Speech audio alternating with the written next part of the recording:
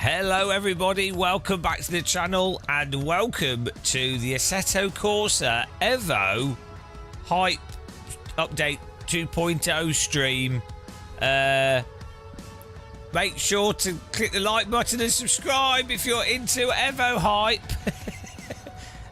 We're going to be seeing the latest updates at 3 when it rolls out. Until then, we're going to just we're just going to do driving stuff. So skip ahead, I guess, but we will also do a video on this, on the update. So I mean, now it's just finding out really. That's what it's waiting. It's the best part of sim racing, actually. The driving is normally a bit of a disappointment. What's a bigger disappointment is that I accidentally left my cup of tea on the other table, so I'm gonna have to get up again just to get my cup of tea. I'm gonna load into EVO 1.0. To get things set up before EVO 2.0, and then we're ready. Then it's EVO Bonanza. That's EVO Life. Hello guys. Dave JarQ. Hello. I'm well excited, yes.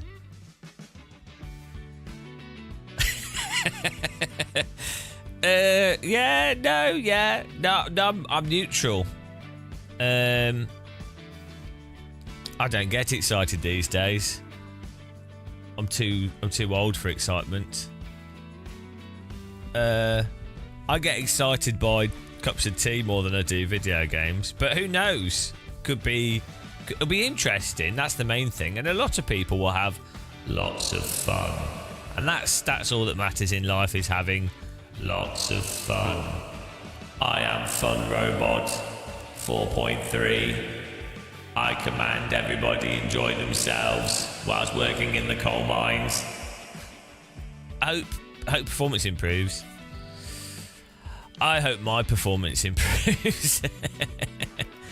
I've not actually tried. This will be interesting. I've not actually played EVO at all. I've not tried it on this graphics card either. So I could try that. I've not played the finals. Fuji Speedway.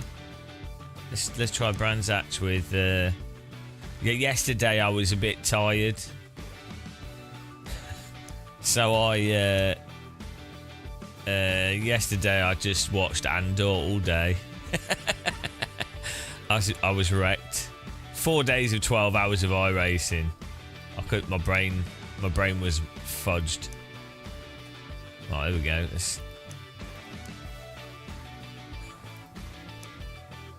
Yeah.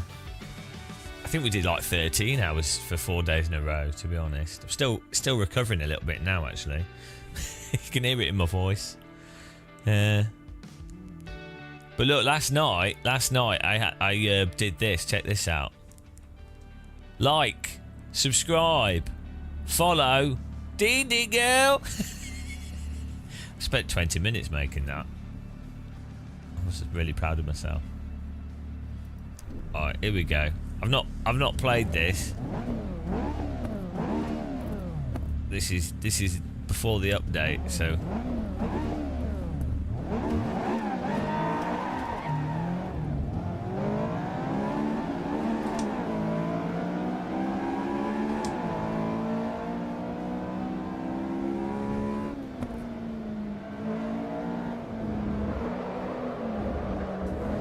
Oh no.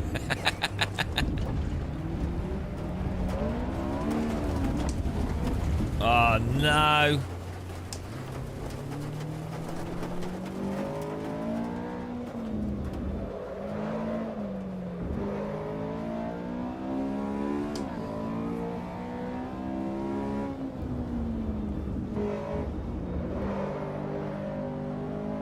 The update is not out yet, no.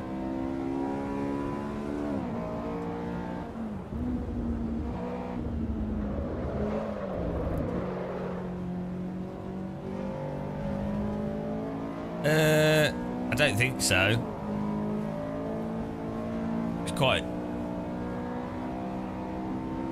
Yeah, it's quite bland, the force feedback.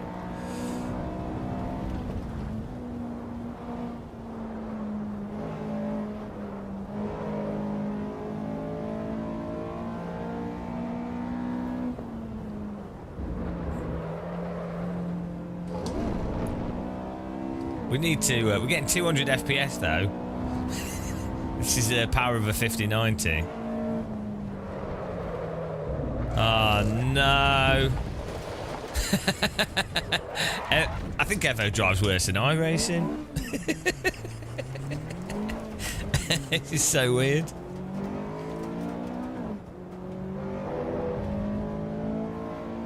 Yeah, I'm trying to refresh myself on the older version.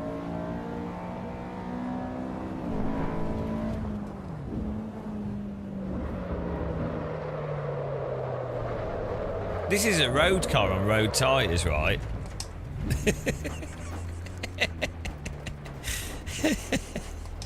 I don't think so, Theus. To be honest, this you can feel that the force feedback signal is smooth coming out of EVO. I think it's quite high frequency, so it's the issue would be the sim, not the output. One of the reasons why iRacing's default force feedback is a little bit lacking is because it's partly because it's low frequency, but also partly because of how it's scaled. I don't think that's the problem with EVO. I think the issue with EVO is just the actual detail, the actual signal, the physics as well. Noodle Man. Oh, I need to get my Noodle Man on the sim rig. I forgot, guys. Forgot.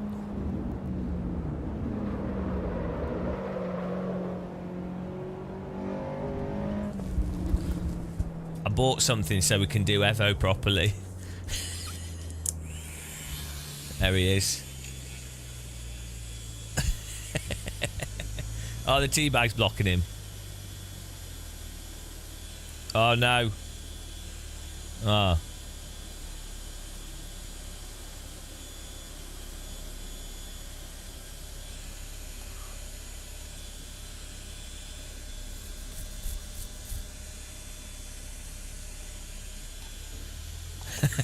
Oh, you want the face? There he is. It's a bit noisy. It sounds like a lawnmower. It doesn't work very well. I spent £15 on this.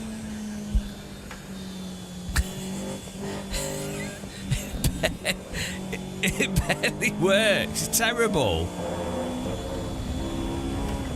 I tried to get a red one, but they didn't sell red ones.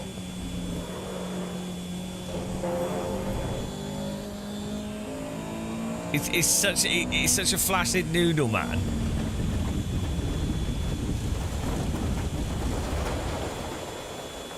Yeah, we'll make him erect if the game is good. Let's turn him off for now. Turn that flaccid. I could get a piece of string and wobble it a bit better. My noodle man's flaccid. This is how we evaluate. We'll evaluate EVO. If EVO's good, the noodle man will be hard. If EVO's not, the noodle man will flop.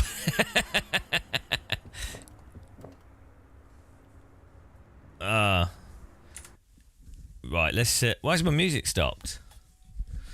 Well, first of all, we need to put G-Sync on. Vertical sync. Graphics. Why does it have the Gran Turismo sound effect? That's really weird.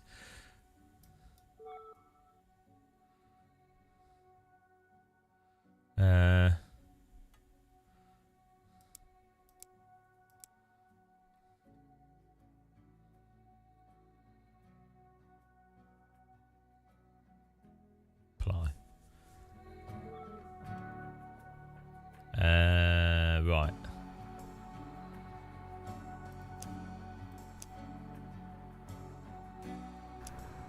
There we go. This should. Oh, maybe I need to do it in Windows actually. Do I need it full screen windowed or resolution? Full screen. Oh, it should be alright like that. We'll see. What was I going to do? We've got that set up. Yeah, updates in 2 hours and 20 minutes.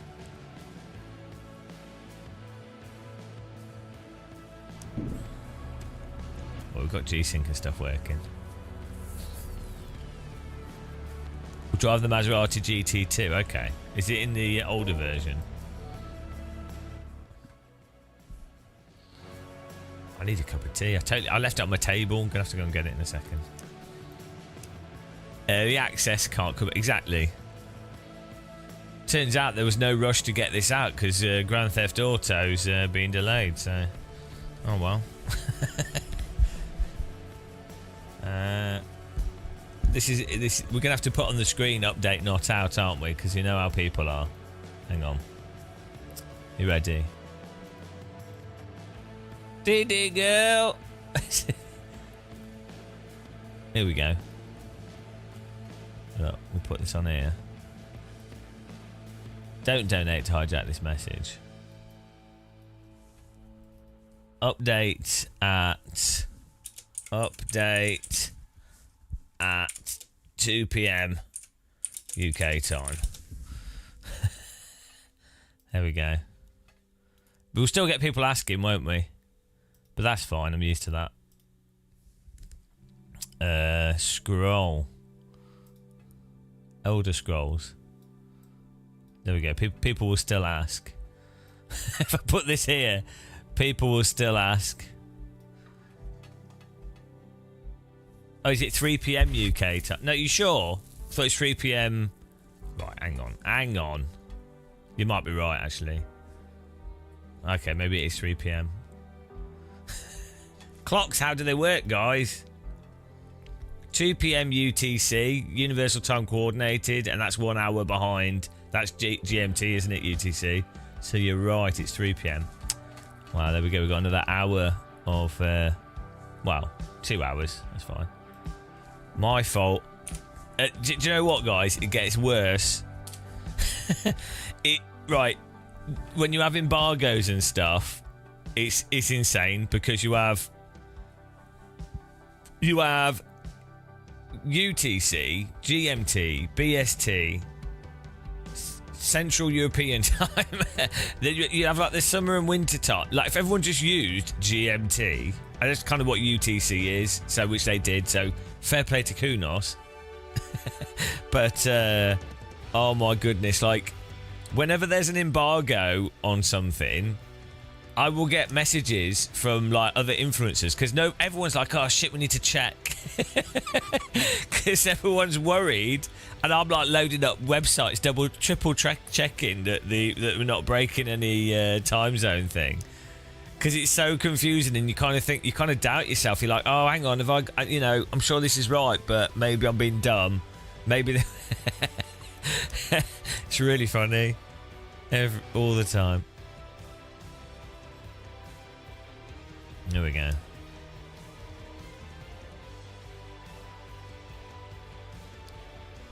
Hello, Necrodogs. Hello, guys. ITV BBC. That's my favourite time zone. Game of muscle time, exactly. Remember, like, subscribe, follow. Dee girl. I spent 20 minutes on that. At like 1 in the morning last night, I watched Andor, and then I was like, oh, I could do with an automated announcer thing. No spoilers, but I thought Andor was a bit rubbish. I mean, it's alright, it's not bad, but I thought it was a bit rubbish. Like, do you know what I mean? This season 2's not as good as season 1. No spoilers, guys. But it's not, no spoilers, not saying anything to do with plot. But it's just a bit like, it's the same thing where programs always make season 1 really good, and then they're like, oh, well, people seem somewhat interested, so now we'll just draw everything out and make it a bit boring for like 6 seasons and then do 1 season that's okay again. Do you know what I mean? Just don't feel like it really goes anywhere. Maybe it will. But yeah, no spoilers, guys. No spoilers. No, but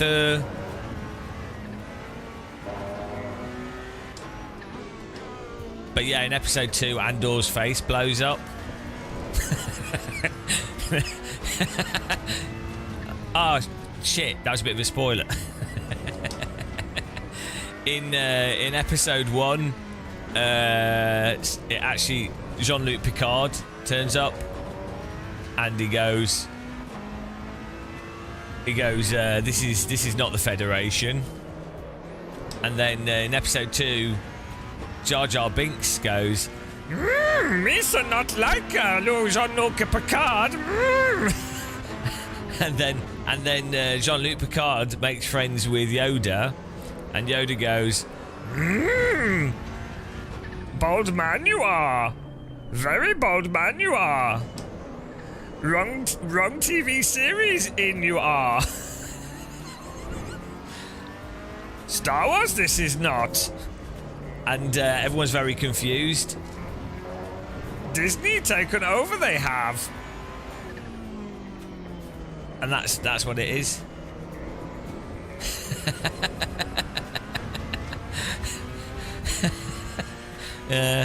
Star Wars is so dumb.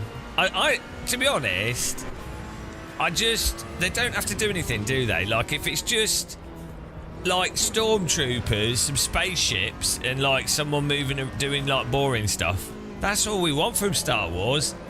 I'm happy with that. I want it to be, you know, with the music going.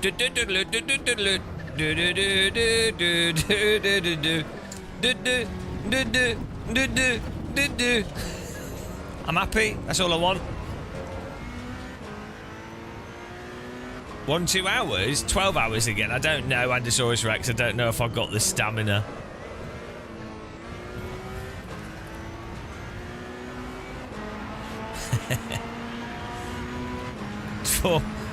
we had a day off yesterday.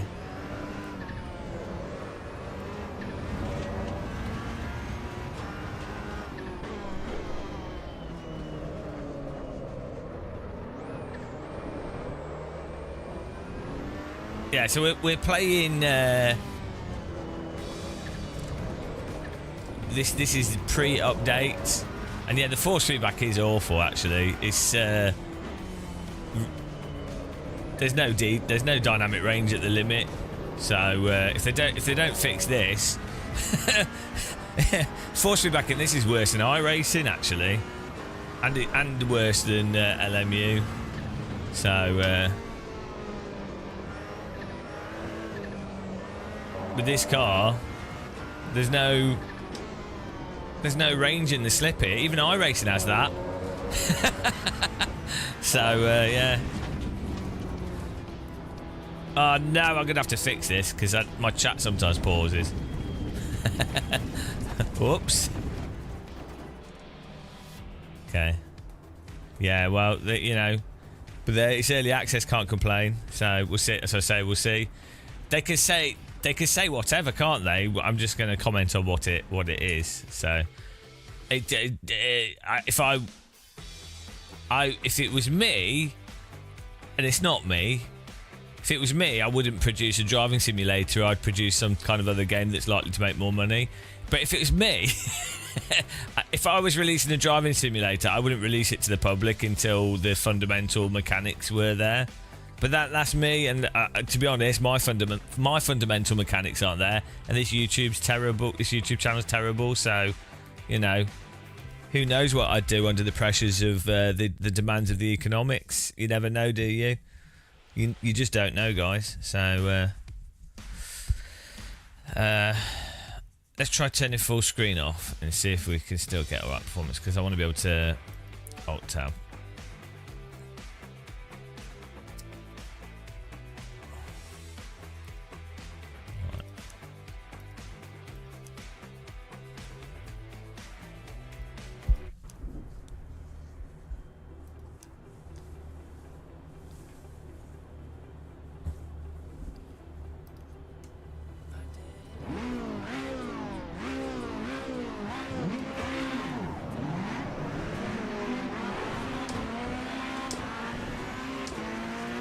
What's interesting is you can actually, there is a smoothness that you get from force feedback that's running at a higher hertz of force feedback. It's quite interesting that, because you notice that, you really notice it in iRacing with that Marvin's awesome app compared to iRacing's default force feedback, and I think it does. Having a high frequency force feedback does make changes in the force feedback more obvious, like the load changes. So it's actually it's slightly more significant than I originally gave high frequency force feedback credit for. I still think, you know, the fundamentals of the game and the thing, but I do. It's not so. Previously, my view on higher frequency force feedback was that it mostly helped for like track texture and curbing and stuff, which is the case. But I think this, when you've got the general smoothness you get from high frequency force feedback does also make lower frequency changes more obvious because the intervals are smoother. Which, I mean, you could do it on your wheelbase, but then the actual signal's not higher frequency, it's just moving it. So, there you go. I wouldn't say I've been proven wrong, but I would say I've adjusted my view on this a little bit. On the view on force feedback, the pertinence of high frequency force feedback. Wrong. I'd say I definitely underestimated some aspects of it. Adjusted view, can't complain. The pace car is out of control.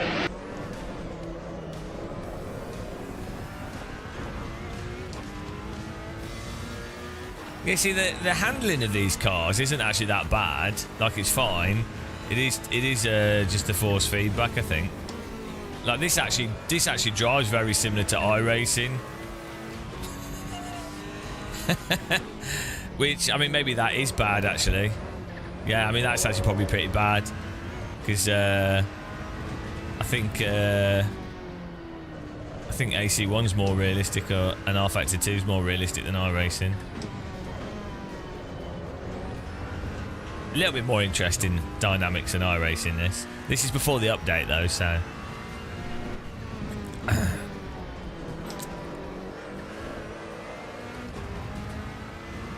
Is this a GT3 car, or is this a GT1 or GT? What's it called?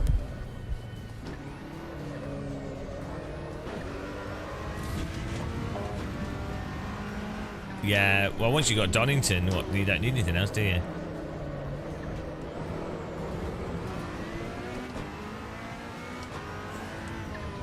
Hello, Crash Monday. I know. I'm a force feedback snob. Like, I definitely drive from the force feedback, which is why I fixate on it so much. Same with like flight sims and using a force feedback joystick. And it's also why getting Marvin's force feedback tool for iRacing, though iRacing's physics is still weird, it actually just it makes iRacing bearable for me. Because I can feel it where the car's at, or I can feel where the video game's at, and to me that's crucial for something like a driving game. Like, the physics can be deeply flawed, but as long as you can feel exactly where you're at in those flawed physics, it doesn't matter as much, because you're just playing that video game, and so you know the rules of the video game. Force feedback describes what you should be doing to get the most out of the vehicle for whatever video game you're playing. Does that make sense? That's the amazing thing with force feedback, and that's the difference of playing a driving sim over well, okay, that's good, over like a platformer game, or you don't have to trial and error everything because you can feel it in the force feedback. That's why it's really satisfying when you've got detailed force feedback. It might be Jason. It might be marginally better than ACC, fractionally, but it's so negligible. And yeah, I don't know. With R Factor 2, it's from car to car. It's really hard to say. So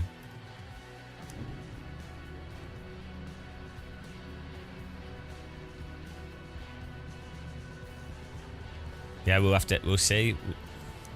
It's interesting having. We'll drive through a bunch of cars here so we can compare.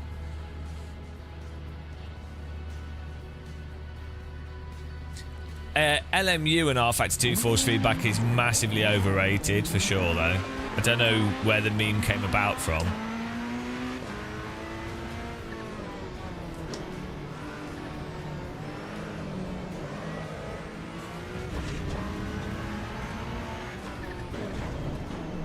Yeah, I mean, these are all playable. Like, even really, really broken driving games, you can learn how to play them like you learn any video game. This is one of the risks that developers can have, is that with any type of game, they get used to their physics or their rules, and the more you do something, the more it seems to make sense. Exactly, Jason. We're on the same page. Those are controversial views that we have, though, so be careful. Be careful what you write. Those are sacrilegious. That goes against the. That goes against the narrative.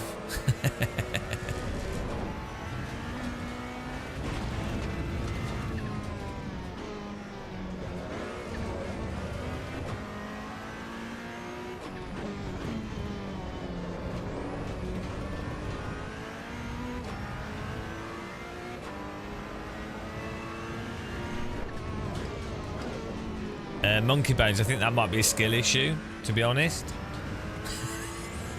Like, AC's like stupendously easy to drive. I think you're probably just driving incorrectly.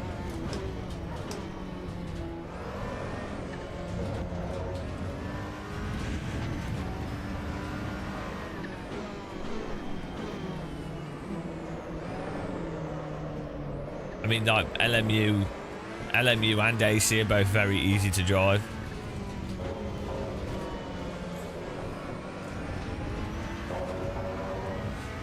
Yeah, it does. Yeah, the approach is definitely very different between different sims.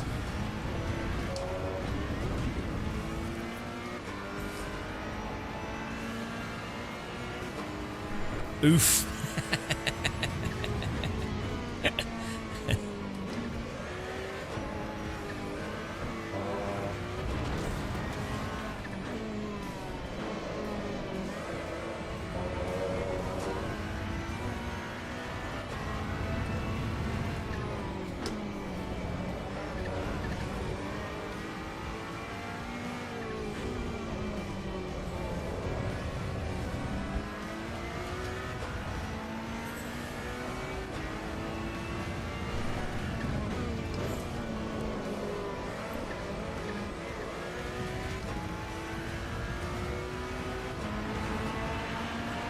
Well, the thing is, different sims have different, like the different tire models are forgiving in different ways.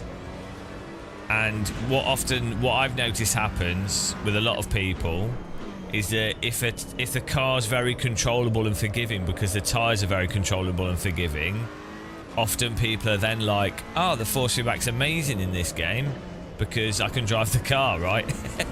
So, but what it isn't necessarily that the force feedback's really good. It's just that the cars are easy to drive, and then there is a bit of force feedback, and so they're like, well, yeah, it's amazing, but they're not really quantifying what's better or worse about it. So this is what I say about like iRacing, for example, with like a Simucube wheel or Marvin's force feedback app. iRacing's force feedback actually describes the tyres in iRacing quite well. Like it describes iRacing's physics, right? It's got the detail there. It's got the dynamic range. The issue with iRacing is its tyre model just is really weird, right? So the force feedback's going to be weird because it's just reflecting the tyre model, right?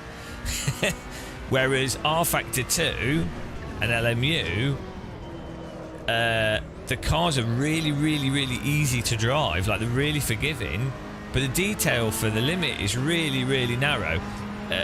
Same, even ACC as well is actually in many ways very easy to drive.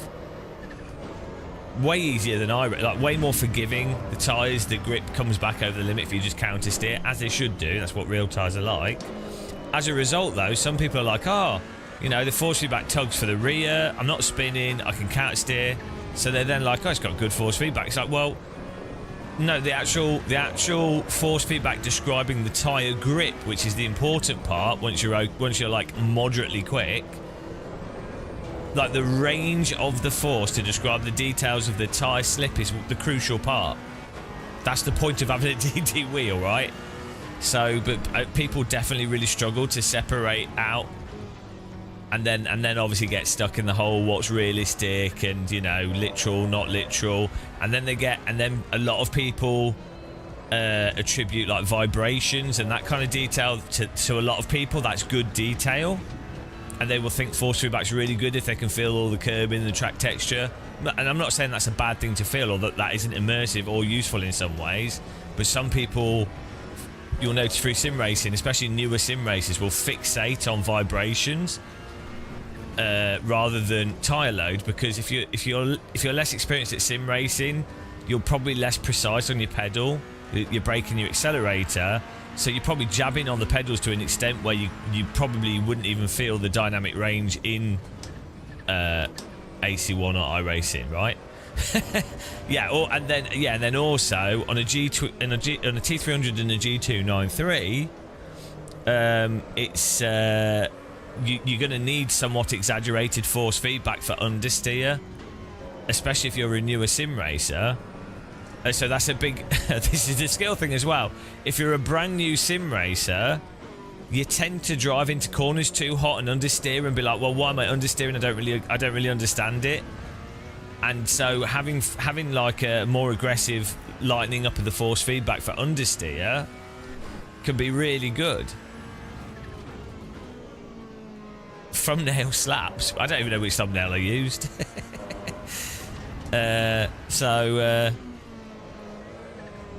Yeah, that's force feedback. It's quite interesting. Also, I mean, even in real life, it's quite interesting. You know, when they design force feedback for drive-by-wire or fly-by-wire, like non-connected stuff, and the feel of like pedals and things in real vehicles, forklift trucks, planes, there's a lot that actually goes into like choosing the types of force that you give to the end user and what's useful and what isn't, and different, you know. It's quite interesting. It's quite boring actually, I guess, as well, unless you're a bit weird about force feedback, but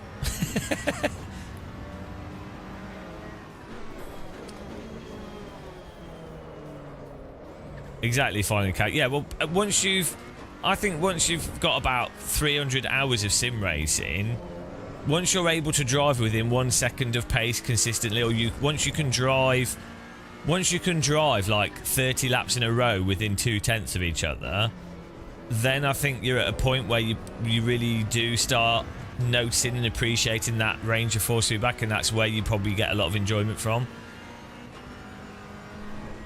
Yeah, but I think a lot of people playing driving games, they don't know that, maybe not sim racers in general, but like at large, your wider market of gamers, and people in general do not know what balancing at the limit is. Like, conceptually, they don't know what driving is. If you were to ask, like, you go out and you randomly asked 1,000 people, you'd get like 5 people that probably understand the actual essence of driving. Even people that have been done go-karting or have done, you know, you'd have to then say to them, like, here comes the skiing analogy, but you'd have to say to them, oh, have you been skiing? And quite a few people have been skiing, and you say, well, you know, when you turn really hard and you can feel when the skis are actually biting into the snow, or when there's no point turning anymore because you're just sliding, right? You're not actually doing the turn. And you know that feeling of the ski purchasing the snow versus the ski slipping out?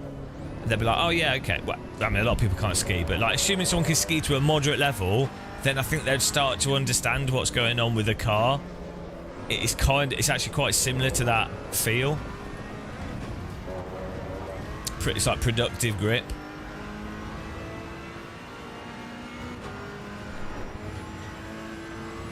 But yeah, it's really, I mean, yeah, a lot of people, you ask them what driving is, they go, oh, it's going fast.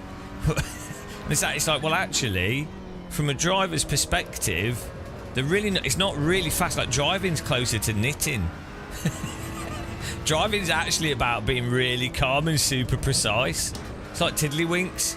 The irony with driving is it's promoted as this like extreme, you know, wow, speed, danger and stuff. It's like, okay, yeah, if you crash, the consequences can be really bad, and sure, the temperature, G-forces and stuff will be very tiring. Like, drivers do need to be fit, so I'm not knocking that.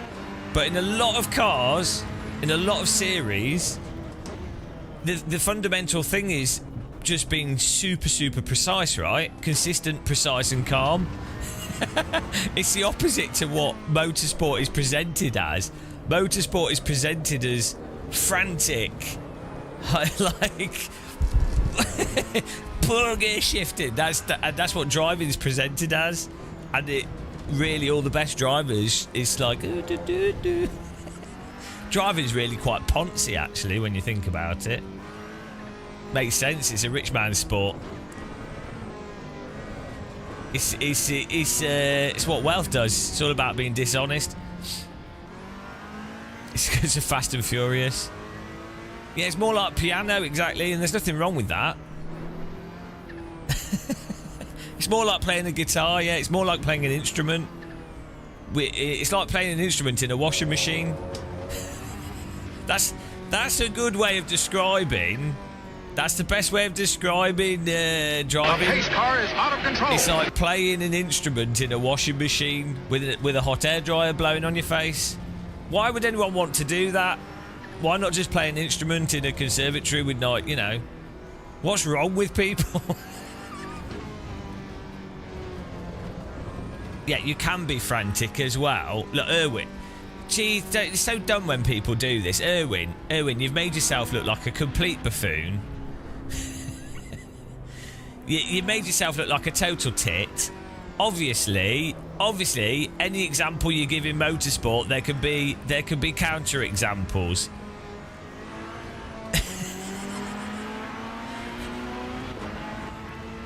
I didn't say all cars, did I?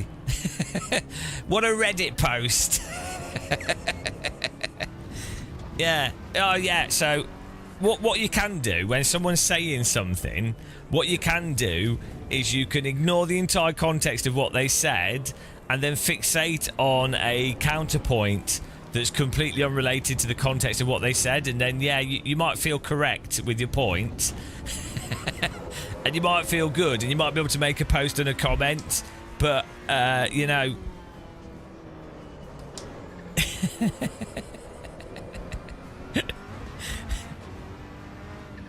Just because I call you that doesn't mean it actually. No, you seem to be lacking a humour here.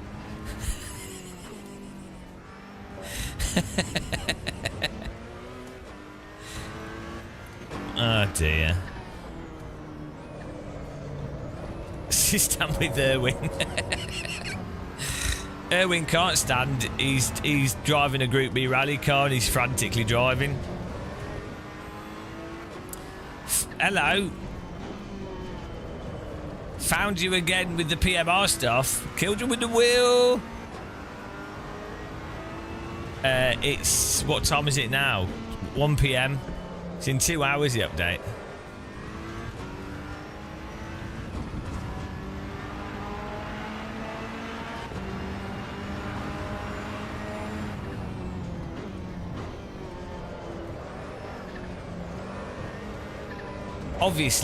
Obviously, it depends on the car.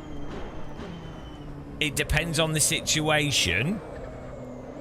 But generally speaking, with a lot of vehicles, smooth is going to be faster. That's just physics, right? Generally speaking.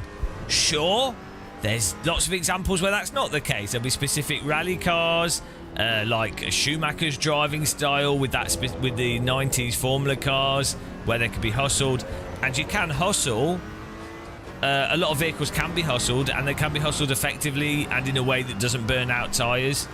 However, if you were to, in totality, look at lots of different vehicles, generally speaking, the drivers that are more precise and calm, sure they're gonna be making little corrections, but the ones that can drive really smooth from the pedals and avoid overdriving and are more precise and are putting in the necessary inputs, which means they're not putting inputs in that they then have to correct, generally they will be faster. Generally. Now, obviously, that's not all the time. You know, whenever you have, this is exactly like the car crash, the crash conversation you have. Whenever there's an accident in an iRace, right, and someone goes, you should have done this, and it's like, well, okay, first of all, you saw the accident, so hindsight's 2020. But there's literally, I actually tried making it the other day because I have no life, a decision chart. And when I was like, I wonder how many decisions you could actually list out for what would be the right move to make, considering the car, your speed, your defensive ability, the driver behind your speed, the driver behind you's aggression, your tyres, your fuel, your race strategy, the netcode, the physics of the simulator, right? And because I was like, sure, this chart, I think it'll be like 5 by 10 or something, right? Decision tree. And it ended up being like 20 by 20, and that still didn't include all the pertinent points in terms of which is actually the optimal decision. You know, like if you play poker, if you're just treating it from a purely mathematical level, you can have a cheat sheet for which cards. Thank you for raiding us. Sleeping some while. Thank you very much. We're just talking about cheat sheets here. In poker, you can have a cheat sheet that, you know, if you've got a pair of kings or a net pair of aces, you know, and you can statistically go how much you should generally put into the pot. It doesn't work all the time, but you can use that as a basic way to make a decision, right? Or to play ABC poker. It's kind of like that, but I was looking at doing that with sim racing, and it was just surprising the sheer number of options you have just for an overtake. So I might actually put this in a video and put it out, because I don't think, judging by quite a lot of comments we have when we're live streaming, I think a lot of people don't consider a lot of these variables. There's things that I hadn't considered as well. Erwin, I'm not saying you're entirely wrong. Overall, the aero cars lean towards really precise and calm driving style. Those with no aero require more frantic. Yeah, Erwin, the point is, I wasn't saying something that's a binary. So, I don't know if you've noticed this, but when you're having a conversation, you can't. It's not, for some reason, because the way humans talk, the way it works is, you say something within a general context, and then you say something that's mostly the case, given in mind that you think that everybody is kind of on the same page, and they don't need every other single variable explaining and pointing out. So, this is the thing. So, what happens on the internet? Someone will say something, right? Someone will post on Reddit, or someone will do a post and say, I don't really like this type of music that much, or this event, I didn't enjoy this too much, or mostly these type of people tend to enjoy this type of thing, or what. You know, they're talking in a certain context, and guaranteed you'll then have the Reddit poster that will go, well, actually, in 1948, or actually, I disagree. No, Erwin. No one's saying no. And also,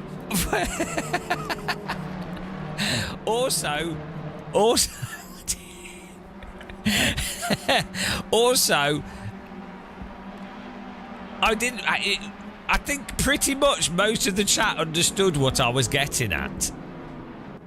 And also, it's not driving like a grandma. So this is... It's really weird. Like, surely you must see what you're doing. Also, the context is I'm someone that generally overdrives quite a bit as well. So, you know...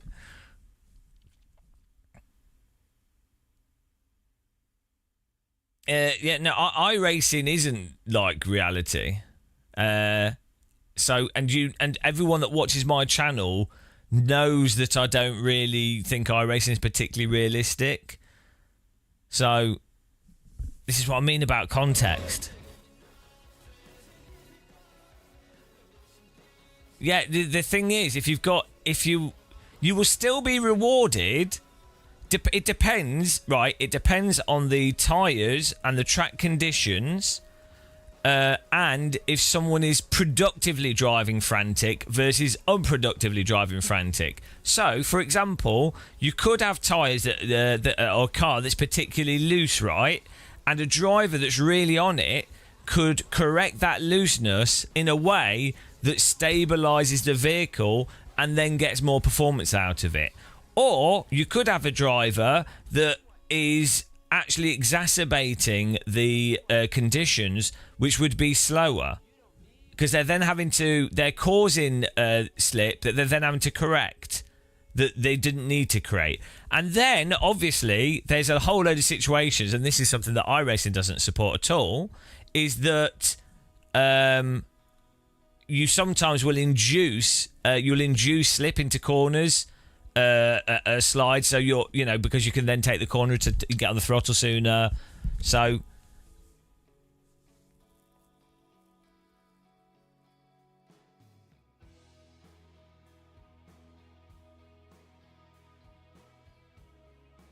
I definitely Rauda Mulder, I definitely agree that modern Formula 1 seems a lot more in line with iRacing as a driving style.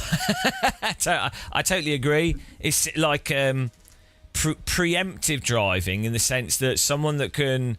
I think preemptive driving, or having a knowledge of the likely behaviour of a vehicle as soon as possible, and being able to do that quickly, as opposed to reactive driving, in the modern era of motorsport, I think is a more significant skill. And so I think, weirdly, people that are particularly good at sim racing, or particularly good at iRacing, would actually, assuming they had fitness as well, would actually translate to modern Formula 1 cars.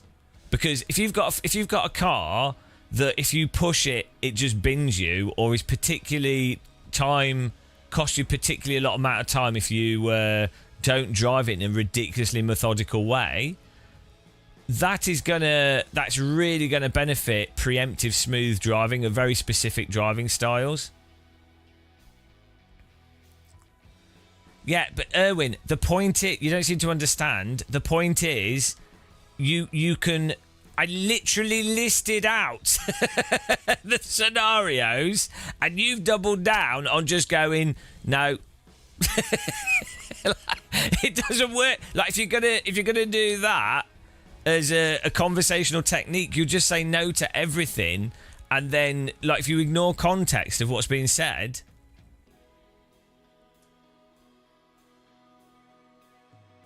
Yeah, but what you're doing, this is a very specific way of conversing that's really not productive on the internet.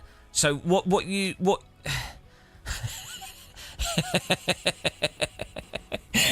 so I'm gonna get a cup of tea. You're missing the point. Because at no point did I say, no cars can't be driven driven aggressively productively. At no point did I say there haven't been cars in history that you could drive like that. At no point did I say for all situations and all drivers would one thing always be the best.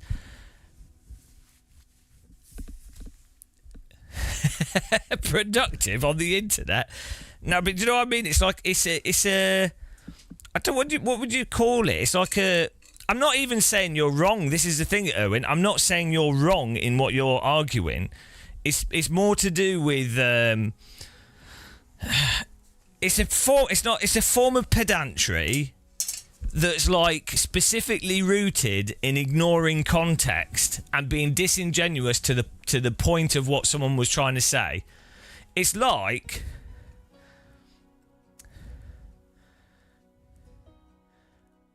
laughing at your points and saying that I'm missing the point when literally acknowledge your points. Look, I'm driving a car as well.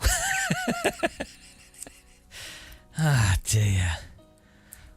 Bloody hell. I believe you started your comment with "I disagree." So hang on. We'll go to the start.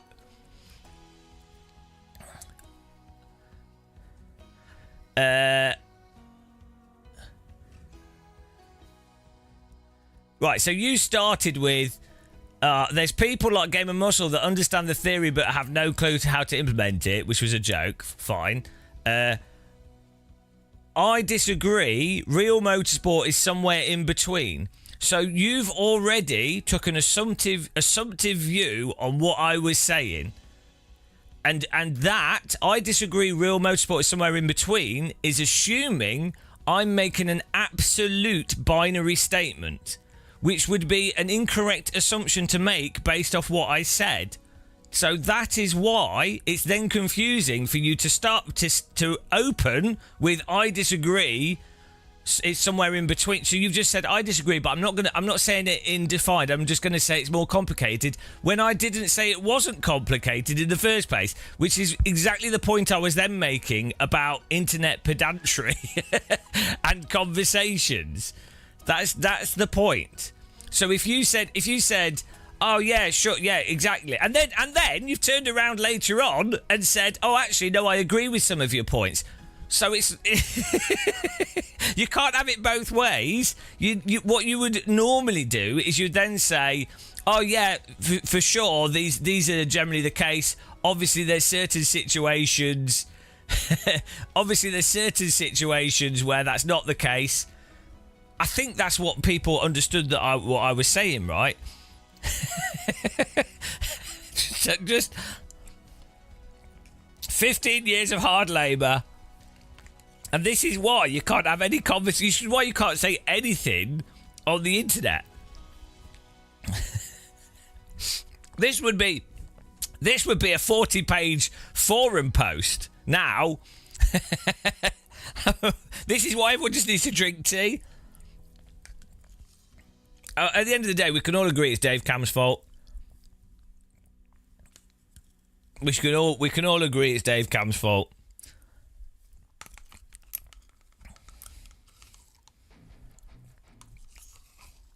The way that this goes as an internet forum post would then be 4 or 5 other people jumping into the conversation, going, there'd be some ad hominem attacks. That someone else would jump in, going, "Well, if this is the case, why did X real driver say this?" and then there'd be another post going, "Look, the first poster said that all cars need to be driven. Every single car is driven totally smooth, and that's always the fastest thing. Well, how come there's a video of Michael Schumacher driving like this?" And then you'll have someone that just strawmans it. Then after about 4 or 5 posts, you'll then have some random religious bot will come in and go, "Psalm number 42, Jesus said," and everyone's like, "What's going on?" and then about 5 or 6 pages into the thread, someone will go, "Oh, well, obscure racing simulator that they happen to be a fanboy of is the best racing simulator and doesn't have these problems, and that's why this is." And then it will turn into an argument on which racing sim's the best. This is the internet. I don't like ACC, but I do like the normalist. That is amazing. The moral of the story is, Probably one of the don't say anything on the internet. or not the simulation to practice. Like, Just drink tea. even F1 or GG mods. It's really good.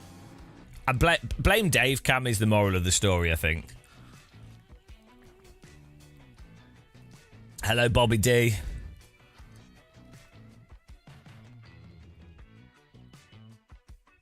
Now we could just use ChatGPT to argue.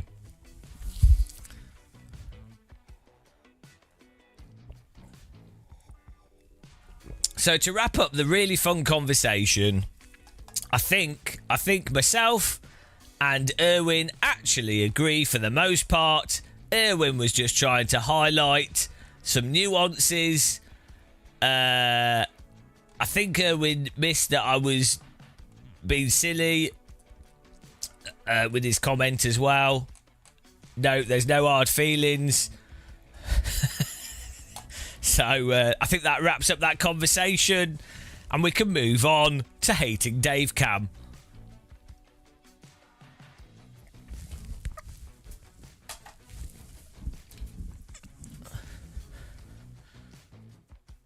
But he doesn't know anything because into. Oh dear. AC1, keep yourself away from pointless arguments with online sim racing enthusiasts. Losing my, and I've already lost my mind. I don't really mind. Like, personally, I don't. If I genuinely don't like something or don't enjoy it, I don't engage with it. I think you learn that lesson in your like 30s and 20s. Like when you get to like 25, I guess you're like, oh, hang on, I'm going to be dead soon. So I'm only gonna waste my time on stuff that I actually want to waste my time on, or I find amusing in some way, or you're getting paid for. So thanks for subscribing, appreciate that, welcome. This is why this is what I find weird with some of the comments I get about iRacing. Is like I play iRacing because I actually find it quite entertaining. I do like some aspects of it. So on aggregate is worthwhile playing, right? And then people are like, well, what do you play it if you don't like it? So well, I don't genuinely enjoy ACC. I mean, I've played it for 500 hours, but then I was like, well, yeah, I'm just done with this now. I really just don't enjoy it. So I stopped playing it, right? I haven't played ACC for like 2 years. I was just like, well, yeah, that's it, I'm done. I was bored of the conversations. I was bored of talking about his force feedback. Bored of explaining exactly what was wrong to the same people. And so I was like, well, that's it. I'll just, that's it. I've said what I need to say. I've done what I need to do. I'm bored, and I'm bored of it. And I think that's just what you learn when you get older.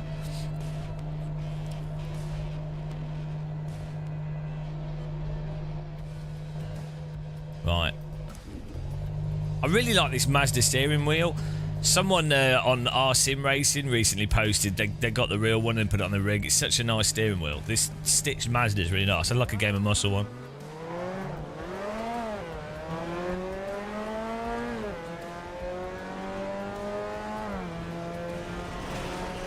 Whoa! What were they doing?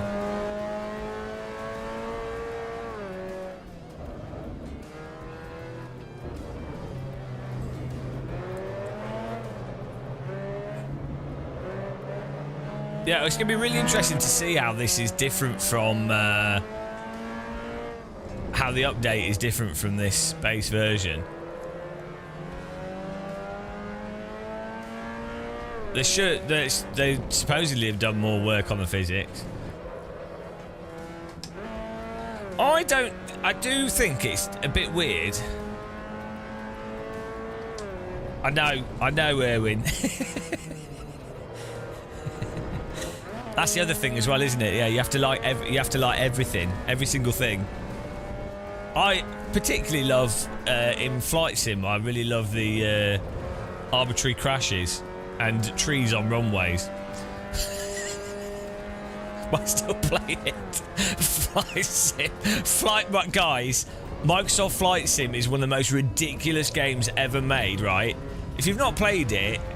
The single player genuinely has missions that take, like a lot of the missions take between 30 minutes and 2.5 hours, right?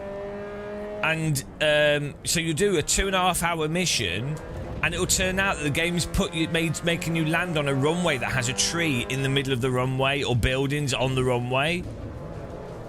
And they're like, oh, yeah, that's fine. Imagine any other video game where you play for 2 hours, a 2-hour level, and then it's impossible to complete and you can't save. It's genius. And to be honest, that is pretty funny. So it's quite good like that. But, yeah. Anyway, what I find weird with... AC Evo and some driving sims and some games, I wouldn't have... I don't know what the financial situation was and why they released this, but it seems really weird to me to put a game out there where your physics are categorically not the... There's obviously like a range of like, oh, how, you know, you're never going to have anything perfect.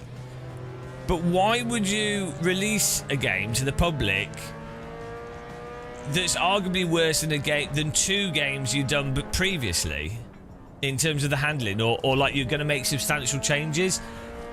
It rightly or wrongly, like it's a decision of the developer. So you know it's their choice, but it seems to me that that's going to be very confusing to players, given that how you know that people are buying driving sims generally for how they handle. It's like if you released Counter-Strike. To be fair, this is what Valve did, and again I think it's weird. You release a Counter-Strike and it's got like completely different spray mechanics or something. They did that with CSGO. That just seems really weird. I mean, it wasn't as extreme as the differences you have in a driving sim, but it's like, surely when you're doing a shooter or something, the sort of player movement, the gun mechanics are kind of what you want dialed in. And with a driving game, the force feedback and the handling mechanics, it's like, surely that's the bread and butter of the driving game.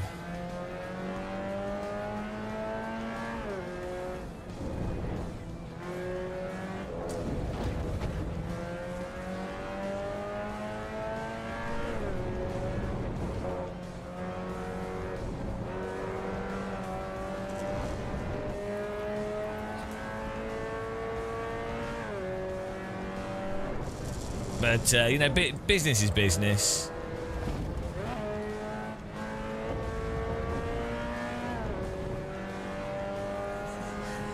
You never know what's going on behind the scenes.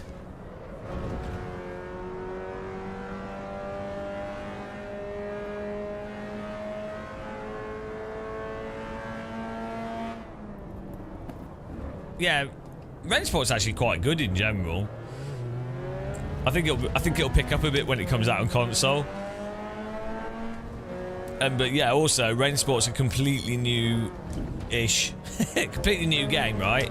Kunos had done Netcar Pro, Ferrari Virtual Academy, Assetto Corsa, and ACC. And I mean, you can kind of argue that AC1 is like a continuation of Netcar in many ways. It still has a lot.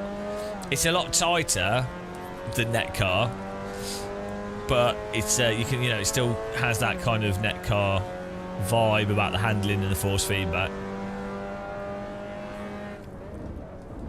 That's another weird thing that developers tend to do, is they tend to make the games worse, like Dirt Rally, Dirt 2 and WRC. There's aspects of Dirt, don't get me wrong, often the games have certain aspects that are better. So not all aspects of the next game is worse, but it's really weird when on aggregate the next game, when you consider what's pertinent to a player, the next game is worse than the previous game.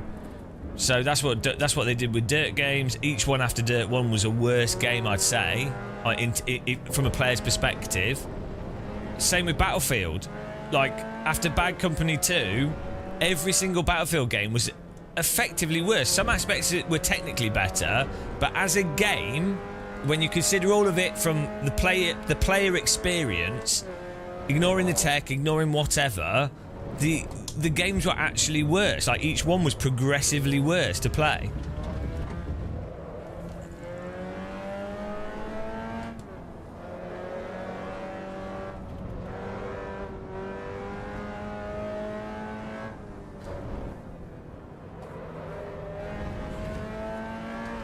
But games are very complicated. They're not easy to make. So, you know, a lot of this I think can stem from trying to do technology. Sometimes it's quite a technological change that could potentially lead to things being better. Can sometimes lead to things being worse because it makes things so much harder to achieve what you did previously and then to improve on that. But you need the technological change to be able to attempt to try and do something better. Yeah, they get bogged down. It's like I do think there is a degree of that. It's like I think it's a big problem in games, and I think what causes it for the most part is that game consumers and culturally of gaming, for a game to sell well, there's a direct association between technical innovation and technical novelty, and that being directly associated with the success of a video game. Because it's still, in many parts of gaming, that's still like the defining thing of a video game. It's a technological toy, and that's to the detriment often of the actual gameplay. Whereas if you look at film, cinema, you do get films, and the technological thing definitely is a big factor in film. So you see, like with Jurassic Park, it was like first used to CGI, Titanic, you know, we've got a huge boat that sinks, whatever, like Matrix, you know, you do get films that sell really well because it's something you've never seen before, right? So that's a justification to spend money on it. But there's also a huge part of cinema that's not predicated on the technological innovation. It's more what people are looking for is like, it's a good solid story. You're like, okay, yeah, it's a really good story, that's why you're watching the film. And often the best films, and I think this is the same with the best games, it's not that the technology is really good, it's just a good story. The actual intrinsic core component, the fundamentals are solid. Not everything has to reinvent the wheel, and I think because games are still a lot newer than cinema and like music and other forms of art, and because games are even even more tightly tied into technology, unfortunately, you see less games that are predicated on the fundamentals of story being good, and you see more games that the technology allure is what drives new games, and also it's what drives funding in the games industry as well. So even early on, from a developer's perspective, the developer themselves might just want to make a solid game, right? But you need a lot of money to make a game. If you're a studio, you've got a lot of staff that need to be paid, and so you need funding, and that might be investors and publishers. Well, to get money from investors and publishers, you have to pitch what it is about your game that's different and better and will make them a lot of money. So the developer then has to go, well, look, there's a lot of market demand around NFTs, or there's a lot of market demand around AI, and then because a lot of investors and publishers are completely brain dead, so they just look at the number sheets for, well, cloud, AI, microtransactions, and the developer says, yes, our game is a cloud, AI, microtransaction game, and the publishers go, well, it seems like AI makes 20%, this is how much profit you're likely to make from this £1 million investment. And so that's another reason why that happens. Which is why I think often a lot of the smaller indie games that are really simple, that don't have to tie into that whole system, you know, you end up with some really good pure games. There you go. That was that'll be £800, guys, because that was lesson 1 of games development. I've just imparted with you there knowledge that you would literally have to pay for a degree to get. So thank you. Your Game and Muscle Games degree. Nobody told me that when I did a games degree.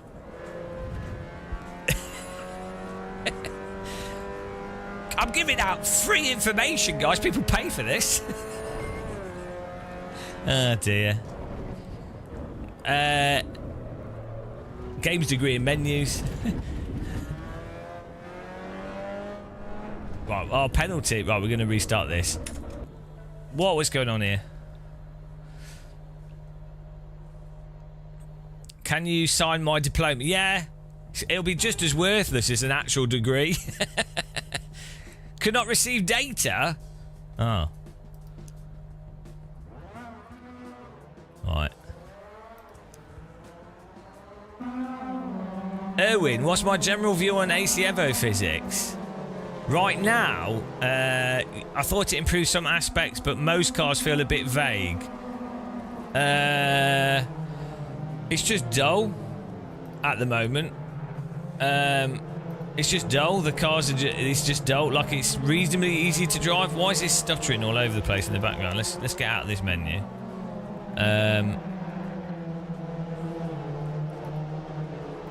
It's just driving that car there. It just feels dull. Like it's not that the physics are completely mental on the. I mean, you know, Kunos has said this is not like final physics and stuff on this older version of the game. But driving that there, it just feels dull to drive. Like the force feedback is not representing the slip at the limit in that car. The handling of that vehicle was just a bit dull and a bit overly tame, not particularly pokey. Maybe that's what a real MX-5 is like. I tend to think they're probably a little bit more active and agile. I mean, driving that MX-5 there, its AC1 is a lot better, generally speaking. So would I'd say even iRacing's, generally speaking, would be better than that in general sense. iRacing has some other specific issues. What was I going to do? Oh yeah, see if we can adjust some force feedback settings here.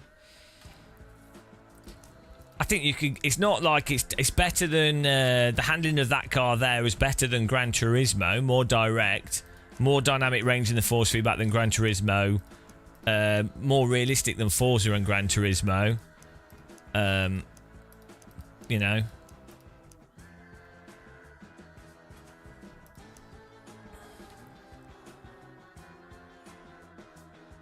Yeah, we have like everything off in terms of filters and things. The thing is, though, it might be the force feedback might be how it is because that's just it's representing the tyres. But it feels really dampened or really lacking in dynamic range. Yeah, it just feels too like placid, doesn't it? Like. But I think it's very hard for sim developers, that balance of having a car be like rotating and active and responsive, but then not ridiculous. So like, if you were to look at them on a scale, Project Cars 2 and AMS 2, the cars are like so ridiculously rotaty on throttle and steering. It's like it's like the throttle and steering overcomes all other aspects of the vehicle's mechanics, and then on the what would be like the GT7 would probably be on the absolute opposite end of it, where it's all just like really like just everything understeers, everything's really tame. I'd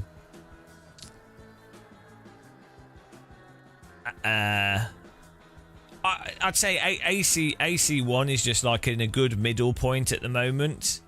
In terms of, it's probably the cars are a little bit too stiff at times. The slides are overly controllable. It's you can catch just about anything in AC1. There's the curbing issue in AC1. There's the tyres the temperature behaviour of the tyres isn't correct. There's a whole bunch of stuff wrong with AC1, but if you're just racing and driving in the normal context of a sprint race, it seems to generally line up with what you tend to get with real cars. Which is why AC1 is really popular, I think, with a lot of people.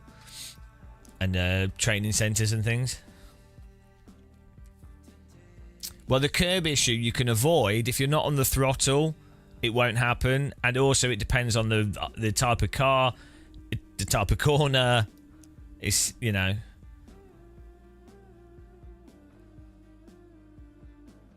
Project Motor cars, it handled quite nice, I'd say. So it is. I mean, keep in mind I've only played it at a press event for like 30 minutes. It's the things in Project Motor Racing.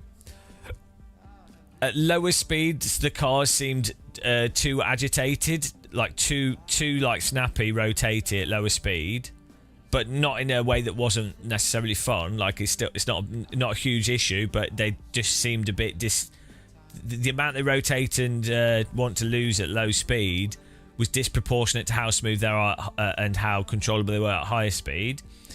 And it also seemed like the cars were quite sensitive to if you hit curbs and stuff, and the suspension unsettling the vehicle. But you don't know if that's set up as much as it is the physics engine.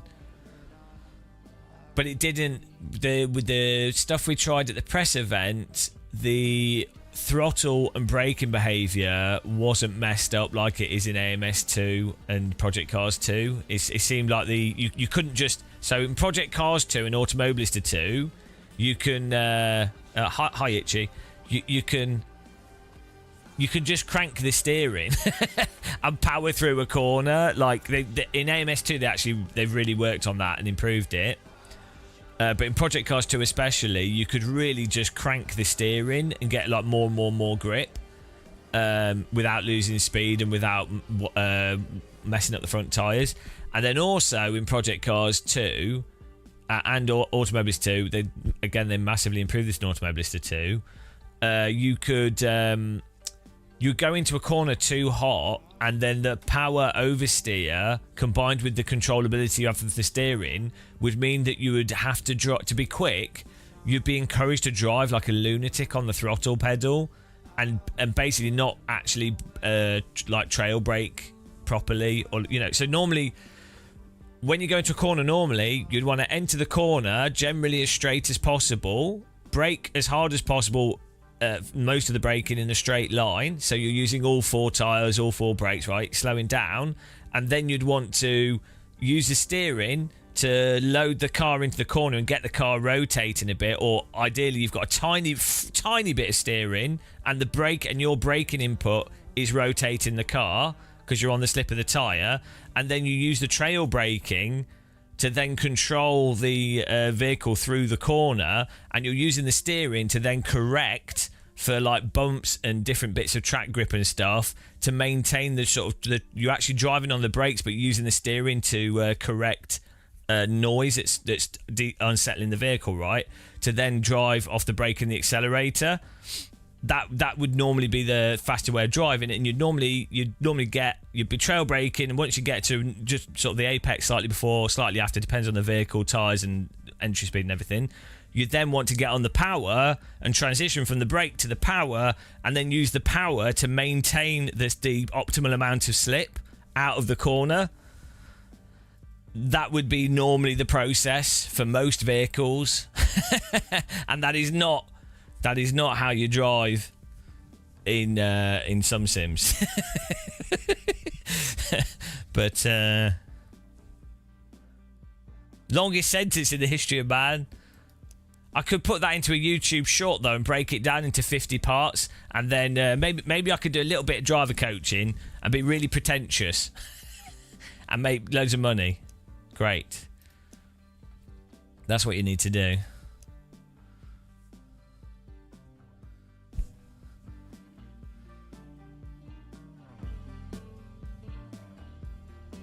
Why do people pre-order games? I don't really know.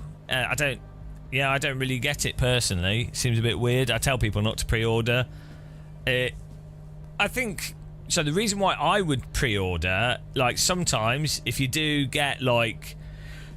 they have incentives or you get a good price. And like in fairness to Kunos, EVO is not a bad price, right? Like the early access you know, you could buy it and then be like, well, I'll play it when it comes out. I'm sure it'll be an alright game. Like, was it like £25, £30?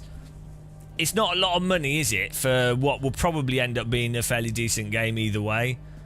Same with like Wreckfest 2. That was like £25, £30. You know, I'm sure it'll be fine as a game. Like already the Alpha Wreckfest 2 is a lot more fun than EVO with just its 2 stages, but that's just because it's got crashing. Cole, Gran Turismo and Forza, please, we can't reference arcade games. Those are not Sims. Well, it doesn't really matter. So this is a whole nother thing. This is a whole nother thing, guys. So Gran Turismo and Forza both have very complex physics engines. Arguably as complex as EVO, iRacing, R-Factor 2, right? At the end of the day, they're all using a tyre model that has granular grip behaviour. So it's not like binary. It's not, you know, there's actually a simulation of like a project, maybe like using Pajenka or like a finite element tyre, or whatever. It's still an actual slip curve in a tyre. They have drivetrain simulation. They have suspension simulation. They have tyre carcass flex simulation. So they're just not realistic, and they are sold to a audience on console, so the expectation is gamepad support and stuff.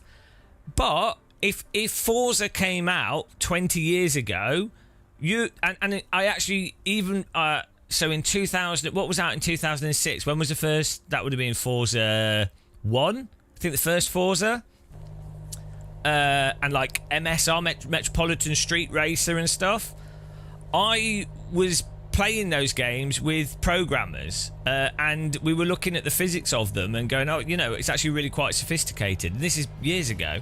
So they're just not that realistic, and obviously they're sold to a general market. Look at this smiley face. They're sold to what, but they're still trying to simulate stuff. They're just not very good, and I think that's a better way of putting it. People get fixated on the word simulator rather than just looking at the objective components.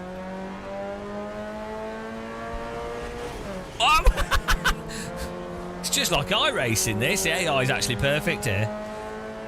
No, we're 3 p.m. I'm just driving the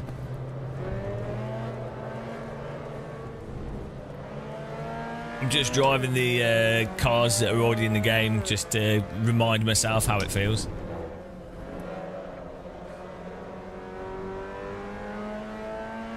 Well, the other irony is, in many ways, often the more realistic a sim, the easier it will be to drive, because it depends on the car, obviously. It depends on the conditions, but optimal track conditions in many real world cars is easy. Like it's cars are designed to be driven and not kill the drivers. Obviously, some cars, some conditions are very tricky, and if you're absolutely poning it at the limit or driving particularly badly, it'll be hard. But hard's a difficult thing to define. Yeah, it seems to be working all right on my budget graphics card.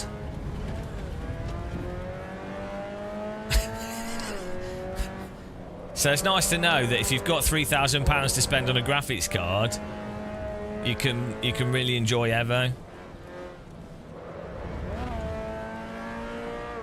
Hobnot, exactly. Yeah, the more variables, the harder it is to get variables to behave in a way. Now, Aris works for the company that's doing like a sort of street racing type game now. Aris is awesome though. I keep bumping into him at events. He's a super nice guy. he's really funny as well. He's got exactly the same stupid sense of humour that I have, so he's a good guy. Hopefully he does more YouTube stuff. It's a shame. He's like, in his YouTube stuff, when he did videos, you don't really get. He doesn't. His stupid personality doesn't come across, and it's a shame because it'd be nice if it did. People should be more stupid all the time. It's more fun. Although actually, based off my life, maybe they shouldn't. Being stupid is amazing, guys. Like, what's the point?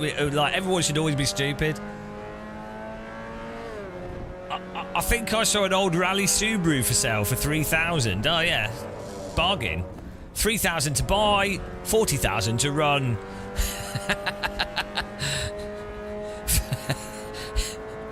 Do you know Cookie and Cars? She does like random rally videos on YouTube, like with Dirt Rally with a triple screen setup. I think she bought a Subaru or something for an actual rally spec Subaru because she's a rally driver, and I think it broke down within like a day, and it's just like, well, that's that. Go and subscribe to her channel, guys. I think it's Cookies and Cars. She does she does a bunch of she does real rally driving, but she does the occasional sim racing video.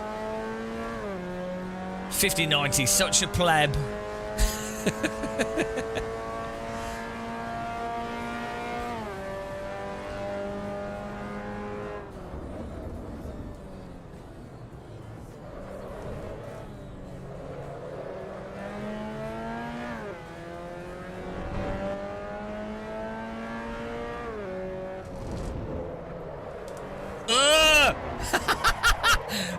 This is harder to drive than iRacing. Oh, I don't have a clutch on this. Well, I do, but it's in the middle, but I'm not bound it. There we go. There was no catch in that. Maybe that's because the force feedback's just so uncommunicative that you don't preemptively counter-steer it.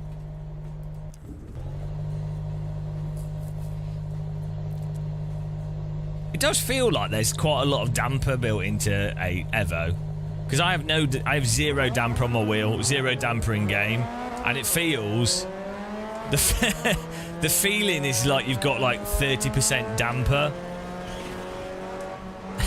every race start. Every race start. That's it. It's exactly what they do in iRacing though in that. So. Oh my goodness. Rear's just stuck over the limit.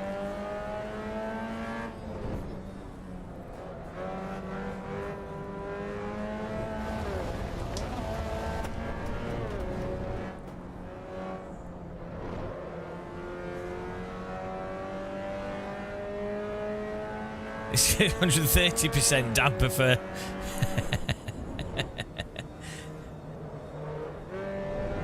Oh dear.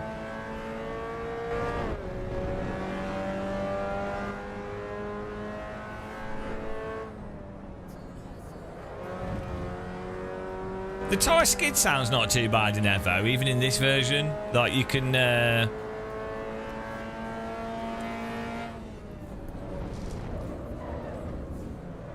there's good variation in the audio.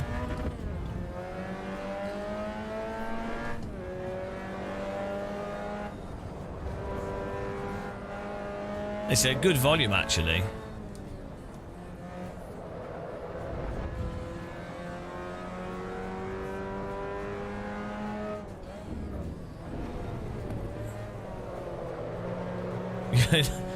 Well, NY Vice, jokes on all of you nice high Newton meter wheels because my Logitech feels dumb on every game. You say that. Oh, thanks Twitchy for subscribing on the...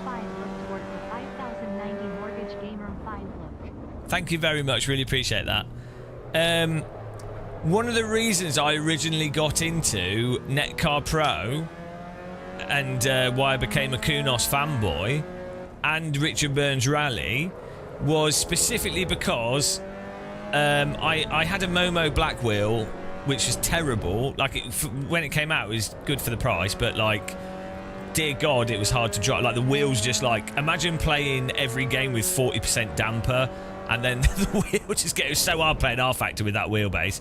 But then when I got the G25, like Richard Burns Rally, Live for Speed, and Netcar Pro were great. Even on that wheelbase, like you could feel exactly what the cars were doing. Like enough, like you could feel the understeer, you could feel a bit of a range of force for when you're at the limit. The wheel didn't get in the way. So there's no real excuse for developers. Like if a realistic tyre model produces more dampened force feedback, which might just be the case in many ways, especially if you simulate power steering, which feels terrible, a developer then has to go, hang on a minute. The reality is that the force feedback you get from the steering rack and through the power steering system is such that the drivers can't feel what the car's doing. So we need to think of some other more creative solutions so that people can drive the car in a natural way. Otherwise, it's not going to be a very good simulator.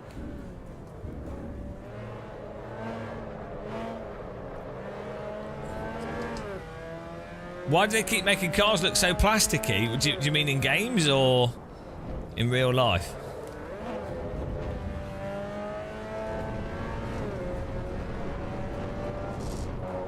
Simulator. Oh, the graphics. I think it's to do with... I know what you mean. I think it's partly to do with... so the type of shaders and the way the light falls off, like, so the way a surface is illuminated and the way the light is then scattered, and the way, you know, basically the way the shaders work, but also the certain lighting techniques will just end up producing that kind of end resultant feel. And also stuff like DLSS and post-processing anti-aliasing has a tendency to blur details, which will then also give it that kind of plasticky, kind of muted, sort of diffuse feeling to everything, rather than a sharp, crisp feel. A really extreme example of that, I don't know how old you are, but if you're really old like me, really extreme example of that is if you go back to when the Voodoo 2 came out. The Voodoo 2 3DFX, second River TNT Voodoo 2, kind of the second or third graphics card you could ever buy. If you played Half-Life 1 or games in software, the software mode didn't have texture filtering, like mip mapping and texture filtering, right? So the textures would look, you know how PlayStation 1 games look? There's no texture filtering. So the textures, they would jitter and stuff, but they would look sharp. Like they would look kind of raw, like almost like pencil drawn or something, right? It looked sharp. Whereas if you played with a Voodoo 2 with 3DFX and 3DFX Glide, the texture filtering and texture smoothing would make everything look a bit blurred. Good example actually is the N64 compared to PlayStation. N64 had texture filtering, so things just look a bit blurred, but the end result of that is, even you could argue which look better or worse, or which is more or less realistic, which is smooth and what have you, but the actual feel as a player would be that things look a bit plasticky, a little bit less raw, a little bit less like, you know, just that's the end graphical quality. So it's a result, basically. As the point of what I'm saying is, it's down to like subtle shading techniques, and it's a way more subtle thing now compared to how it used to be. But that, I think, that's why basically Unreal 4 and a lot of modern DirectX 12 games tend to have that kind of plasticky feeling. Developers could get around it by doing slightly different texture work, not using DLSS, maybe adjusting shaders to offset that kind of feel, maybe doing the lighting in a certain way. But I think that's why on aggregate a lot of stuff feels a bit plasticky. There you go. That's my theory anyway, but I made that all up, so it could be totally wrong. It's just a theory, guys. Top 5 for best force feedback. AC1. So it depends what you mean by best force feedback. In terms of telling you what the thing in the video game is doing, AC1 has the most detailed force feedback for telling you what the car's doing in the game. Dirt Rally 1 actually has got really good force feedback. Richard Burns Rally, Automobilista 1, all have very clear, clean force feedback that tells you what the car's doing. The pace car is out of control. Thanks for following. Welcome. Appreciate the follow. Thanks for everyone that supports us as well, the subs and everything. Really appreciate it. We got this. Look. Like, subscribe, follow. Dee girl. Beautiful. I did. It's really good. Marvin's force feedback tool for iRacing. I actually made a... So the other day, not yesterday, because I had a break yesterday because I was dead after 4 days of 13-hour live streams. At the end of Monday's 13-hour live stream, I recorded a video about Marvin's force feedback, and it was quite a good video. And I went to upload it, and it turns out that my OBS had not captured at the correct resolution, so you couldn't see any of the settings. So the extra hour I spent after 13 hours of live streaming was completely wasted. But but I was like, well, that's it. At least the next time we do the next, we'll record it again, and maybe it'll be even better because I'll have had practice doing exactly the same video. Welcome to YouTube land. Also, I recorded an amazing Hell Let Loose video. The update's not out, should be. I recorded a Hell Let Loose video where I was telling everyone to get Hell Let Loose. It's really good fun. This is what's changed in it. I was explaining how to play the game, and whilst I was playing, I was like, I didn't die through the whole video. It was like a 12-minute video of me showing everything, explaining it whilst playing the game, and I had like a 12 kill streak, right? So it made it look like I was like a god because I was just talking whilst casually bopping all these people, and I was like, oh, that is such a good video. I was like, perfect, absolutely perfect, one take video. I was so chuffed, and then I went to upload the video. I looked at the video file, and it didn't record any of the in-game audio because I'd set the audio tracks wrong on my computer, and I was just like, It was such a good video as well. Like, I was so lucky because if you play Now Let Loose, it's quite hard to get 12 kills in a row whilst just chatting. But yeah, that's the life of a YouTuber. I thought it was pretty funny though. Failure can be quite amusing.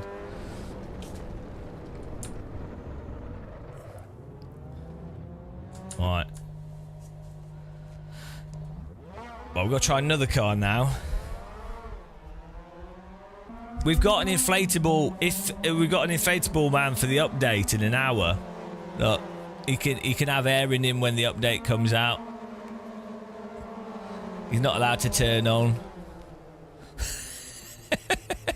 Can't turn on until the update comes out.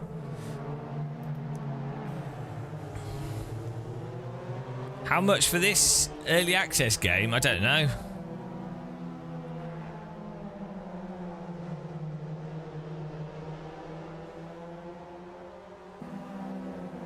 Right, let's try another car.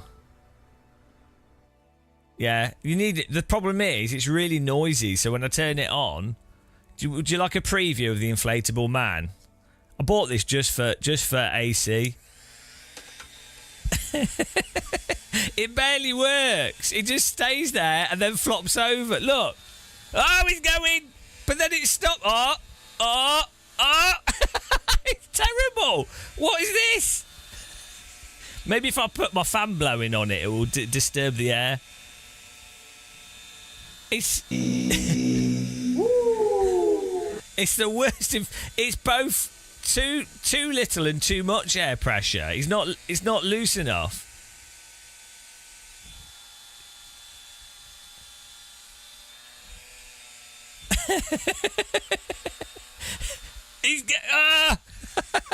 It's terrible.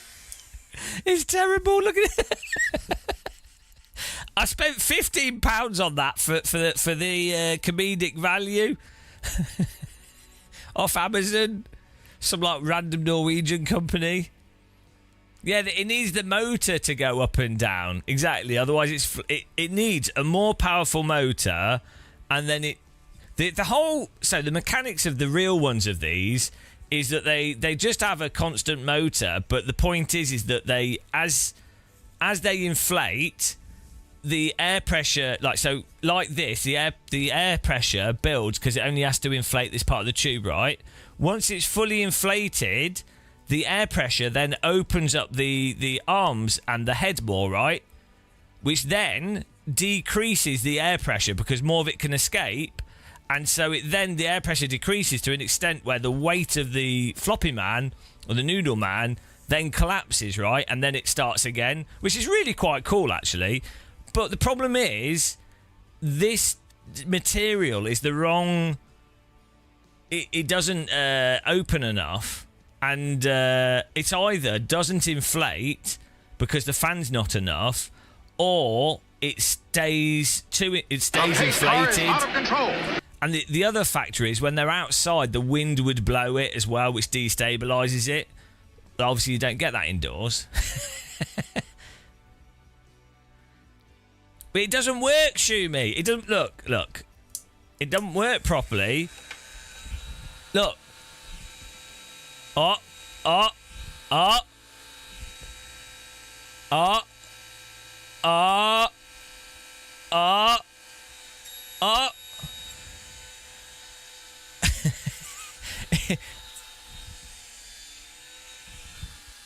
Sometimes it works, and then look. It's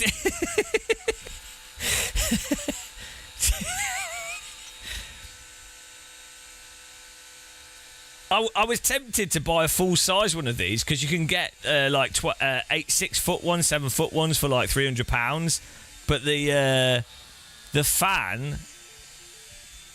fan for them cost. So you buy the Noodle Man for like £30. The fan you can buy for like £200, but then they're noisy, they're insane, and then you also need you can't put. They're wired for external power or like a generator.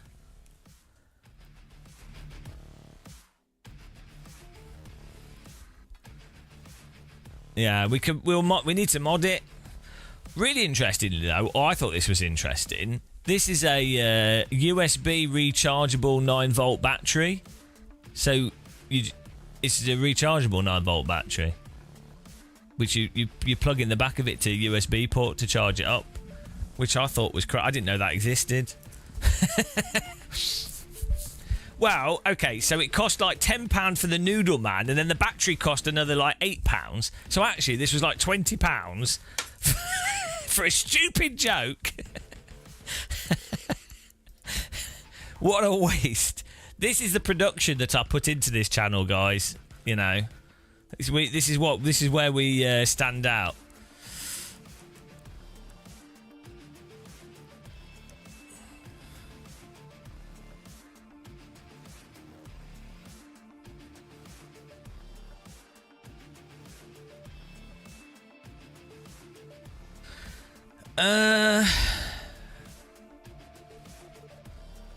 Why are you guys having a debate about boxing? What's going on here?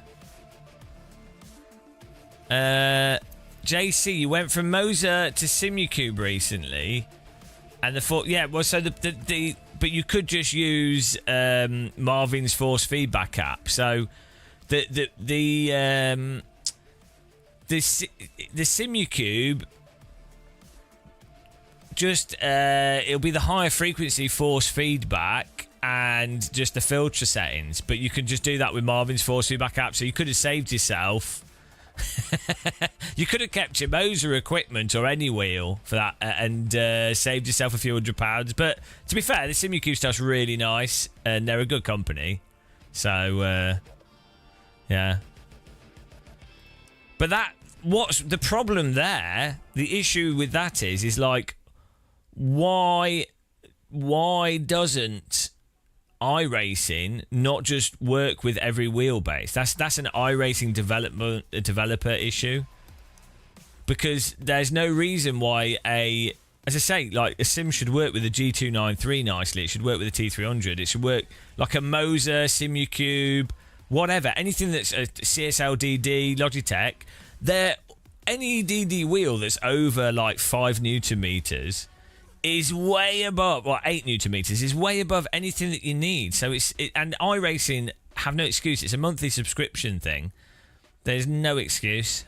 And the fact that Marvin's force feedback app, not only does it, I think it's just using telemetry to get a high frequency signal from the game. So that's weird that you need to do that. Why should that be the case? But also it allows you to have a seat of the pants effect that, I mean, I don't use, but that's really useful for a lot of people. Why isn't that built into iRacing? It also has a understeer option and the ability to choose if the understeer is a rumble or an increase or decrease in force feedback. All these settings, right? Why is that a separate application? What? Why? Like, it's mental. It's really mental. But you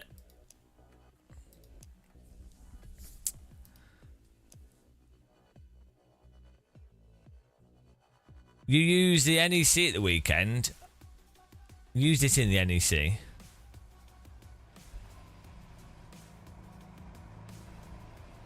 Was I banned from iRacing? No, I don't think so.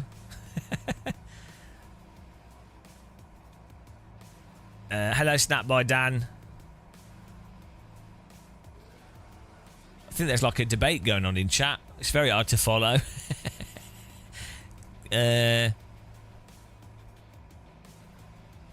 Right. Here we go. Let's drive this. Porsche Cup.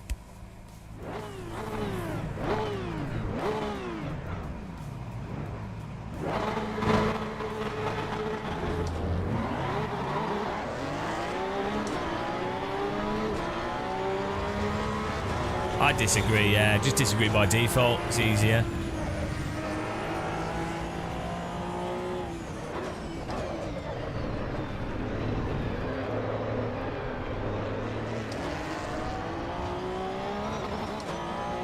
Yeah, it'd be interesting to see what it's like.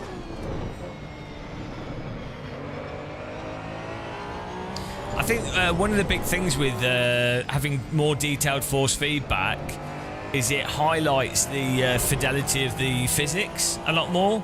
So the more you can feel through force feedback, the more you can appreciate subtle stuff with physics. And this is what I noticed with same with flight sims and everything. So you have people saying, oh, you know, drive from visuals, react to visuals, but actually the whole thing of force feedback is you can feel stuff before it's visually moving, and then you can react and drive appropriately with what you can feel, right? Which then makes the game a lot richer to play. I've just missed this corner totally.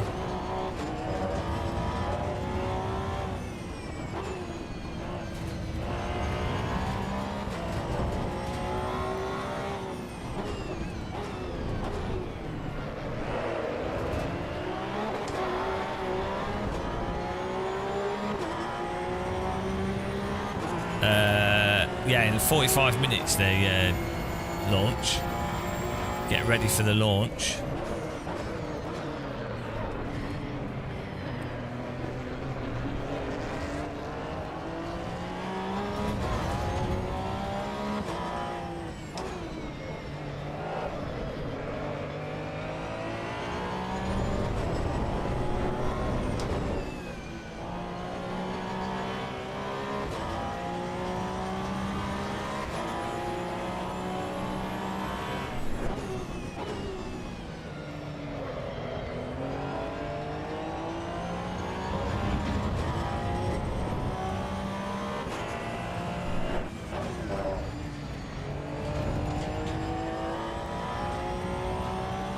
Yeah, I mean, I'd say the force feedback in this is as it is. This is before the update. in some ways it is less detailed than iRacing's with Marvin's force feedback app. Which is weird because the dynamics of this vehicle are less baked than iRacing's. Like iRacing is particularly sensitive to tyre temperature, and then as the tyres get warm, the grip falls off, and so the force feedback will just drop off along with that grip. Whereas with this car in this doesn't seem to have that issue, but the force feedback's like super bland. And once you're in a slide like this, right, there's no dynamic range, that's exactly the problem that ACC has. Like once you're in slip, like a sort of four-wheel slip, there's no dynamic range to force feedback.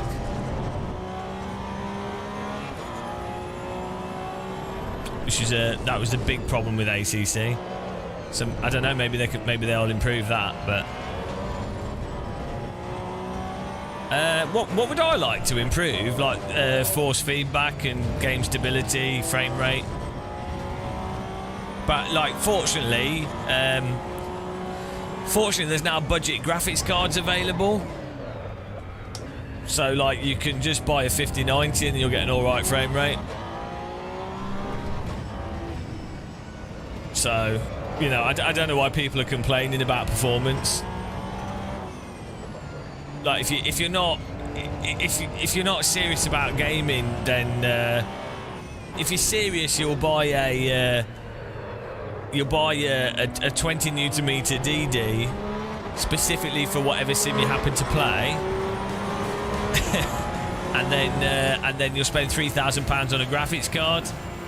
2K, 3K is £3,000. So like, you know, I don't think developers shouldn't cater to poverty gamers, really, should they? Like, also, by only having the game work well with a £3,000 graphics card, Kunos is simulating the reality of real car ownership. You know, so it's like how people complain about the price of iRacing, monthly subscription, content. But they're just simulating the price of real motorsport. So you should really just embrace it. Stop complaining. Do you want to experience motorsport or not?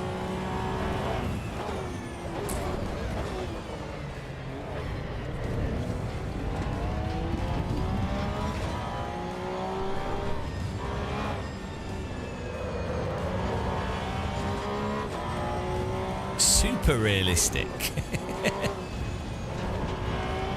I've never driven this track before, guys. Do you know this? Do you know this Laguna Seca? It's some like weird American track. Have any of you driven this? This is my first time driving it. We've done last three days. We did 48 races around here. 48 races in 2 days, basically. 2 races an hour for 12 hours. So we probably did like 50 races. 50 races around this track we did. The pace car is out of control. Amazing. The pace car is Thanks out for following, of control. guys. Disgusting.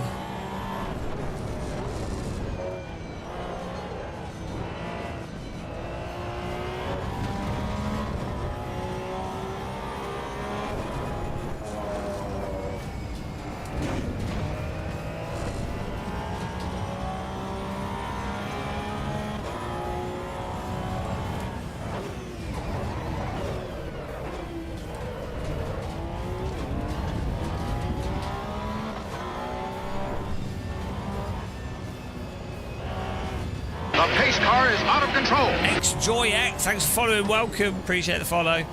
We're also on YouTube if you want to subscribe to us over there. We do reviews and commentary videos and general whinging.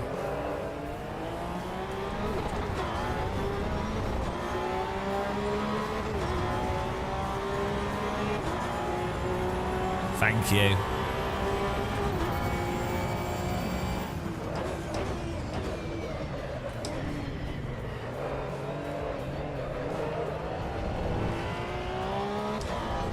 Yeah, so with this Porsche Cup car, at the sort of bit of the limit where you're really the actual crux of driving, when you're actually balancing for the, you know, to not get into more slip, there's no dynamic range to the force feedback at all. It's just flat, your flat force feedback signal, which makes trying to drive faster just really boring. It just turns into this is genuinely less detailed force feedback than iRacing with Marvin's force feedback app for what the tyres are doing. This car does drive better than the iRacing Porsche Cup in that it doesn't just get stuck from tyres heating up and stuff. So the actual physics of the vehicle seem reasonable, but it's really weird. It's the same. This is actually really similar to ACC. So hopefully the update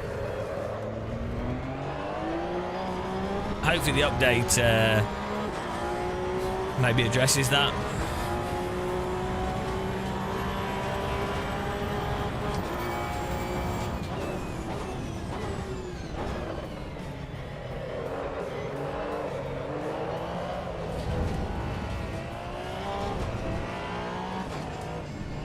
I think we just set stuff to max. We probably could set it to max, so we're not really fiddled with it. I'm sure.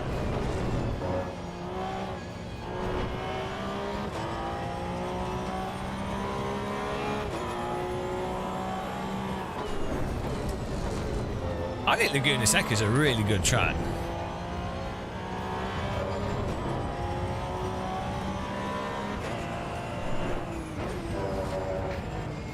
Yeah, no, I totally agree. Enthusiast Media, 100%. Yeah.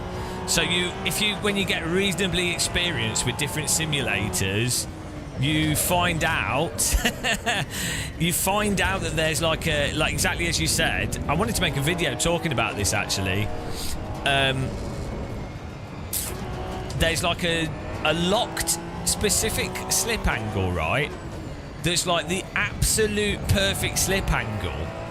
And it can be quite hard to achieve, like in iRacing and some other sims. It can be quite difficult to achieve that and consistently do it. But there's definitely, and I was trying to work out what exactly it is. I was trying to work out what exactly it is, because it seems like, it feels like it's some like part of the diff. So you really know in iRacing, especially with Marvin's force feedback app, when you're absolutely on it, like the perfect amount of entry slip into a corner, particularly the on-braking slip, it's like, so you've got slip left and right, but then there's this like, the zone of slip, it's like 8 degrees, which is like, right, it's the right, in a real car, you want to be at a certain amount of slip for the tyre that's the most productive slip. So there is, in real life, there does exist a zone that's actually a very good amount of slip to have right in a vehicle. However, in driving sims, yeah, it's almost like it locks itself into it. It's really weird. Different sims and different tyres in different sims will have a different amount, but generally it's kind of the same with every single car in that specific physics engine. And when you achieve it in iRacing, you will notice, because you get like mega delta improvement. Like you go into a corner on effectively the same line, and it will feel like it's like the car's automatically in the perfect slip and stuck there without you having to do anything, because you happen to just enter into that perfect slip. It's like the car's like hooked into this slip and it stays there. It's very hard to do. It's a lot easier to do it in AC1 and AMS2 and some other R-Factor 2 and stuff. It's a lot easier to do in other sims, but it is really interesting how it locks into it. And so what I think it might be is, obviously the tyres have their optimal, you know, the slip curve, but what I feel like it might be is it's down to the diff and some aspect of diff simulation, and something is causing it to like stay there. And then because it, as you point out, real cars don't just they don't hook like that. There's so much noise and stuff going on that the driver would tend to have to be doing bits and bobs to hold the slip. And also in a real car, a driver might push the car into a combined slip on all tyres, more or less on purpose, to be able to get on the throttle sooner, in ways that you can't do that in any sim really, like you can in real cars. So it's interesting. Like, the problem is, I wanted to make a video about it, but it's so subtle, and the only people that would understand it are people that can do it or have done it by accident, have identified what's going on, and then also understand how real cars actually behave. The pace car is out of control. And most people don't. Like, a lot of sim racers will. I'm not being arrogant, but it's like, so the only people that would understand what was being said in the video would be people that already get it. So it's kind of like, well, it's probably a bit too much for a video, but it's interesting that you bring it up Enthused Media, because it's definitely something I've really noticed recently. Yeah, and you really notice it when you go from sim to sim.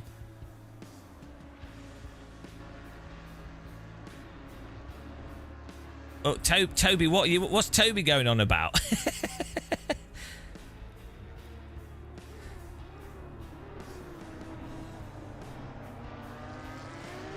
What are you guys arguing about? Are they having this sim debate? The force feedback debate? I mean, I thought we'd clear this up with the video, guys. It's not hard to understand. Here we go. In 2 minutes. 2 minutes, why realistic isn't often the best thing for sims. Why realistic force feedback's unrealistic. Here you go.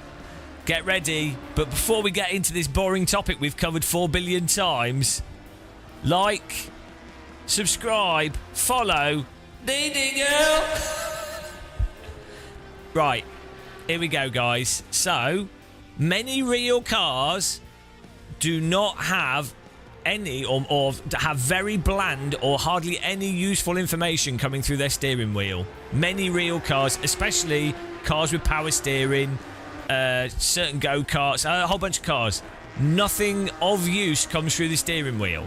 However, real-wheel drivers predominantly, not entirely, but predominantly drive or know to counter-steer or where the limit is through variations in G-force load and rotational load, which you can feel through your spine, through your inner ears, and using your eyes as a reference. Like, you fix on something, your body rotates, you can tell, right? So, but you feel in your body. So it doesn't matter in a real car, doesn't matter what the steering wheel necessarily feels like, because it's not the only way you drive a car. Some cars in real life do have really good detail through the wheel, and some cars actually have contradictory information through the wheel. Like, the wheel might be doing the opposite to what's actually useful, but you fundamentally use the rotation on your body to know what the vehicle's doing as your primary reference.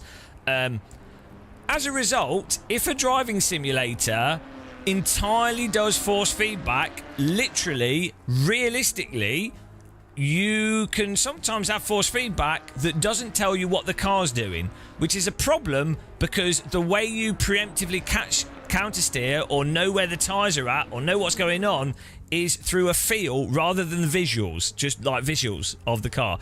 Sure, you can memorise what's going to happen from doing various things, so you can learn how to play a driving sim just as you could learn how to play it with no force feedback, or you can learn lots of games and you can learn like Super Meat Boy or something. You can internalise the physics.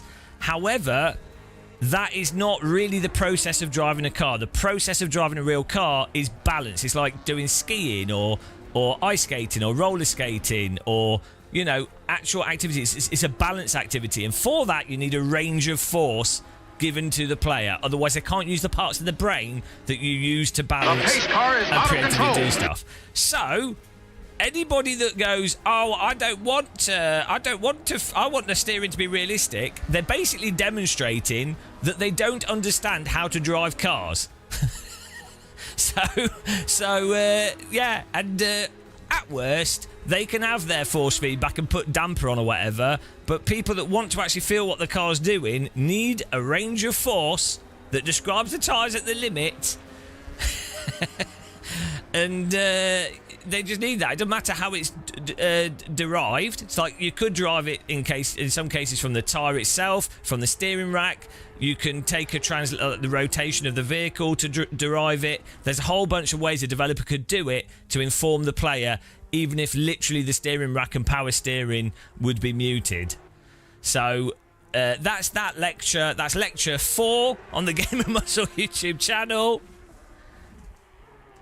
So you can't claim people don't understand how to drive just because you can't do it that way. No, I can do it that way. I've driven sims since the 90s with no force feedback wheel. I play a lot of video games, play flight sims without force feedback. Anybody can do it. The point is, you have to approach it in a completely different way. You have to approach it in the same way you would approach remote control cars, where you don't have force feedback. You can drive remote control cars very quickly. You can hold slip with them. It's a fundamentally different process playing something where you can feel what the thing's doing and you have a range of force versus only driving or predominantly driving from visuals. It's a different activity. So that's the point. It's a different activity.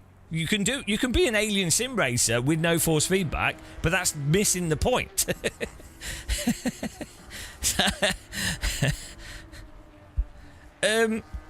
Okay, so this is where it gets even more confusing.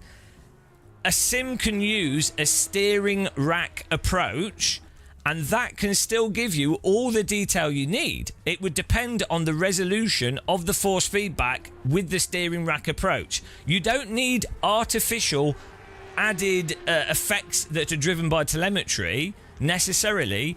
You could still just drive it from the purely from the steering rack. And if you think about it, if you have a very pure force feedback signal and it's from the steering rack, any rotation of the rear of the car is going to apply a torque to the tyres, which you should feel through the steering rack. However, if you're taking the force feedback after the what they call the rods that mount the wheels and the springs, and then if you're taking the force feedback after the power steering unit, you then might lose the detail that's actually in the steering rack. So there's multiple ways in which force feedback can be generated. There's multiple realistic ways in which they can be generated, and you can also have better and worse force feedback even if it's generated from the steering rack. And the can defect conversation and argument is a red herring, because I don't know a single person that wants to feel what the cars are actually doing that are actually asking for canned effects. So canned effects would be canned effects, i.e. they're just a force feedback signal that's played independent of physics.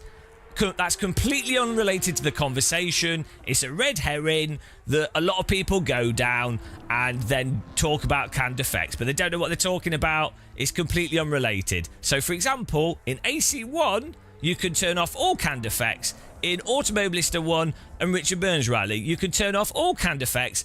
And because, in part, of the simplistic tyre models, in part because of the simplistic steering rack and suspension, you will still get really detailed force feedback that describes what the object in the video game is doing.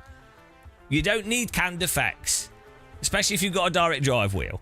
So, canned effects is a red herring. If you don't know what a red herring is, Google red herring. I'm not talking about the fish. So, yeah, well, the thing is, often real force feedback in a real car can be, in terms of what you feel through the steering wheel, can be absolutely atrocious. I've done one of those crappy drift experiences with a Nissan 350 whatever with a locked rear diff. It was absolutely terrible on a wet track, low speed drifting, so shit drifting, shit car, shit drifting. And I can tell you, you didn't feel really anything through the steering wheel of relevance. Just for that low speed drifting, it was entirely through the body. So you if you were simulating that experience in a driving sim, you would have to put the forces, and there's a very weird feeling you get of tyres at low speed on a wet track that lets you know where they are at the limit. That's it's a very weird feeling, actually. So, but yeah, if you did that through the steering wheel, it would be not very good in a video game. Yeah. Spin your chair. They're canned red herring, yeah. But we're never going to progress on this, guys. The force feedback thing. It's been like 15 years, and I've seen a little bit of change on this over the years. I think the general knowledge of force feedback has gradually improved. And it's weirdly, it's actually improved quite a lot in flight sims more than driving sims. Like, I've seen people go, well, why doesn't Microsoft Flight Sim actually do proper telemetry force feedback? So, bizarrely, Flight Sim, which had 15 years of no force feedback due to a patent troll, Flight Sim users are actually demanding higher quality force feedback. More so than driving simulator fans. So, I don't understand how that happened. But, yeah... It's the general knowledge of force feedback and how it's relevant and what's canned and what's real and what's not real and why you might want to do real and unreal force feedback. It's improved a little bit, but it's really quite piss poor. Little little. That was your yee of the day. Modi, funny enough, when I set my real car certain way, I get more or less feel through the wheel. Yeah, well, also, this is another thing. Whoa! This is another thing. Sometimes with real cars, depending on the car, they set the geometry up for the sake of like driver comfort or normally for like actual track pace, right? Which might not be set up for being able to feel what the car's doing through the steering wheel. It's not the most relevant part of a steering wheel. Anyway. Most people know, because you guys that come to this channel and the members are blessed by the Church of Force Feedback. You guys, this is what you come here for, guys. This is the land of force feedback. Blessed be. Blessed be. That's Oh God, there we go. Blessed be. And lo, the knowledge of force feedback was passed on to the disciples, and they could feel the front end feel and the glory of the force feedback. Cree, Gold, Shuvah. Sorry, went a bit too garbled there. Shuvah. Blessed be Chedhead by the glory. And lo, on the third night, Chedhead felt the Newton meters through his body, primarily through his hands, as he was using a high-fidelity force feedback wheel. Blessed be, let it be, let it be. I'm going to go and get a cup of tea on that note. I'm going to get a cup of tea. Thank you very much, Chedhead. Thanks, everyone, for clicking the like button on YouTube. We've got 369 viewers on YouTube, but only 120 likes. Depressed whale time.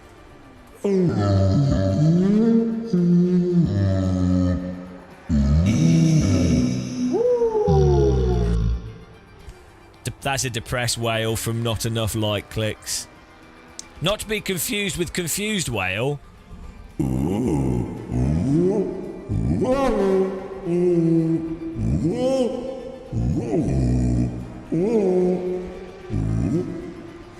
That was the confused whale. Different from the depressed whale. I know, aroused whale. That's this. That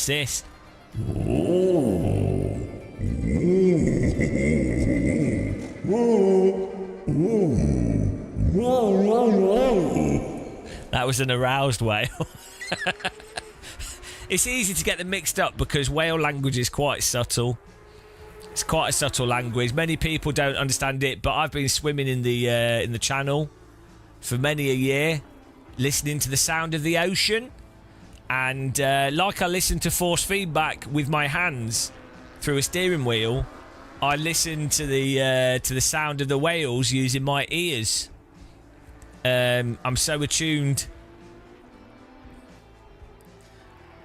So on that note, I'm just going to get a cup of tea. You can listen to some great music for like 2 minutes whilst I grab my cup of tea.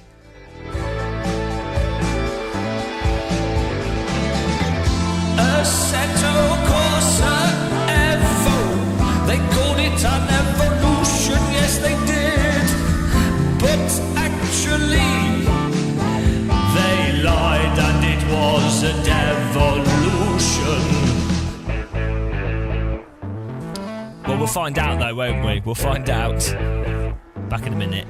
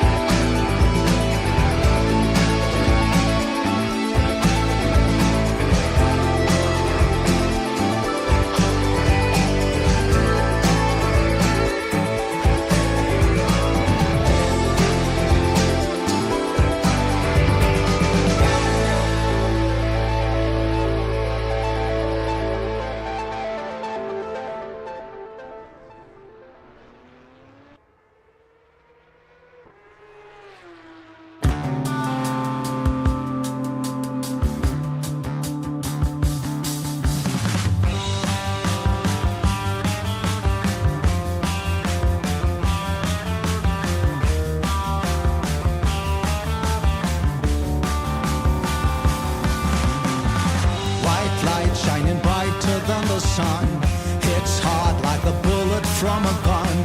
Won't somebody tell me what the hell is going on? Hold on, 'cause the earth is turning, stars shooting and forests burning. The savior is not returning, she's long, long gone. This is it, these are the dreams that stuff is made from. This is it, this is matter over mind. This is it, these are the dreams that stuff is made from. This is it, this is matter over mind. The white light,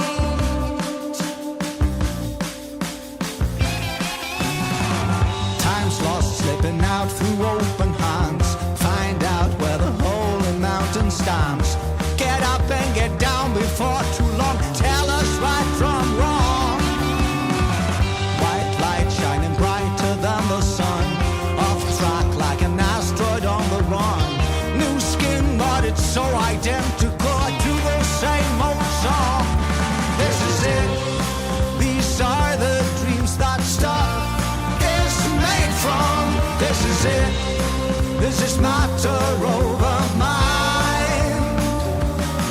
This is it, these are the dreams that stuff is made from.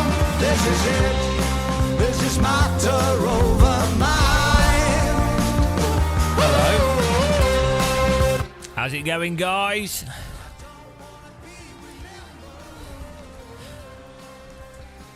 Ten minutes.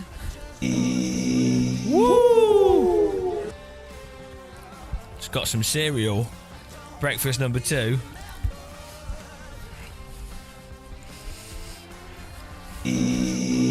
Woo!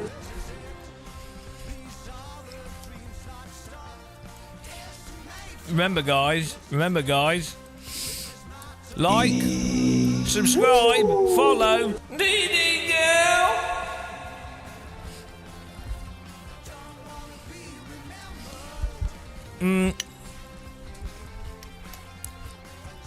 The game runs a lot better, Chris.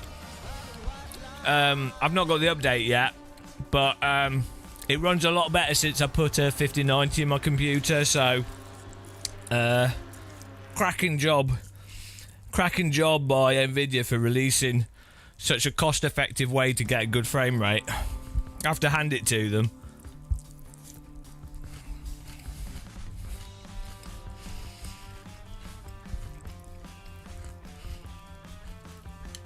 Who doesn't like listening to people eat cereal? I know I do.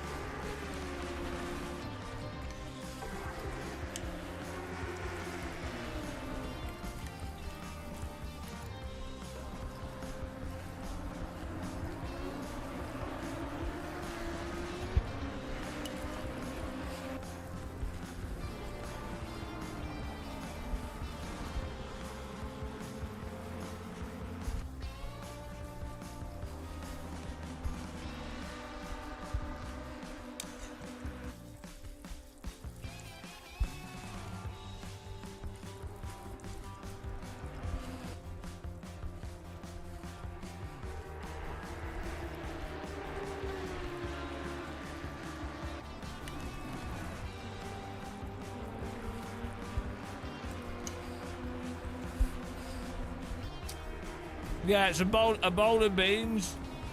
Traditional English dinner.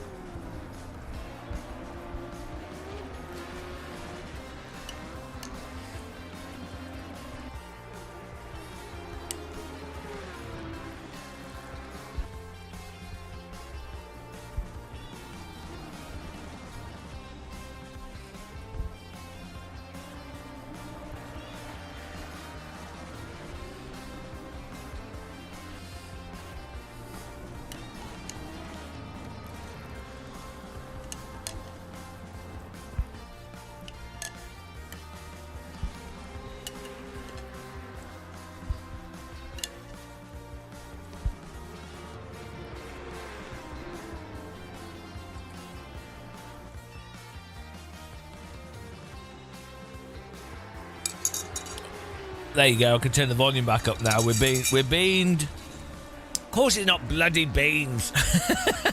Who could just eat a bowl of beans? I mean, I could if I was really hungry. To be fair, I'd have to have it on toast. Bowl of beans? Are you mental? Guys, we're 5 minutes away. 5 minutes away. What car do we do? What car do we say goodbye to last on the old version of the game? On this episode of Top Gear, I'm going to be driving the last version of the game. James May has installed an old version of Assetto Corsa, and it looks like Richard Hammond couldn't even find his way to install the title. Oh dear. The Stig is going to be driving a Mazda MX-5 around the Top Gear test track. And on that bombshell, I'm going to start a new Amazon series. Right, here we go. What do we do? We'll try BMW M2. Let's give that a blast.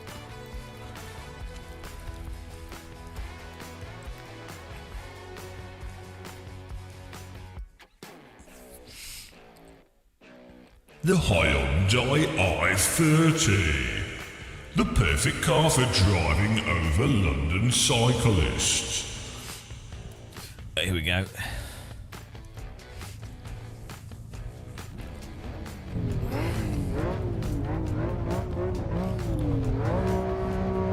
I like how Kunos made the race start light so subtle.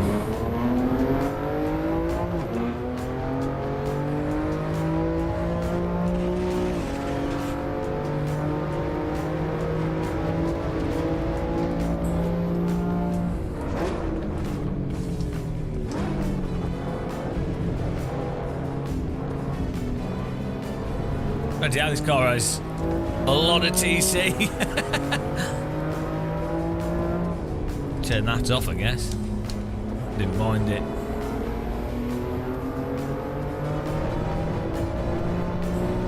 Are you ready for Noodlegeddon? Noodlegeddon. 4 minutes, guys. 4 minutes. 5 Minuten. Schnell.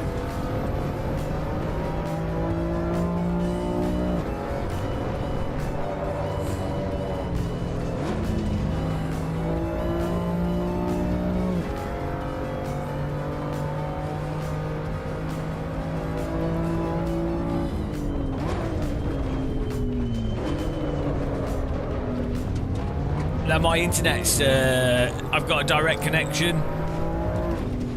Niels, how is this so you can put the changelog into your changelog spreadsheet? So, today I will wake up in the morning, I will have this stroopwafel for breakfast, and then I will put the spreadsheet on the screen. What has changed? Oh, there is 2 numbers different here. So this is much better. Let me go for a smoke and go for a ride on the canal. I love being in the Holland. That was pretty good Dutch. That was pretty good Dutch accent off the top of my head. If you imagine a Dutchman with a concussion that can't speak Dutch. That was Niels. Morning with Niels there. Is it updated? Ah, it's updated. Okay. It's out. I always knew Evo was a little bit gay. Doesn't surprise me. Right, here we go. Update.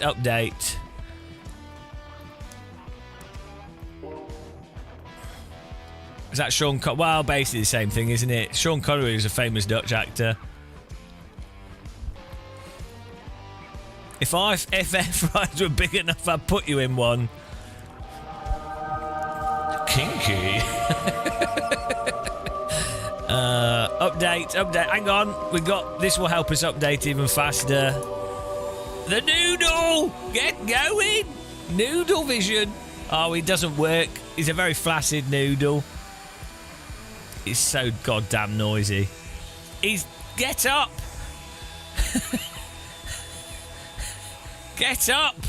That's what she said. Ah, my noodle's terrible. It's useless, guys. Kunos did a better job with the noodles than mine. I mean, look at it. It's just pathetic. If I wobble it, if I wobble my noodle, it stays hard. Pro tip, guys, wobble your noodle. Make sure to wobble your noodle to keep it rigid, otherwise it goes flaccid. Well, everybody wobble your noodles.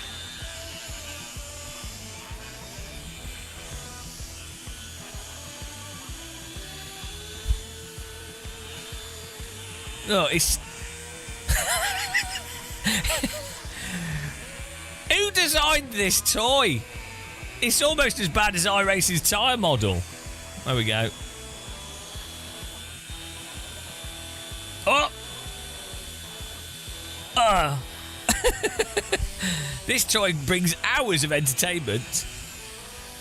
Who needs racing sims when you have a mini noodle?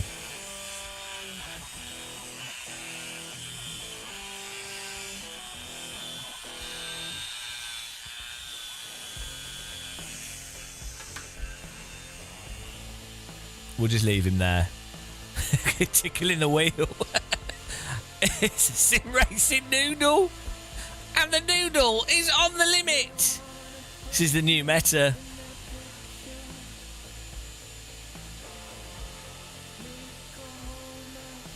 Get up.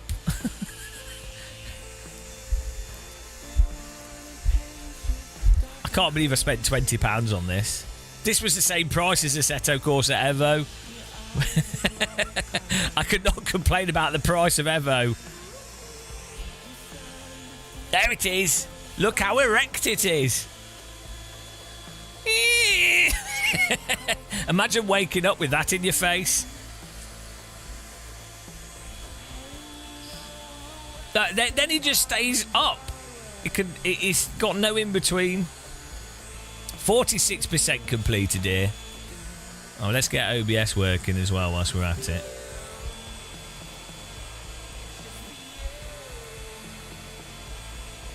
That's what she said. Why didn't Evo do a bundle with a Noodle, man? Missed opportunity. His head's going in the fan hole.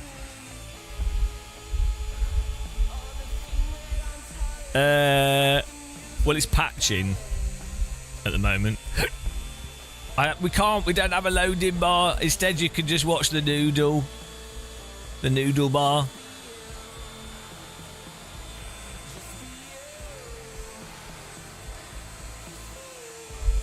I feel like the problem is here, we need these.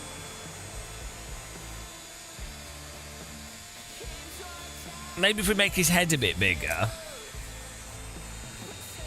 but his arms smaller. I feel like that could be the solution. Yes! I fixed the noodle back. Oh, no. That's a bit better. It's a little bit better. He still gets stuck.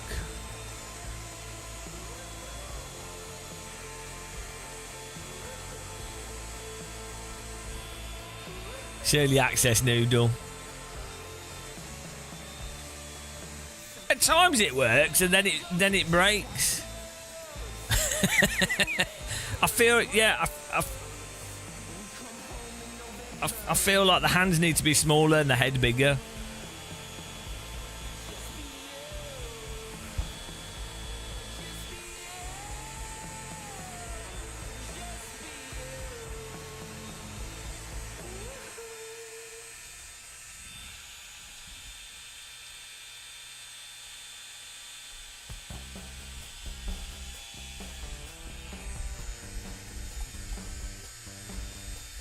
Do you remember lava, like E-Sheep and lava lamps? They were all the rage.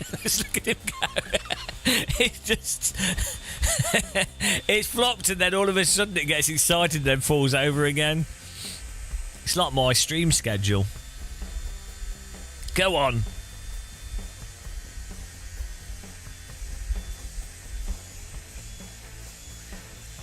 I never thought one day I'd be streaming to 300 people playing with my noodle. But, you know, I wouldn't say that's a failure. Have any of you flicked your noodle in front of 300 people before? 500 people! 500 people are watching me play with my noodle! I've succeeded! Welcome to Only Noodles.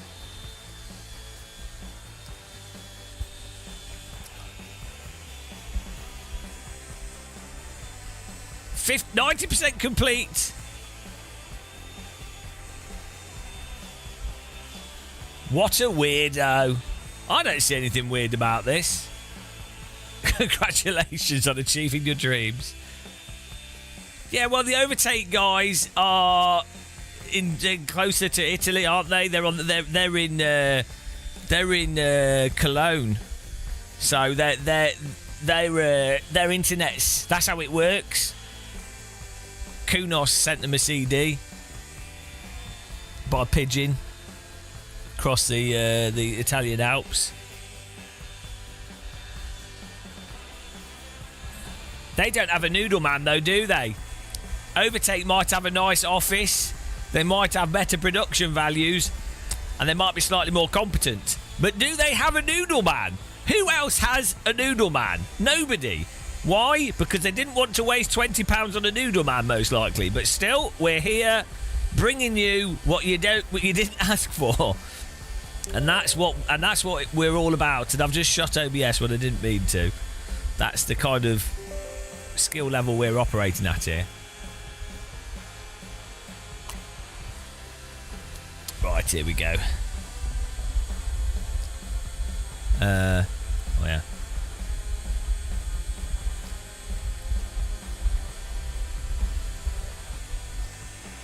We're loading in a second, guys.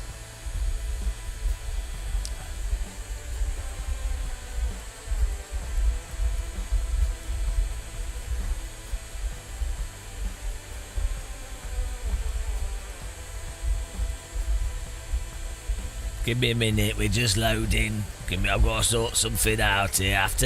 I have to sort out settings on OBS, and then we can see if the glorious force feedback has changed. Has it bloody changed? Ah, big gum. It better be bloody good, eh? Right, we're good. Here we go. Fasten your noodles. It's time for sermons to commence in the Church of Force Feedback. Click the like button. Oh, hang on. I forgot. I keep forgetting. We spent 40 minutes doing this in the early hours of this morning. You ready? Well, the game's not loading, but we'll wait. You ready? Like, follow, subscribe, follow.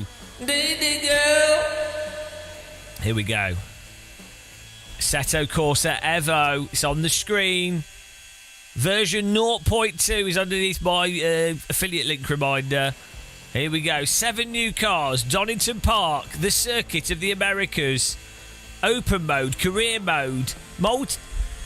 Single player. Custom race weekend. Replay tools. AI opponents. Here we go. Oh, do we need to make a new account? New driver? Ah. We'll go for our real names. Desperado.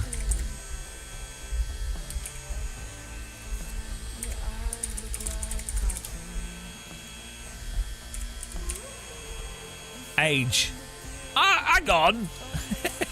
42, 47. Country, North Korea. Right, here we go. Zimbabwe. Where are we from? Ukraine, Tunisia, Thailand. Hello, Cube. South Korea. I want to put North Korea. Is North Korea on here? Does Kunos recognise North Korea as a state?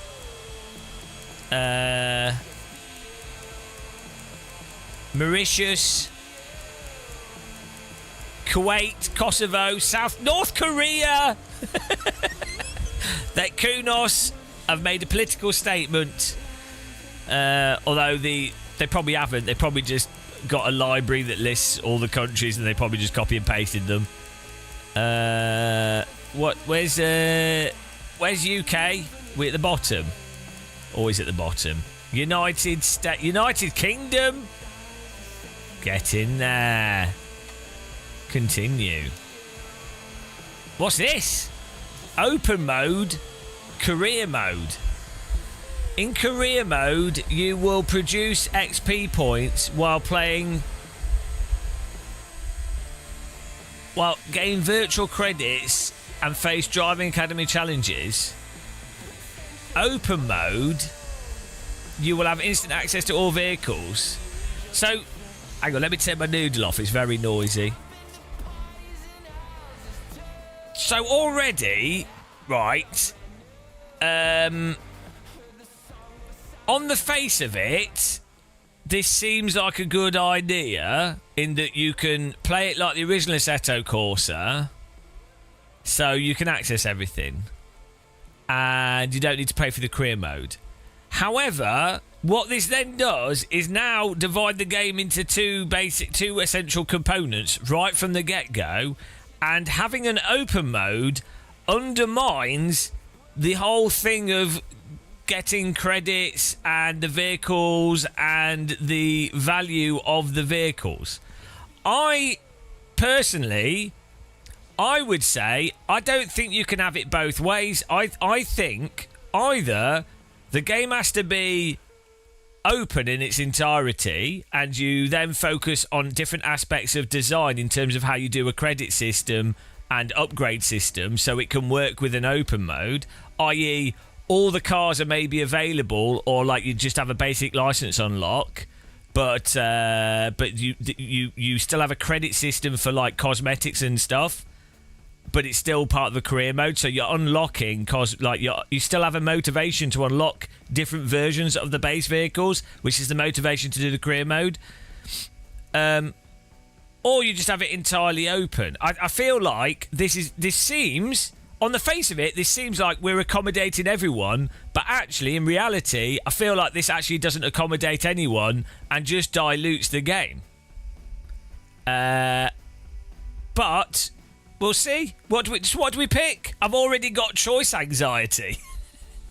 Do we pick career mode or open mode? Why? Do you see what I mean? Do you see the problem, guys, already? Oh, why is Game of Muscle not happy? It's not about me being happy, guys. I'm just pointing out the design realities here. We're going to do career mode and see what happens. Okay, so do you have to go through all the licenses again?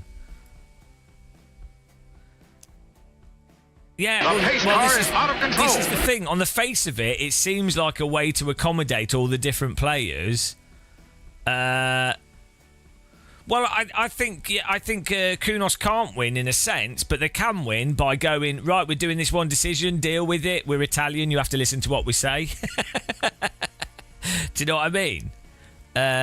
Or as I say, the design solution, I think, is that you actually have to make it that all the content's available, but you make the career mode and the unlockable stuff, you make the unlocks things that don't affect the vehicle performance. Okay. Or I don't know how you separate it out, you know. You probably have to sit down with the design document. First car. Sabuto. People complained they wanted both. Now that you get both, so you've made a mistake there. One, I didn't complain myself, and other people aren't me. And two, developers should ignore what the user base says if what the user base says is completely stupid, which is 95% of the time. Most people don't understand the actual ramifications of what they're suggesting. Most people will argue for the middle of the road, sit on the fence, most accommodating thing, which if you're from a position of knowledge, you actually then know that middle of the road sitting on the fence thing often is the incorrect choice, because when you're in a position of power and knowledge of a specific thing, you know what the actual better decision to make is. This is why developers need to be cautious in listening to the user base, or a majority of user base, especially when the majority is often completely stupid, which in the case of sim racing, the majority is often completely moronic. So, and I'm part of the majority, so, you know, why would you listen to me, you know? Chris R. Career mode sucks for people that don't have much time and want to sit down and race a bit, depending on how a career mode is designed, which is why I literally just presented a way in which you can do career mode, which is actually would still be workable in allowing people to drive stuff. So, what car do we go with here? Bloody hell. would Hyundai. No, I don't want that. I don't want that. What's a rear wheel drive car? There we go. This will do. Confirm. There we go. Done.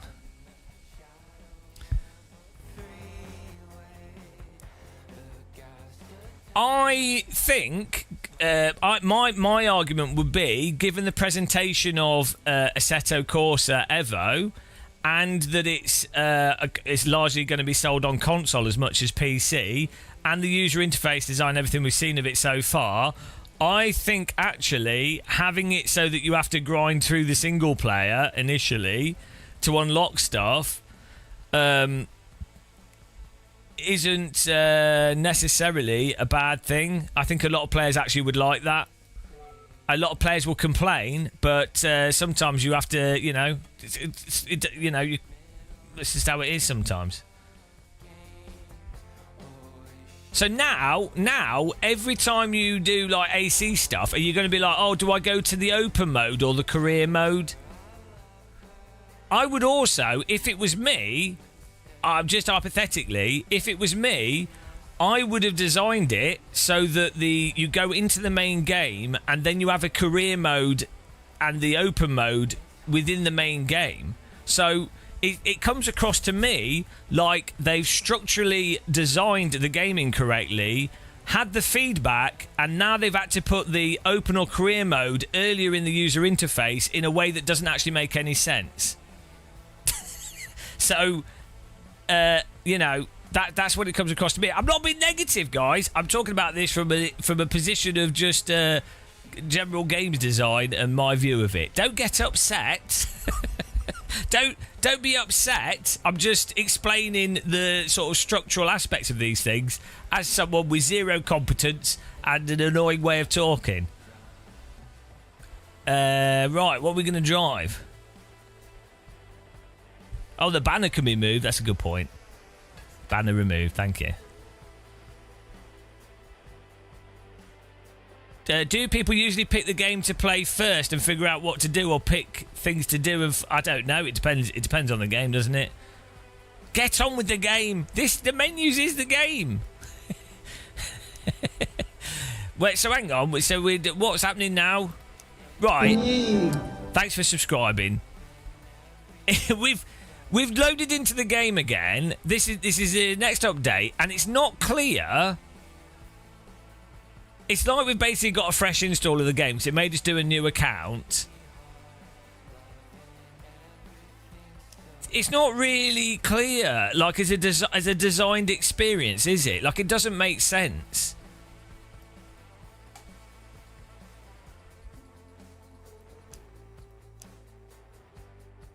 Do you know what I mean? Like, this still doesn't make sense.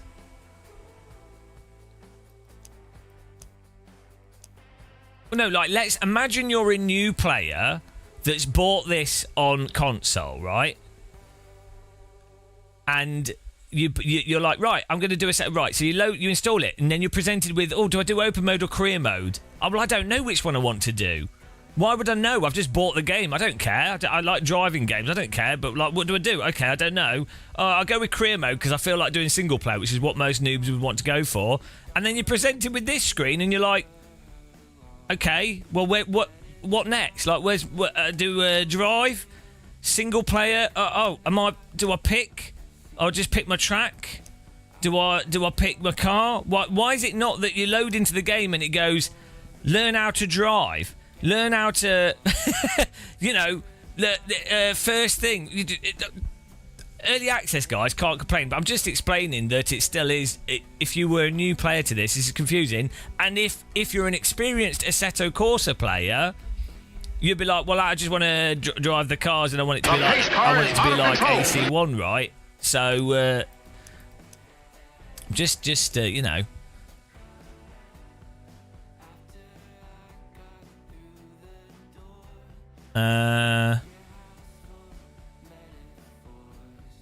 maybe Jevons, maybe. So let's just test a car here. I don't know in what way this is different from what we had previously, or like, we can do any track with single player.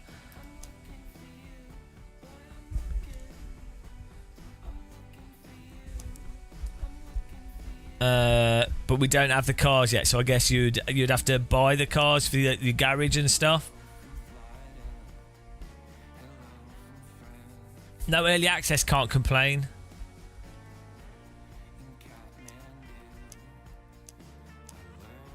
Yeah, so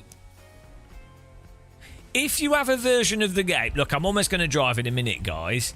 If you have a version of the game that's totally open and a version that's the career mode version, what is the motivation to ever do the career mode if you can just access everything in the non-career mode version of the game? Why would you... Doesn't it just automatically entirely undermine every aspect of doing a career mode and the...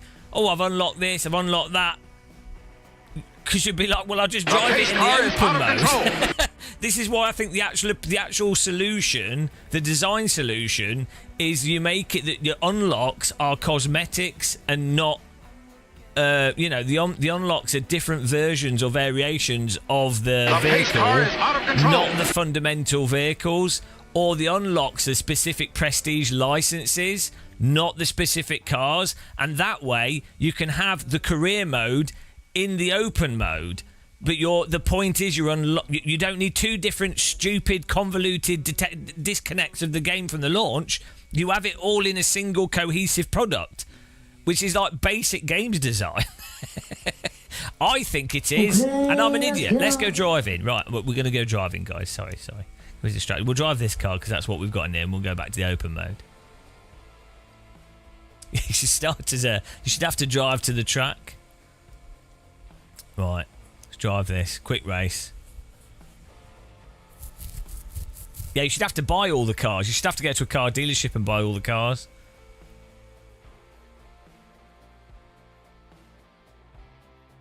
Am I being crazy? Like, is what I said, does that make sense? It seems... I mean, obviously your own thoughts seem obvious to yourself. But, the pace car is out of control.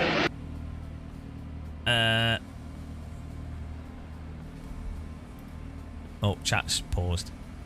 That's not a good point. It's just like normal AC. 99% of people don't care about challenges, but they're still there who want to do it.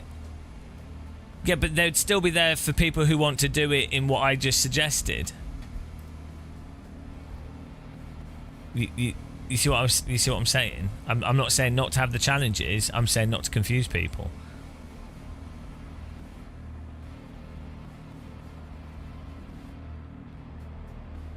Right, let's...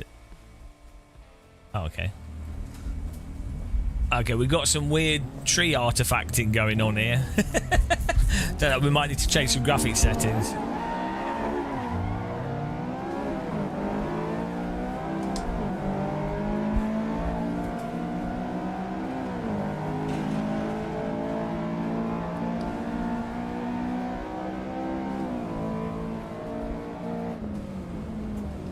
Send it!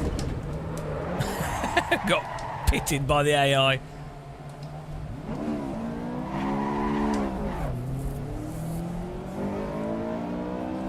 Well, I'm using G-Sync. Well, I'm using lock frame rate at the moment, so it's probably not a good indicator.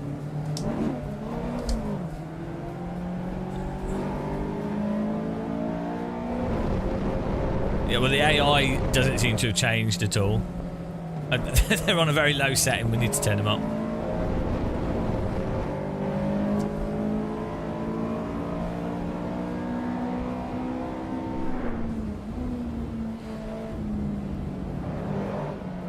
Not sure if the force feedback's particularly changed with this vehicle. It's hard to tell.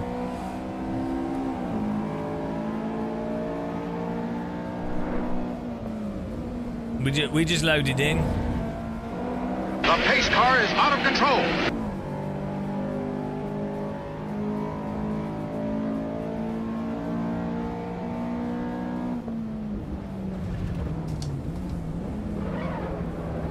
I mean, I'm not sure if I can really feel much more detail in the force feedback, to be honest, at the moment. Still have that muted, dampened. We'll need to drive like a Porsche Cup. We'll go. Thanks for following. We'll go.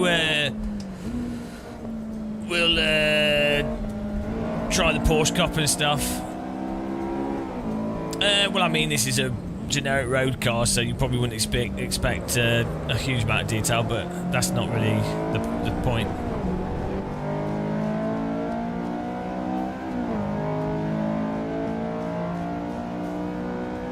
I can't describe what I'm feeling in real time because we're just driving. It just feels like this car feels like a bit like AC1, but with overly muted force feedback. It's like, no, it's drivable.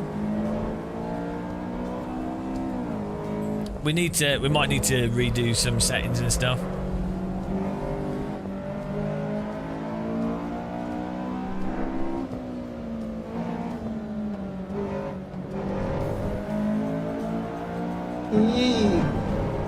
Really, Mancunium. I didn't know that. Weirdly, in terms of feeling force feedback detail and dynamic range, you'd expect a road tyre to probably give more range to the force feedback, because the grip fall off is a lot more gradual on a road tyre, so the grip gaining and losing is very drawn out.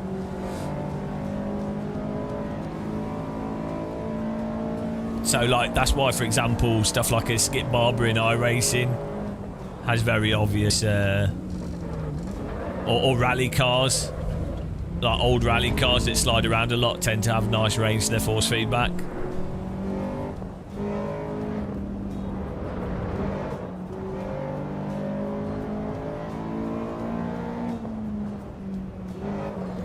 It's a nice track graphics.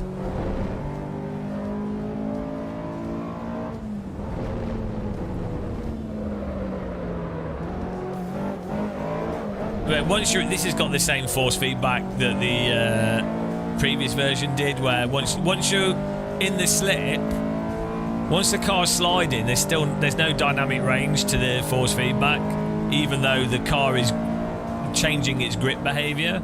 So the force feedback just goes a bit flat. But maybe they've not updated this car. So yeah, I mean, this still has terrible force feedback. Maybe we could tweak it. I mean, it's passable. It's better than Gran Turismo, better than Forza, but it's not better than AC1 or even iRacing's got better force feedback. It's got worse tyre physics, but better force feedback. So than this car at least. We can tweak settings. Though. We'll have a look. We'll load up the. We'll load back into the game on what's it called mode. The other mode. What is it, like open mode? So hang on, do we need to quit out of the game? Oh no, we can do mode selection. There we go. Okay, at least you can do that. That's good.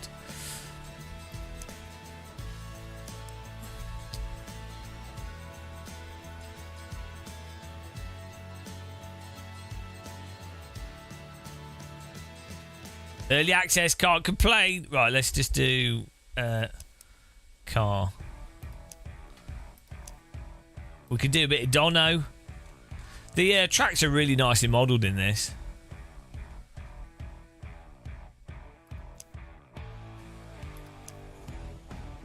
Why? Right, we'll do the Porsche Cup's a good general benchmark. Have they not added any more vehicles? Is this all the cars? Oh, is the Maserati new? I didn't pay attention to the release notes. Right. Quick race. Oh, we need to change the difficulty. Opponents.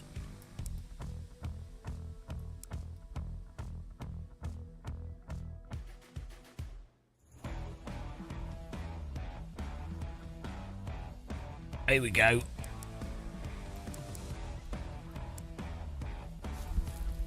Oh, we can only set safe. Fair enough. The thumbnail's wrong. What do you mean the thumbnail's wrong?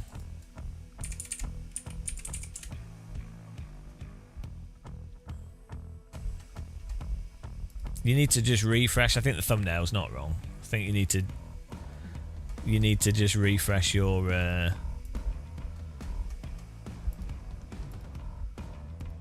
YouTube.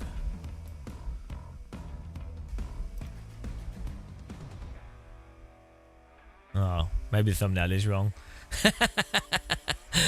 That's weird.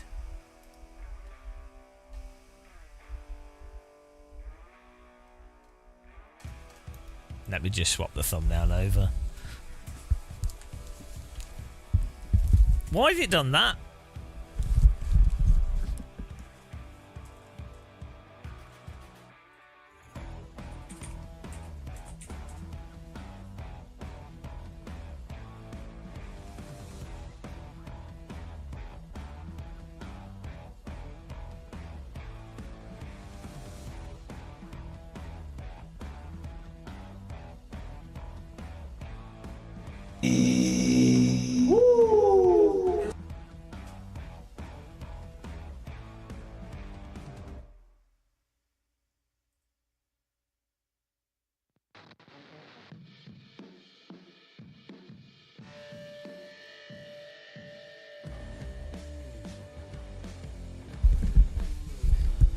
There you go. That should be working now. Oh, well, there you go. I know what I'm doing. Don't question it, guys. That's well weird that it didn't save the... There you go. Didn't seem to affect view numbers, so I don't know what's going on with YouTube, but there you go. Right. So, we got this set up.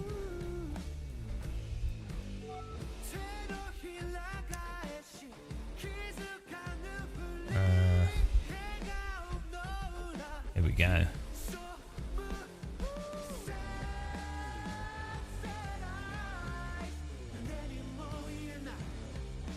You get your hair grown back. Not that. Right, let's go. Oh, graphics. Oh, no, let's start. Oh, yeah, we need to give the force feedback a fiddle. Right.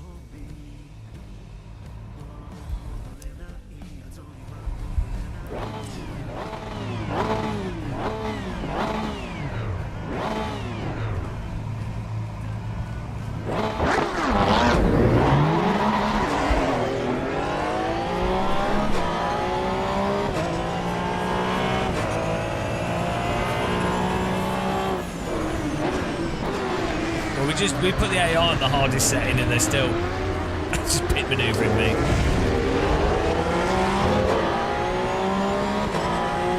Track looks nice.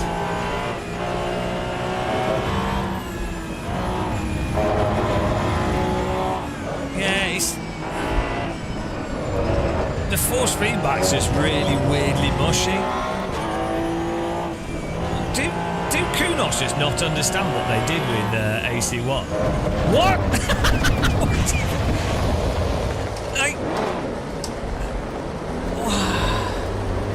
I don't get it.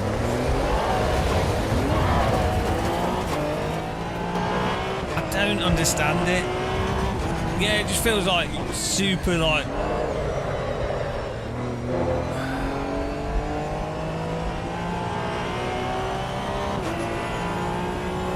Report that guy!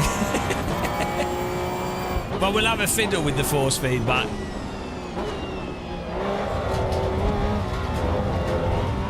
It just feels like... It's like there's built-in slop.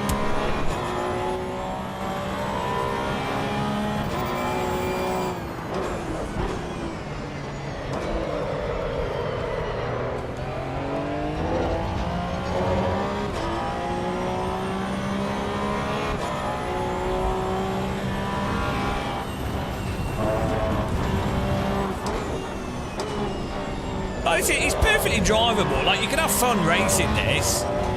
You know, it's better than Gran Turismo by miles. It does feel like there's maybe a little bit more dynamics to the force feedback than there were before. But it does feel awfully disconnected at the same time.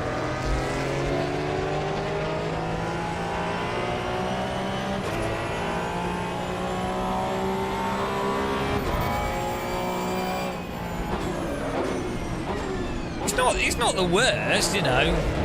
It's totally drivable.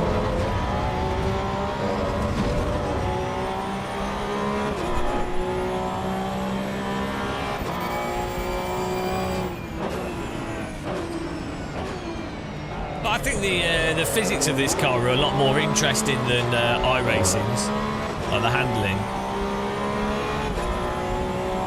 Well, I've got some quite noticeable performance improvements, but it's mostly down to the fact that I've bought a new budget graphics card, so.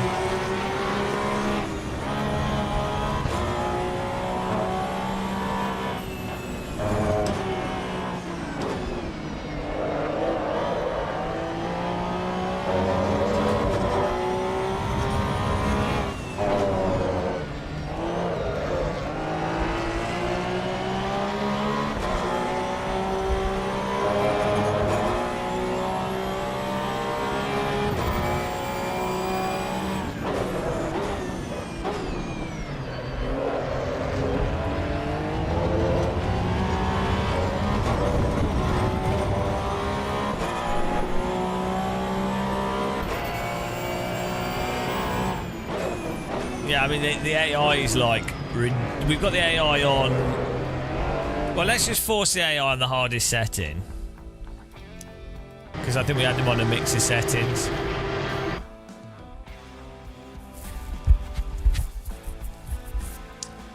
Can you change the steering rack speed with this car? That would help. But to be honest, with a slower steering rack, you would expect the force feedback to be even more drawn out, right? And like more out of the range there. It should just feel tight, shouldn't it? It felt like there's like this big delay between going left and right and the suspension loading up, and then that taking away detail of where the slip is on the tyre. It's just crashed. I mean, you know, I feel like also, right, I think sim racers are getting a little bit tired of early access stuff and not you know, I mean, early access, but I feel like sim racers in general are probably getting I don't like ACC, but I do like the normalist. So I feel like their probably one of the willingness to put up with like buggy games is decreasing. That's not necessarily Kunos's fault. I just feel like in the scene, in the games, I think this is across all games.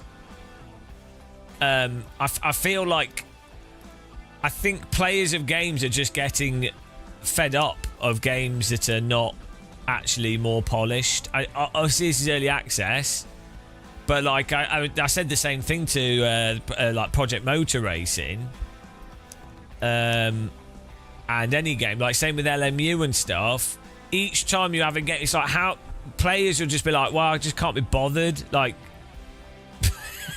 they just be like, "I can't be bothered," and that's what I'm like with many other games now.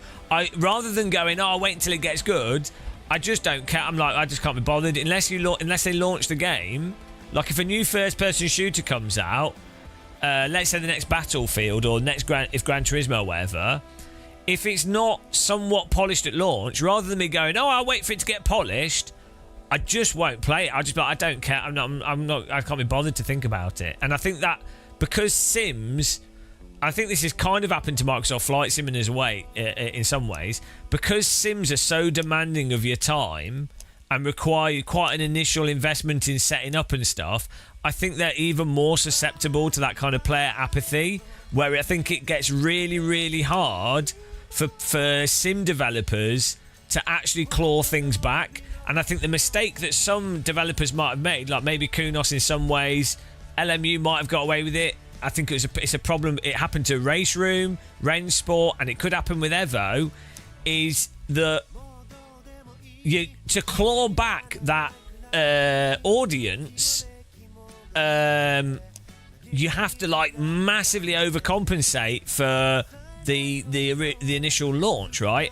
And some games can't do that. And then also coming towards the end of this year, you've got quite a few games. I mean, you've already got like, as much as iRacing I find a bit annoying, it does work, and people that play it are quite happy with it, and it's got the users in it, right? So you got to. That's what people will go to for competitive play. If you've got Le Mans Ultimate and that does work, doesn't it? And you can play it. Well, And then if you've got like Ren Sport comes out on console, and then you've got Project Motor Racing, and then whatever else comes out, it gets to a point where the space is... people just only have so much time for a certain amount of simulators that are very similar games. So I kind of feel like releasing early access, unless you do early access where it's actually a demo and your game's very polished, I think it could backfire quite a bit. Although, you know, you might argue, well, you got the developer and the publisher gets cash flow from the early access, so they're happy financially and it's reduced risk. So you don't know what's happening in the background, but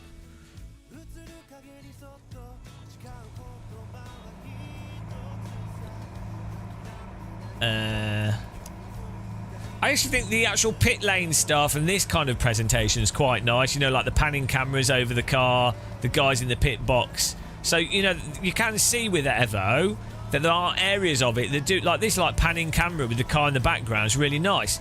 But then they've got this really grey background and these buttons that block the really nice panning shots in the menu screen.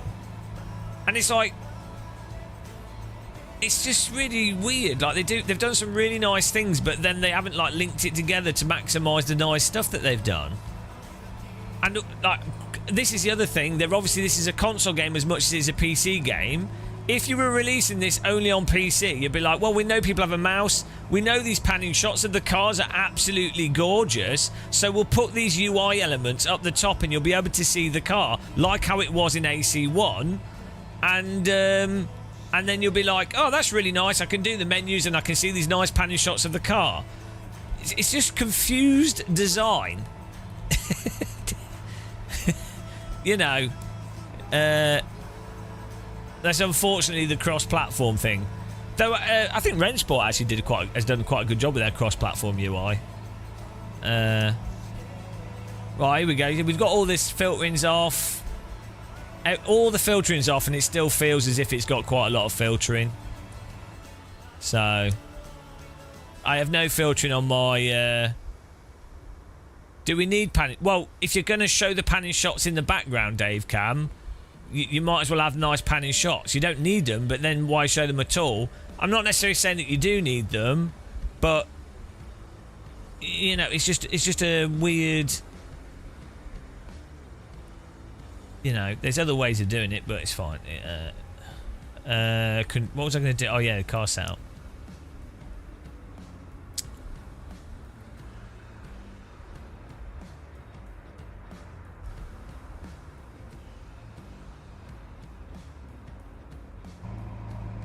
Still runs like shit. Yeah, I don't think Kunos are going to be able to, in 3 months, optimise the game.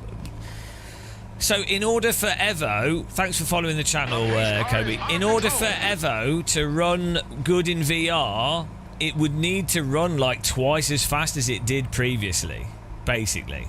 So to get for a developer to optimise a game engine to run twice as fast is quite a demand.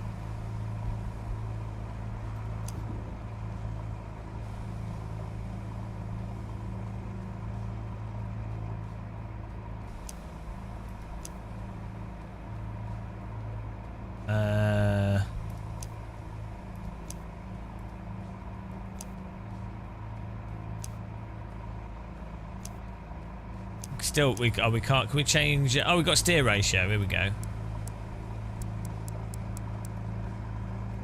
I don't know if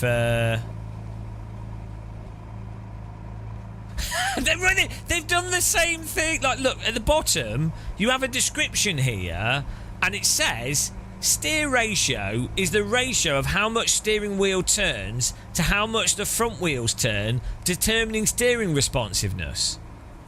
Okay, but does a higher number or a lower number or left or right on the thing equal faster and slower steering? And why? Why would you want faster and slower steering? So when you go through car setup options like this, what you would do is, for the description, you would say, if you want the car to turn faster, you increase this number to make the car turn the car's steering wheels will the car's physical wheels will turn faster if this number is higher or slower.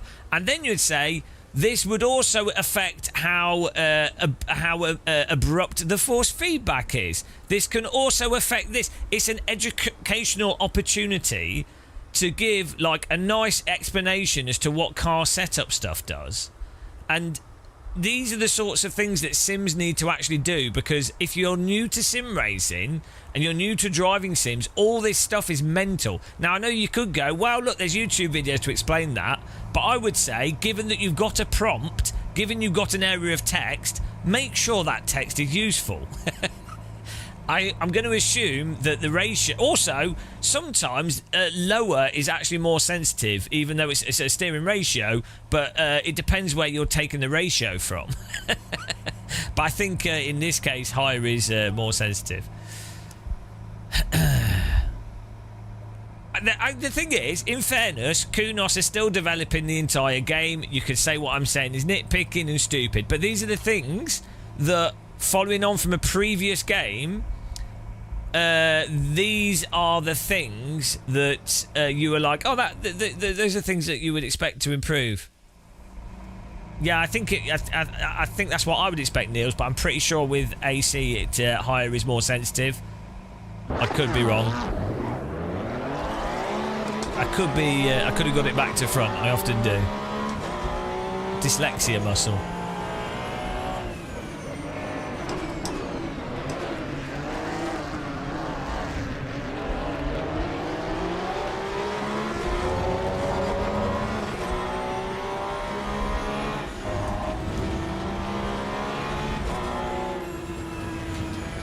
This car seems to have very bouncy suspension. I think it...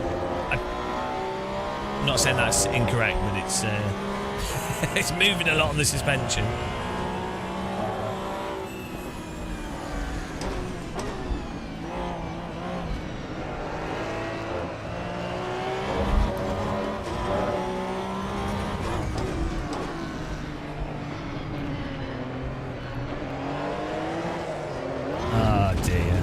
Let's try the other steering.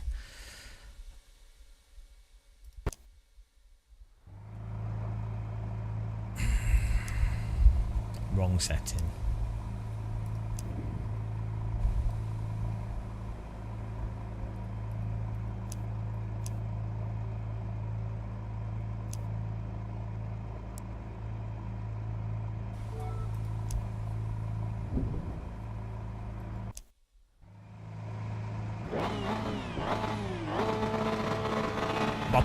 My chat keeps pausing for some reason.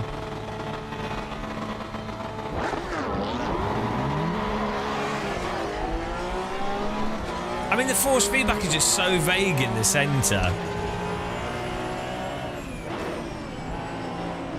Like when you turn in, it's just so dull and vague. Like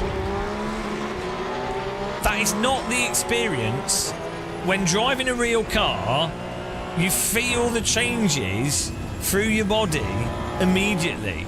Like, it's what allows you to drive precisely.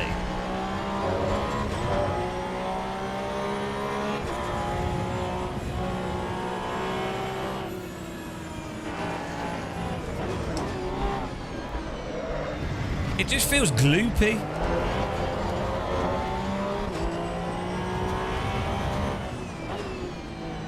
Like the Porsche Cup car is a little bit of a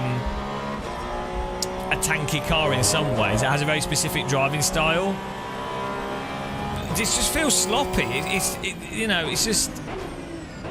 just feels a bit disconnected and sluggish and like a bit Forza-y, but it's obviously not. I don't mean that in a Forza physics, but that sort of general sluggishness to it, which could just be I think it largely is just the force feedback. I mean, the handling seems pretty decent, you know.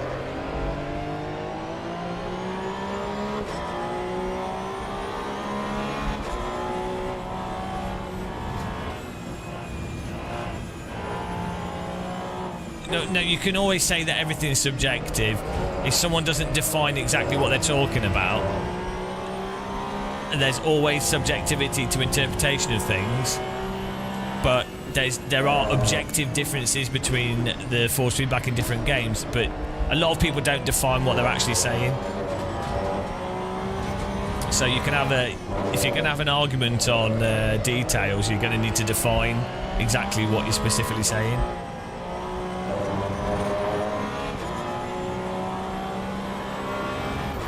No, I don't think it is input lag. It's just, I think it's the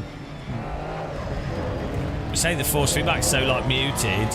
It does have I think it's got more dynamic range to it than ACC.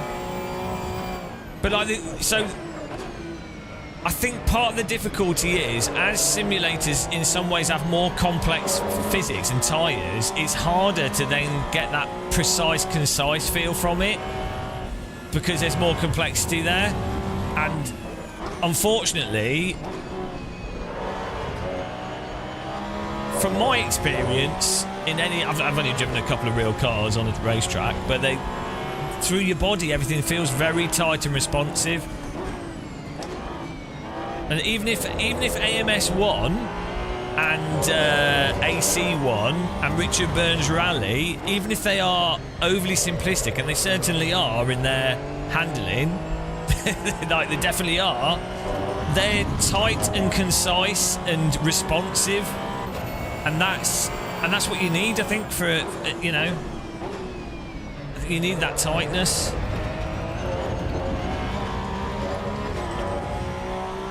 I think you can have fun with this still. It's not bad. It's very drivable. It's just you're gonna have to make the comparison, aren't you, from games that are 20 years old. The general like handling nature of this car is quite nice, you know. It's more forgiving than iRacing for a Porsche Cup. It doesn't have the thermal issue with the tyres. It's got like there's some nice dynamics. There is range in the force feedback. It's all just very muted. It's just like there's a lot of built-in damper.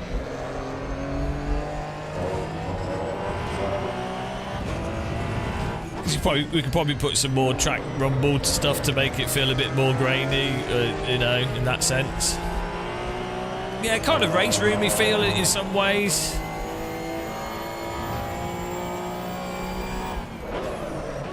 AI's a bit slow, it seems. We put them on the hardest setting, and I'm driving around slowly here.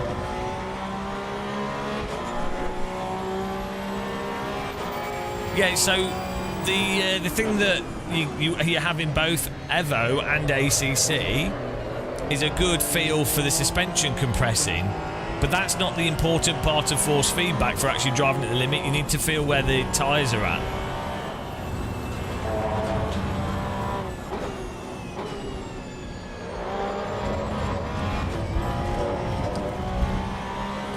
You can drive over the curbing nicely in this. The camera settings are nice, and the graphics look nice.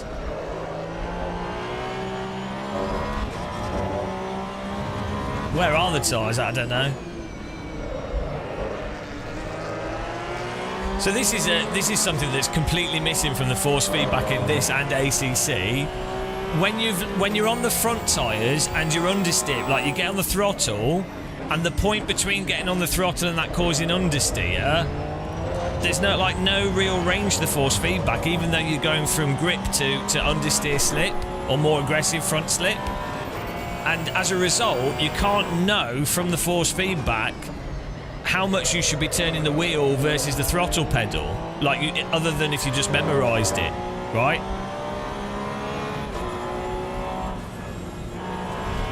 YouTube chat's been YouTube chat. People having a debate, it's fine.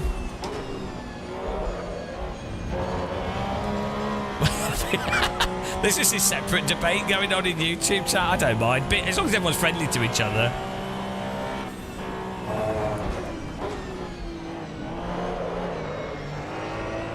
The tyre skid sounds good in this, though. I think the audio's nice, to be honest.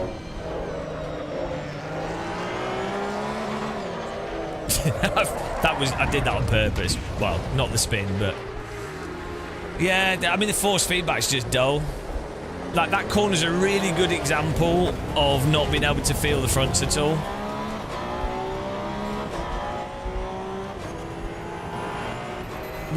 Exactly the same issue as ACC.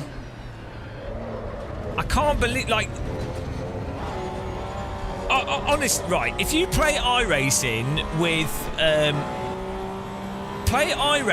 with Marvin's force feedback, or play it on a Simucube wheel, right? And iRacing's physics are mental, but the fidelity for what the tyres are actually doing, the front tyre specifically, comes through, like, really, like, it actually comes through. It doesn't really help for aspects of the rear and avoiding the tyre. You have to memorise the tyre behaviour for the temperature and how they respond in that. But you can, and it's the same, like AC1, Richard Burns Rally.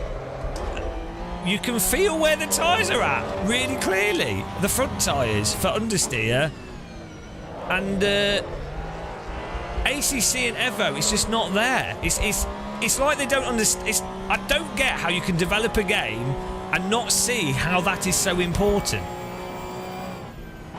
It doesn't make any sense to me, because it's such a fundamental thing to driving.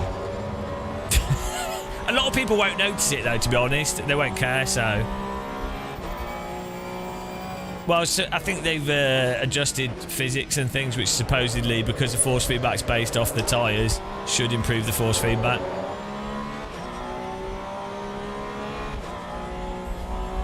Nine laps left.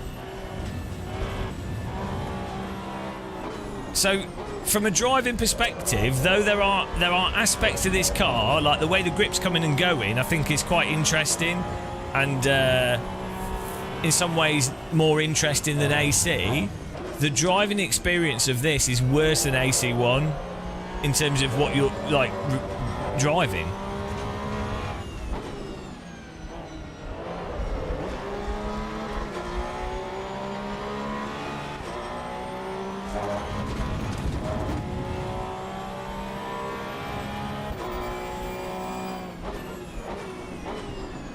USB.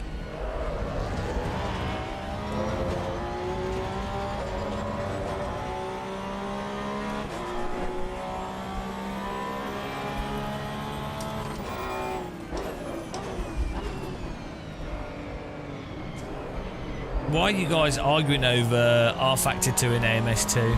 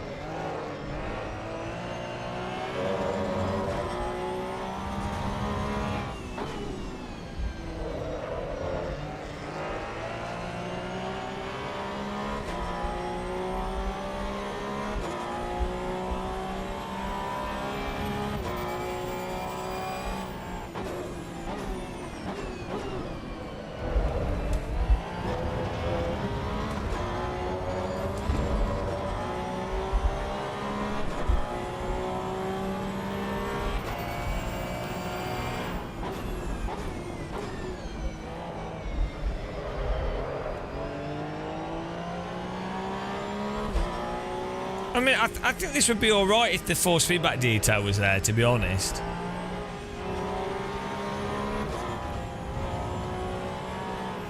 I mean, I guess I could turn the force feedback in game up, but it's at 50. It feels like I'm getting a decent range of force feedback. Like, it feels like the game's putting out, you know, it doesn't feel to me like I don't just want stronger force feedback for the sake of stronger force feedback, to be honest. Yeah, Marvin could get you could generate your own force feedback from the game's telemetry, yeah. Done. Right, let's do Laguna Seca. Holy 7th place, whoops. Menudo. The thing is, the Porsche Cup car in AC1 it's a 2017 version, right? Is probably one of the most engaging and fun cars to drive in all of sim racing. That was just dull.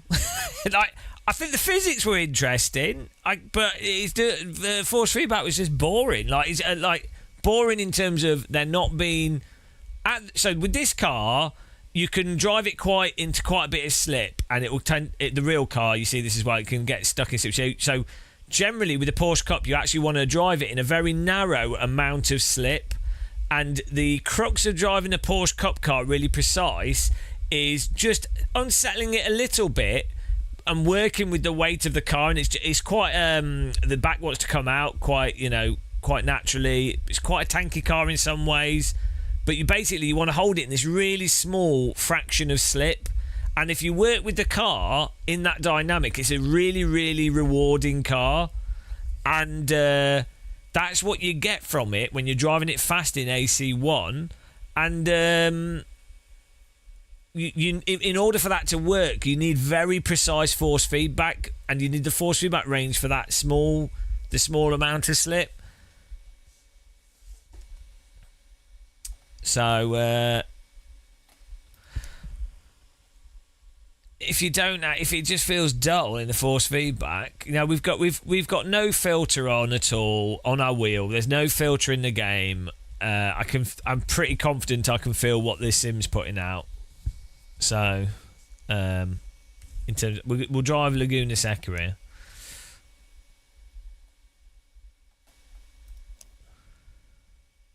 Everything on max. 10-minute race. Just a new.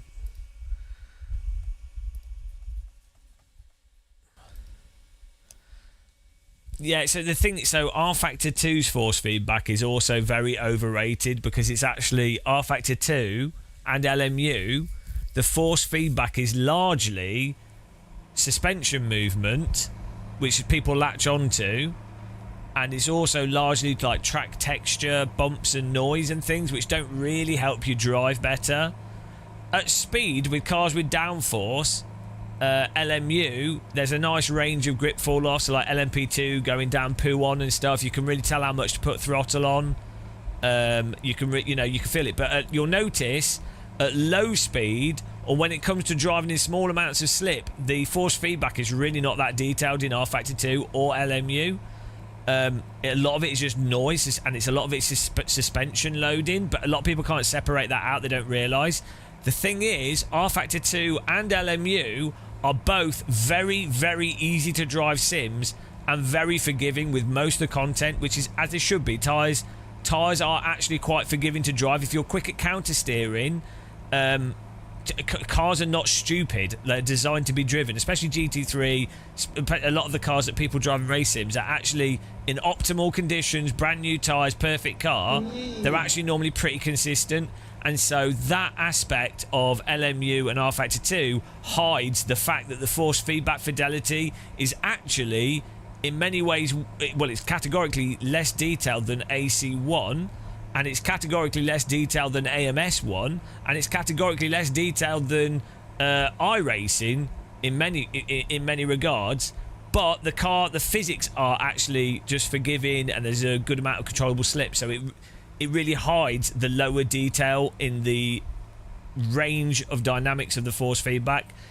It's perfectly fine though with the GT3 cars. It gives you enough to be able to drive from in a reasonable way. So I'm not saying it's bad. It's not like ACC or this, where it literally does not have the required force feedback to drive from the force feedback. You're going to drive from rote memorization and visuals. That's what happens if you don't have a range of forces to describe the grip fall off, or exactly where the limit is. I don't know, BRT. It's hard to say. The thing is, ACC seems a little bit more pokey in some ways. Just a different slip behaviour of the tyres, and I don't know, it depends on the car as well, because the Porsche Cup car is not that bad in ACC. It's probably one of the better cars. Thanks for subscribing, appreciate it. But what do I know? I don't drive real race cars. There's no way for me to know what is better or what's worse. So you know, because you can only know if you've ever done the real thing. So ignore everything I say and listen to other people, because I don't know what I'm talking about at all. I genuinely don't. I'm making it all up. So just have fun. It's a little bit of a cut track there. I thought that was a perfectly legit move around the outside.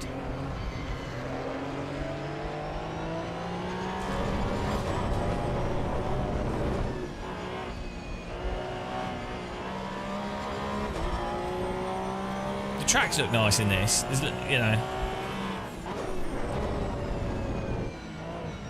maybe we can put the graphics on max.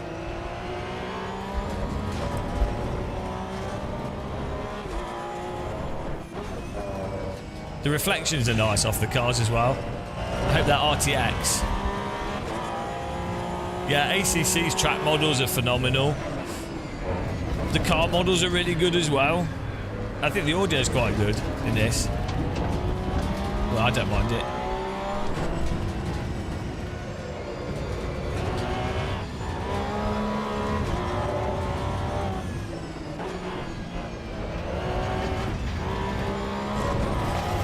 It's totally drivable. Like, the thing is, this is a lot better than Forza. It's a lot better than Gran Turismo. Arguably better than ACC. So, you know, on that sort of scale. But as a Kunos fanboy, you know, and considering it against all the best things about the Sims, you know, that's the thing. Like, I can, if they put really good single player in this with missions and stuff, and actual well-designed missions, which they probably won't do because I don't know if Kunos are really good at that kind of thing. But if they did, that would be absolutely superb. You'd be like, well, that's good, that's fine. Yeah, as a critical Kunos fanboy, like I'm a mega Kunos fanboy. I've been playing that game since the first... I literally had I had a Steam group to try and get people into Netcar because no one would play it. So there was... I made a Steam group and like 12 people joined it. This is in 2006 or something.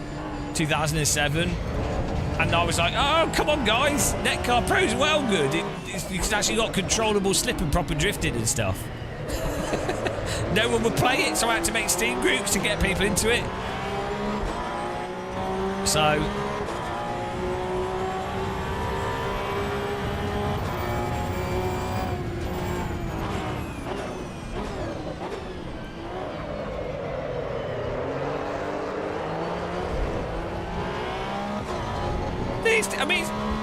I think the handling dynamics are reasonably enjoyable. You know, you have really precise control over the slip on the throttle when the tyres are at the limit. It's just the force feedback is not lining up to the behaviour. The force feedback is just mushy force feedback.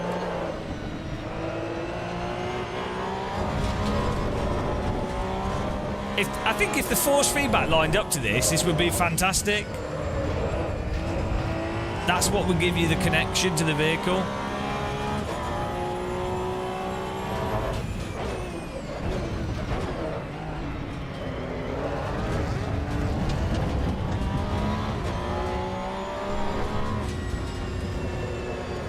Yeah, must. But people will go, well, by power steering, it's realistic. Oh dear.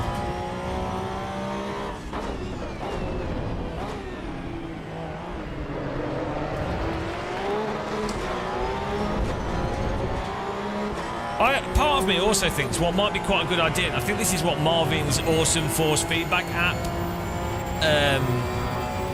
does with for iRacing, I feel like it might be worth developers using like the equivalent of an audio compressor on the output force feedback signal, and that way you can compress the force feedback into a dynamic range that's most suited to specific force feedback wheels.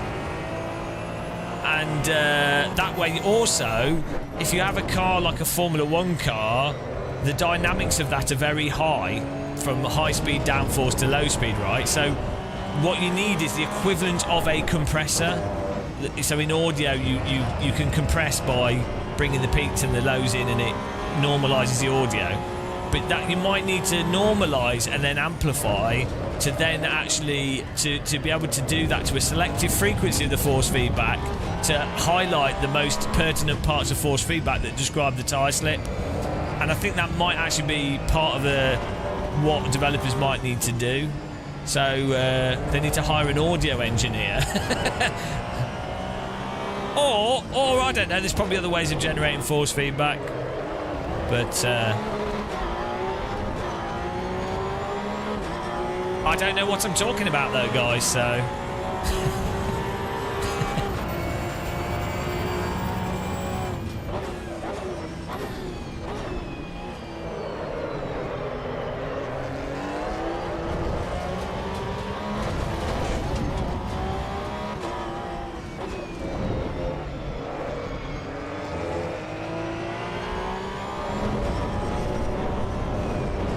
It is nice that you can actually drive on the curbs properly.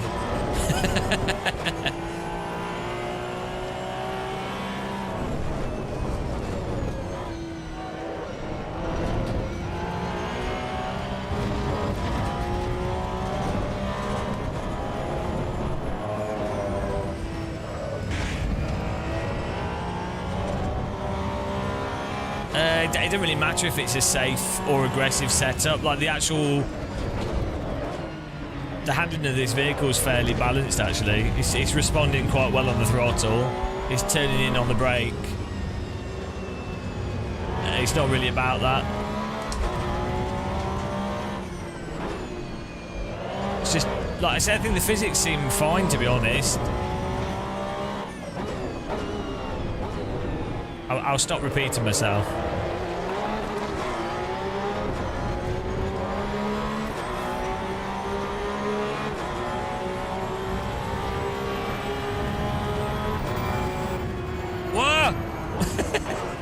Interesting break point for the AI there. I have to say, Kunos have nailed your average iRacer's erratic driving behaviour.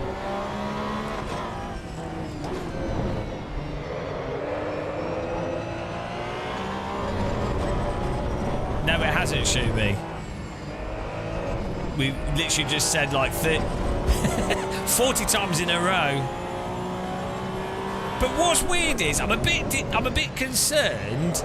I think I might have got too good at explaining my criticisms of force feedback, because we're not getting that much backlash in the chat. I'm used to being barraged by ACC fanboys or iRacing fanboys or just fanboys that will barrage me with telling me that I can't drive, I don't know what I'm talking about. So I don't know what's going on. I think either people believe me for some reason, or people have a better understanding of what the actual arguments are in force feedback. Yeah, they've probably given up, yeah.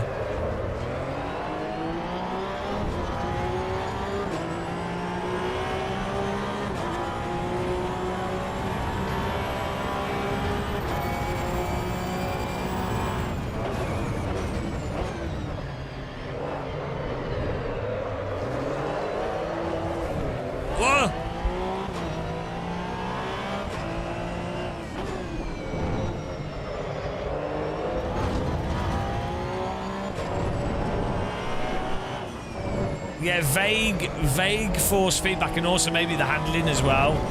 It's just a bit vague. It's probably the best way of describing EVO at the moment, or still. Vague. Which is not really what you want from a race car, is it?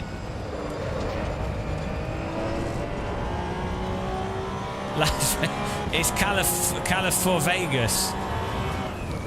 It's actually right next to the coast in like weird hilly area in the dunes.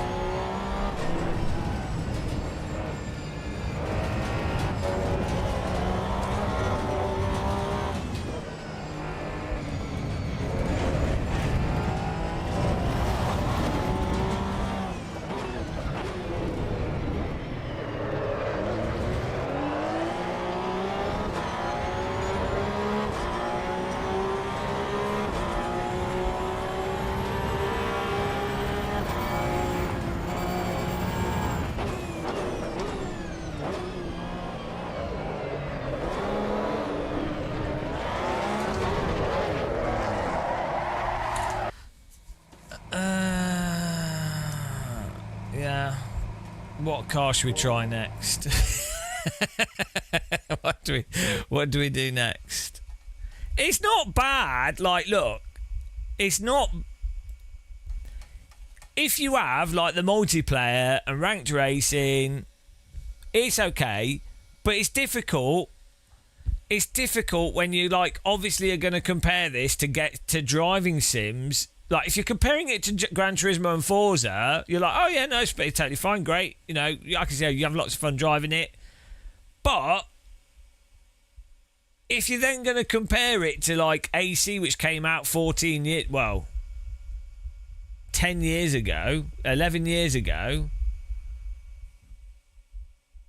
or AMS1, which came out, like, 20 years ago, or Richard Burns Rally, and you're like, well, why is something from 20 years ago giving a better, a more detailed driving experience fundamentally, even if the physics might be better in some ways, but the end resultant gameplay from a jaded, miserable Git experience sim racer. And I'm not looking for AC1 force feedback and physics. I'm not looking for AMS1 physics. I'm just looking for engaging gameplay and nice, like using my DD wheel fully. Right, what car are we doing now? Let's try. I don't know circuits in the Americas, so I'd rather not drive. We'll do Donington again. One day I'll learn circuit of the Americas. We could do the full Donington Park.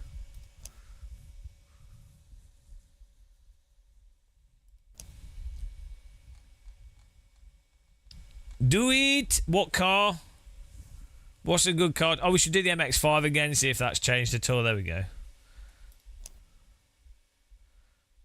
And we should change the time of day. Yeah, it's the difficulty is, I mean, I don't know if this uses a finite element or an empirical tyre model in this, but it's the more complex the tyre models or the more complex the physics, the harder it is for a developer to actually get a specific defined result out of it. But on the plus side, the more versatile the physics engine can be, and the less prone it is to singular physics. Like you can find if you're playing a driving sim a lot and you're like an esports driver or a high level driver, when you have a more simplistic physics engine, there can be like a very obvious singular meta that you can then cheese the driving with, which you can do that in AMS1, AC and stuff. There's like, you know, or like even even in complex physics sims you can do that as well. But I think in some ways, you know, you can end up with a very cheesy thing that can appear due to it being overly simplistic. So, like for example, if you have tyres that have thermal properties or tyres that degrade and have different properties of grip with wear, or you know, very complicated suspension and things, it's not going to be it's always going to be changing. So you're not going to be able to just do exactly the same process all the time for every corner. It's not just going to be one single slip angle. Do you see what I'm saying? Like, or if you're overdriving a certain way, it'll wear the tyres out. So it's always going to be quite dynamic. So a more complex physics engine can help mitigate that.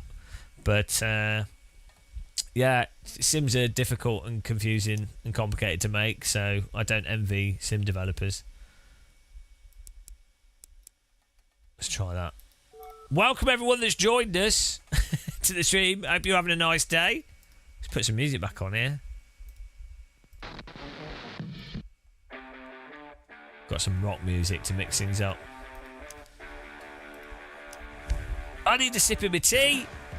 Cheers, everyone. Appreciate everyone watching. Remember, like, subscribe, follow. Did you like that? I like that.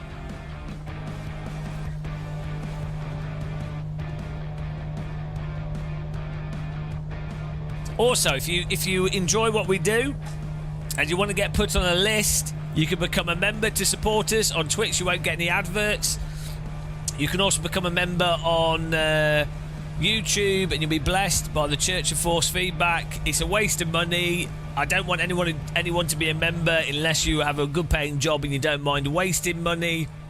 But I really appreciate any support that we get.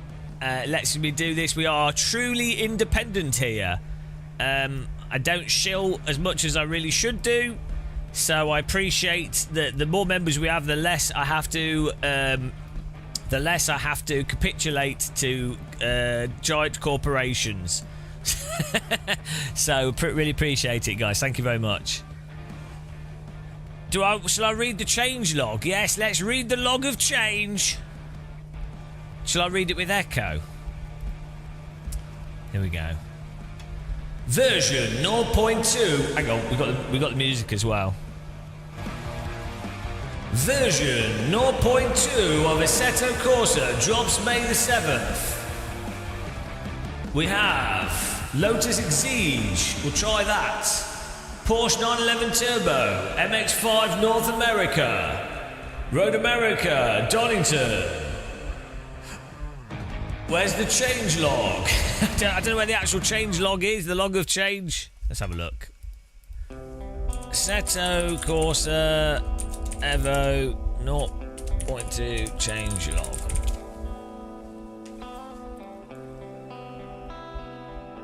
Here's the change log.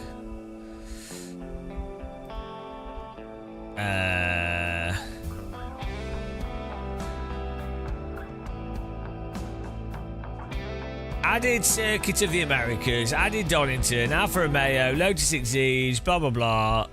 The gameplay's been altered so that players can have a chance to. That's the launcher. Open mode. Okay.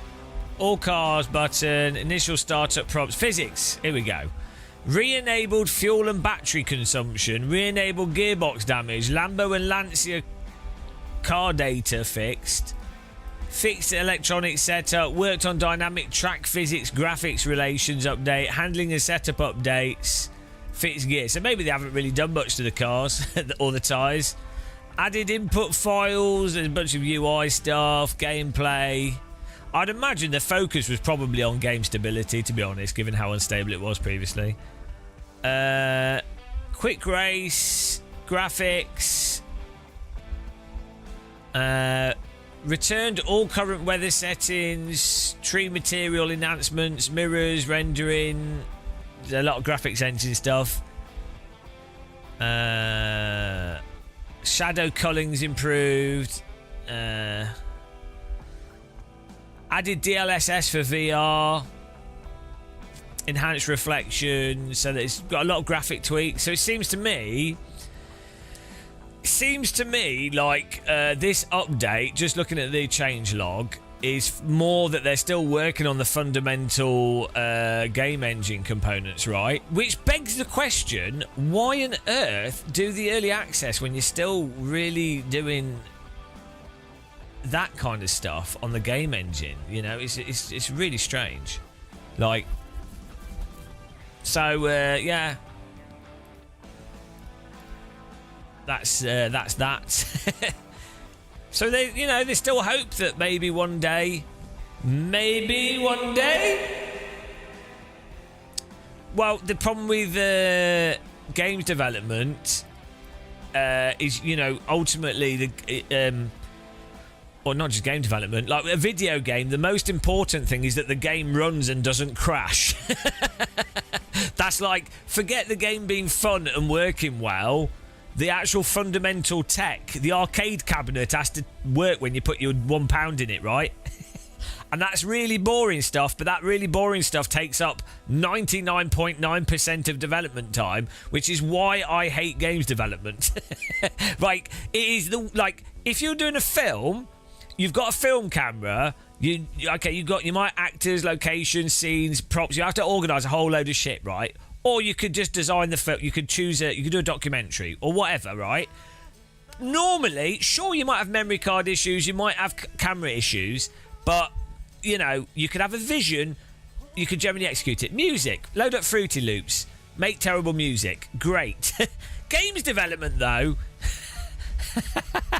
games development, it's like, oh, well, I've got a vision for a game with some fun gameplay, but first, here's a mountain of stuff that will never work properly, and it will keep breaking for no reason. It's like you have to be insane to do games development. It's terrible. It's honestly, I don't think people realise, unless you're doing like a really simple 2D indie game with stuff that's mostly already been massively, that's like been done for 40 years, it's the worst. It's terrible. It's awful. It's actually the worst thing ever. And then even worse, you put a lot of work into it and you have these really like lazy idiots on the internet that just do live streams and make videos about all your hard work, slagging it off, and they've not done anything of any value, and they just sit there and you're like, well, I put a lot of work into this. So that's it. So the moral of the story is, if any of you are younger watching this and you're like, oh, I'd quite like to work in the games industry, no. No, you wouldn't. No. Go and get a job in a bank. Do some front-end web development. Anything but games. I don't think I'm really inspiring people here. I'm trying to help. I'm trying to... Right, let's do some driving. After that motivational speech, yeah,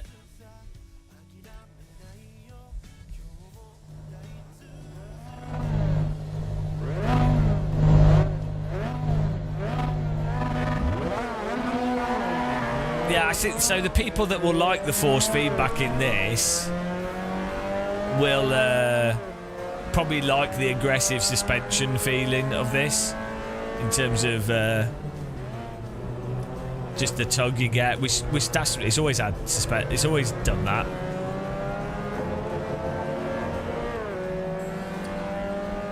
Oh, no more bank jobs.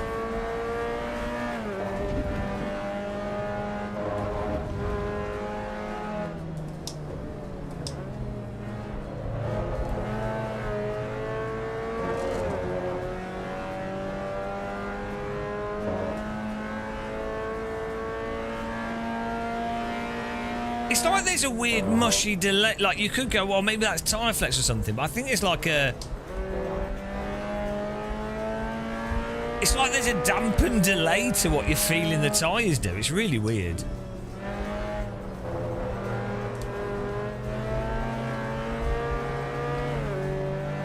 It's really mushy. It's like artificial inertia or something.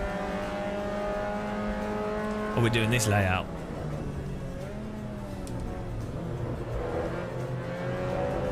No, it's all... we turned all filters off. All damping is off. All filters are off.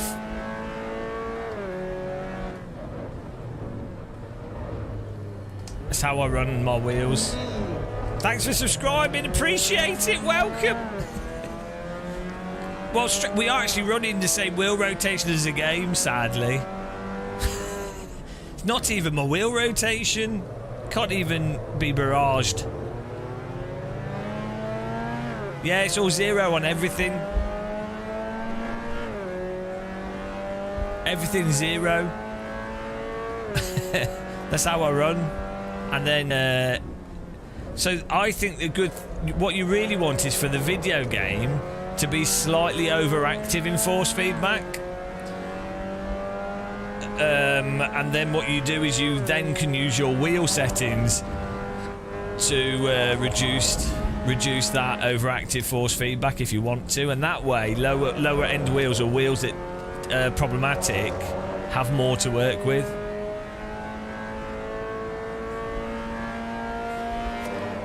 No, it's all subjective, BRT, all of it. Everything's subjective these days. It's a really good way of winning an argument and not progressing anything.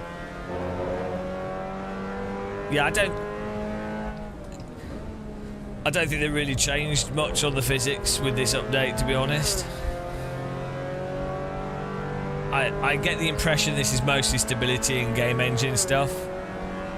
So if I was Kunos, based off this update, again, I'm not Kunos, and look, it's their company, they do what they want. I'm just an idiot YouTuber, to be clear. I don't want people getting the idea that I think I'm like some kind of, you know, oh, look at me. Like, I don't... but if I was Kunos, before doing this update, I would have set expectations more, and I would have said, look guys, this next update we've focused on get the graphics engine, stability and performance, and I would have made a thing and called it the boring update. I would have said, guys, this is the boring update, and I'd have drummed that home and just said, yeah, it's the really, really boring update where we've just and the point would be, the subtext of that would be that people watching it would be like, oh, they're being honest, and oh, the game's had a lot of work put into the engine, and it's not stuff that we'd know. So we'd be educating people as to the realities of game development, whilst also using a bit of humour, which always helps. And then I would have, despite it being the boring update, I would have put one interesting car in there and made a thing about it having one really interesting car on the 2 new tracks they've added. I'd have gone with that. That's my marketing advice. Why do I work as an idiot YouTuber? Just some ideas. Just throwing them out there, guys. But maybe they know what they do. I'm sure they're making money. They're probably happy. They do what they do. Their little video wasn't that bad. Their little promo video, it signalled to people that they were listening. So, you know, it is what it is. I don't want it to feel like AC1. I want it to feel better than AC1. That's the thing. I don't even have a specific feeling that I'm even looking for. I don't need a sim to feel like AC. I just good dynamic range in the force feedback, and maybe cars that rotate a bit quicker like they do in real life.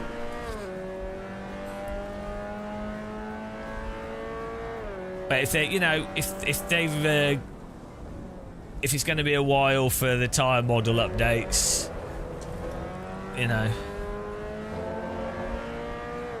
I was off yesterday, Philip. I watched all of Andor from like I used my sister's Disney Plus, and then watched all episodes. No spoilers, guys. That was my day off, and I sat there eating chicken, watching Andor all day. It was glorious. I did nothing yesterday. Oh, I made a bit of some Fruity Loops. Yeah, that's what a day off for me looks like. Star Wars and Fruity Loops and chicken.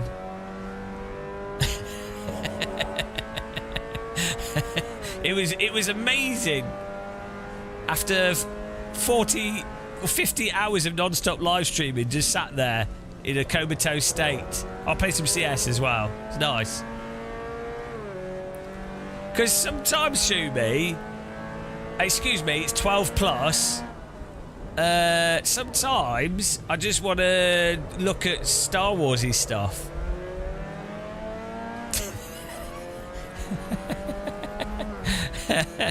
Yeah, it's nowhere near as good as Season 1, but no spoilers, guys.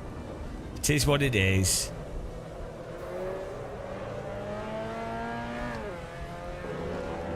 It is what it is.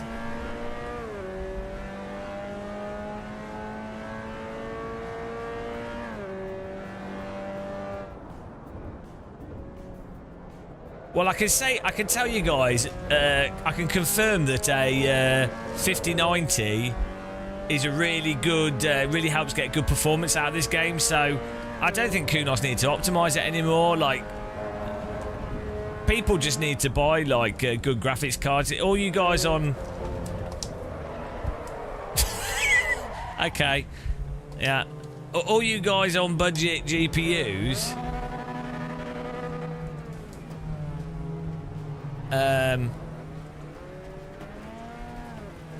You need to stop being so poor. I don't know why. Turns out money can be the solution to everything. I fly by helicopter to Lidl's every day. Well, that's it as well. Also, you can really easily, you can just pick up a 5090 from your local corner shop as well. So there's no excuse. The pause, all the pause ruining everything. Like the pause are always out complaining. They're like, I haven't got enough money to buy the president. I can't bribe my way into the. I can't. I'm having to pay taxes. It's like, well, shut up. Just inherit money and. Get into your space shuttle and do a 2-minute space flight. What's wrong with them? Bloody hell, guys. Pathetic. Cabbages. The graphics cards next to cabbages.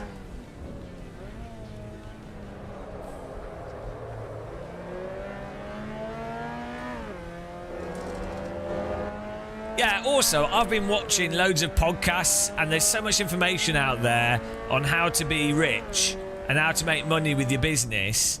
With all, you know, like if you can't turn £1 million into £5 million, or if you can't turn £50 million into £10 million, I don't know what's wrong with you. Just, you know.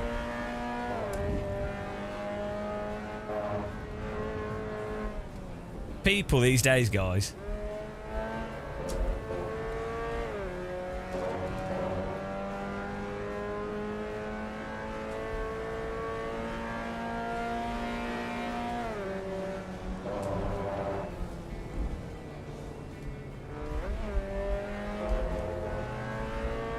It does have VR. Wow, why is it so slow? Let's try and punt this guy, see what happens.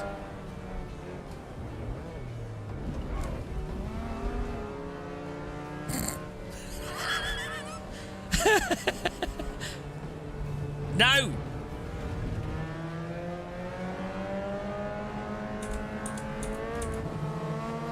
You will not rejoin the track. What's he gonna do when he gets this corner?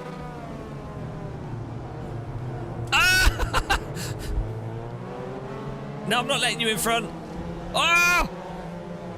Ah! I win. Shall not pass. Now, some of you will say you lost 6 places there doing that. Now, I would say worth it.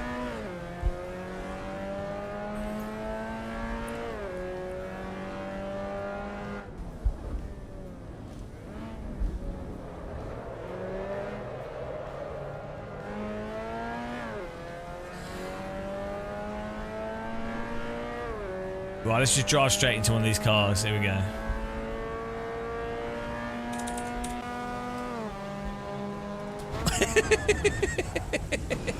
Ah! Even the crashes feel dampened.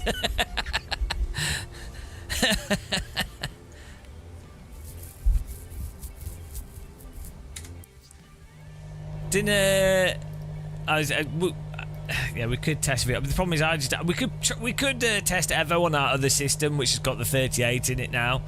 So, and that'd be good to test with VR actually. Let's turn the graphics up here. Oh, Porsche, yeah, the new Porsche. Okay. What is it, Porsche? The Lotus as well is new. Is it this one? The 964? Yeah. Oh, hang on. What was this? This has got another name, hasn't it? Isn't there a long tail and a short tail version of this?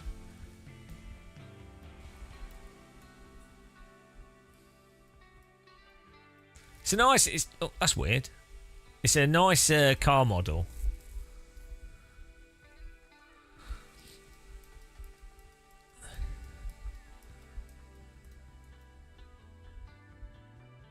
Is that Screen Space Reflections doing that? I think it might be. I hate Screen Space Reflections. Like, that's not Screen Space Reflections, is it? That's just like a camera clipping thing. Yeah, Kunos do a good job with their 3D modelling. But yeah, I turned in Microsoft Flight Sim 24. I turned all the screen space reflections off. I find them distracting.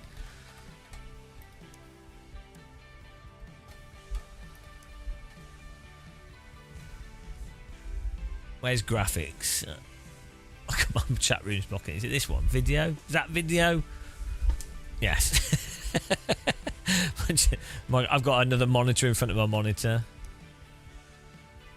Let's put on DLAA. There we go.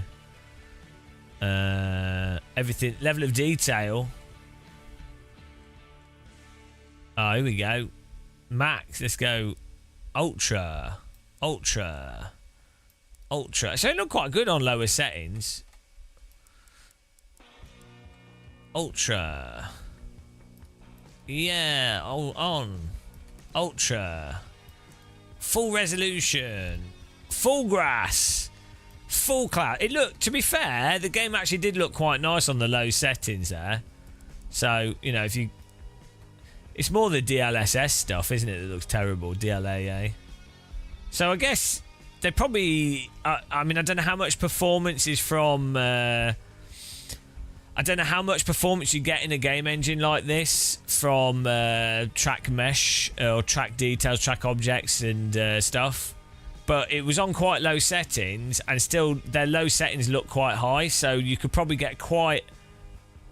It depends on the game engine, but you might be able to get quite a bit more optimization out of the game with lower graphic settings, like the shadow quality, shadow resolution, lighting quality, because it looked pretty decent on the settings we had previously.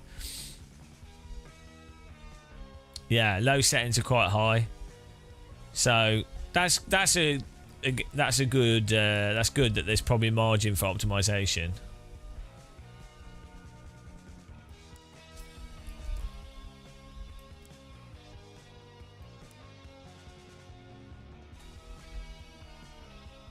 What's mirror capture mode?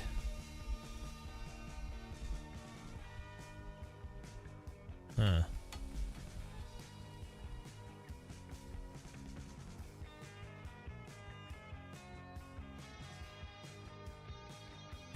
We don't want motion blur. Don't want depth of field. Well, we'll see how well this runs on a 5090.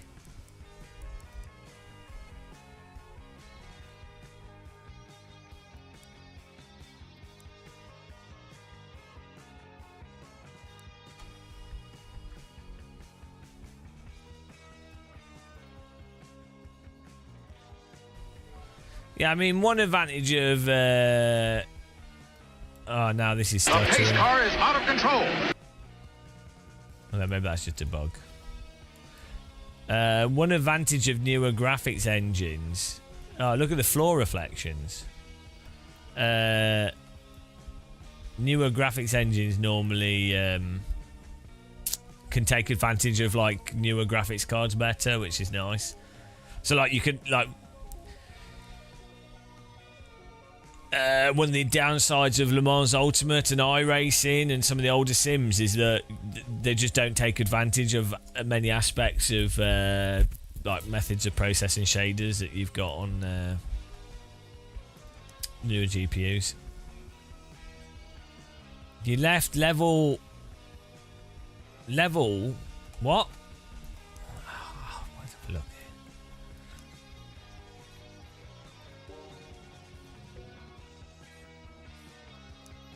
We probably need to restart. It's all on maximum.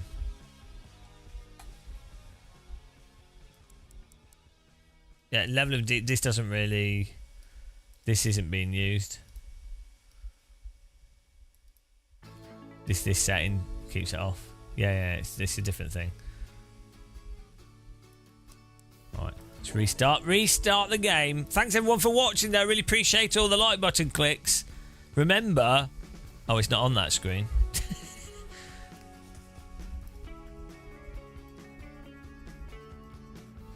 You can Forza's patching as well. Today's patch day, I guess. You can follow up. Oh, now we've broken it. Hang on. Like, subscribe, follow. Need to go. I'm proud of that. How much VRAM is being used? I don't know. Does it say on the? Do I need CPU Z for that, or will it say on the NVIDIA inspector, the NVIDIA app?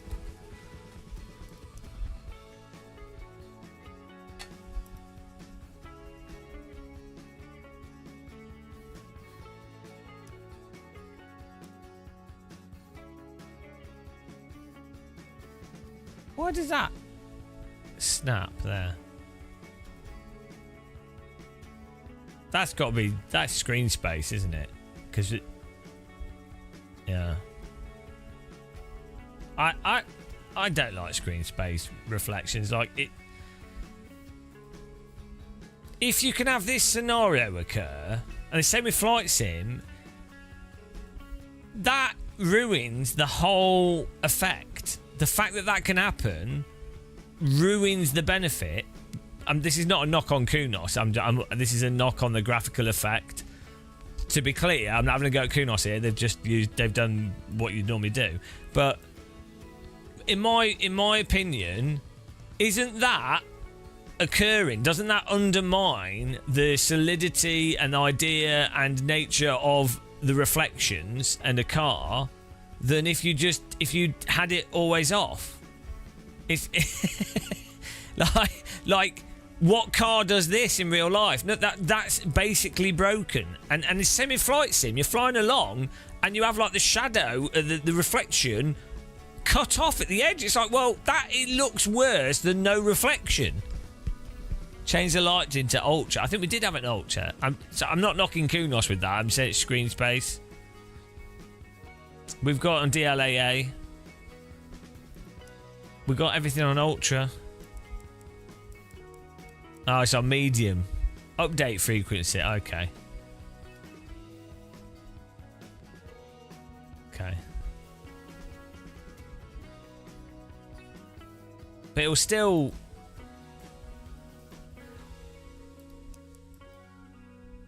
Yeah, it just updates faster. So.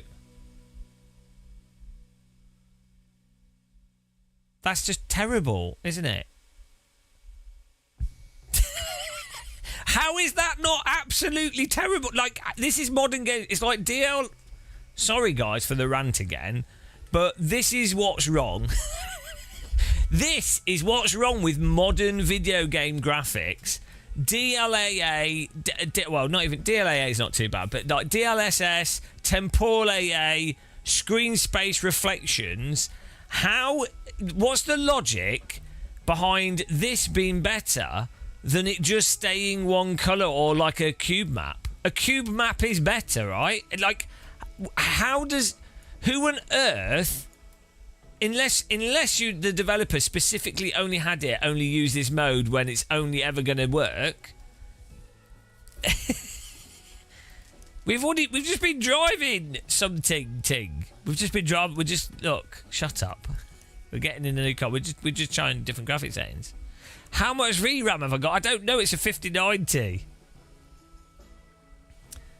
Yeah, exactly. Just implement ray tracing because that's efficient. I don't see what's wrong with it. No, playing old games with cube maps Hello, Lentillion. Guys, check out Lentillion's channel. Give him a follow. Can we have a shout out for Lentillion? How many older games have you played with cube maps? And not once have I gone, oh, that reflection doesn't look good enough. Do you know what I mean? It's not like when I was playing older games, I was like, oh no, the cube map reflections are ruining my game. Not once did that ever occur to me. Why is this not working? I want to drive. Bloody this UI is so counterintuitive to what you want to do. Confirm. There we go. Bang ding ow. Gromsy, I think they might have improved some aspects of the engine, but it's more boring stuff. Like nothing really too exciting. Nothing that will blow your nippity bops off. So I wouldn't get too excited. Let's change the time of day. We had this on. Oh, I thought I'd set it to the evening. Let's make it later.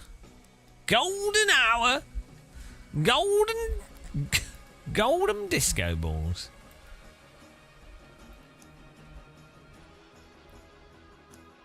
I'm running this on a Voodoo 2, by the way. Voodoo 2! Oh no. OBS just crashed. Did the game crash? Or was that just OBS? No, the game crashed. OBS crashed and then the game crashed. Actually, we had that problem before. OBS would crash. And then the game would crash. Like, maybe the game's using up resources. I don't know. Try again, ladies and gentlemen. That's the second game crash we've had so far. Could be we ran out of VRAM or something. I don't know. Voodoo! What you don't dare do?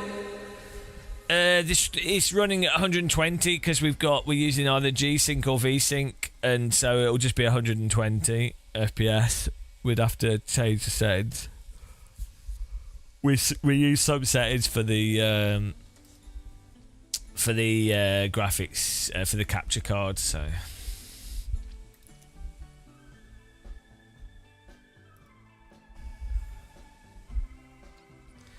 I'm actually running. I'm running SLI 5090 because I'm not a noob.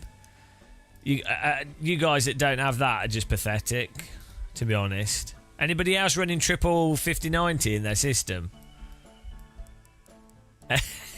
SLI. I've got a small nuclear power plant to run it, and it's getting quite hot in here. So I have an aircon that blows into the PC. We actually have we route water from the river into the PC to cool the 3 SLI 5090s. I have a little coal fire to power it. It's pretty good.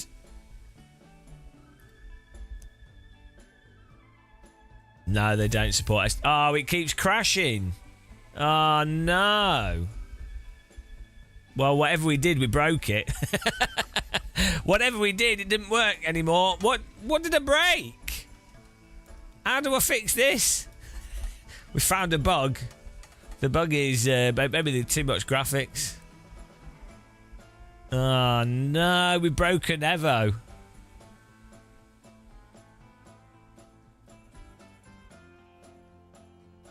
What did I break? Oh, let's put all this. Let's just put it on default ultra settings. Oh no! Could be that car. Let's try a different car.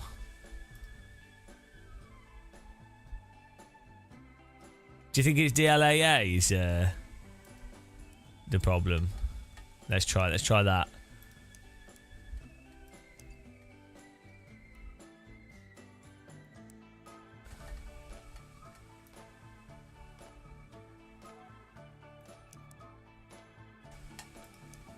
I think it could be the car's just too cool.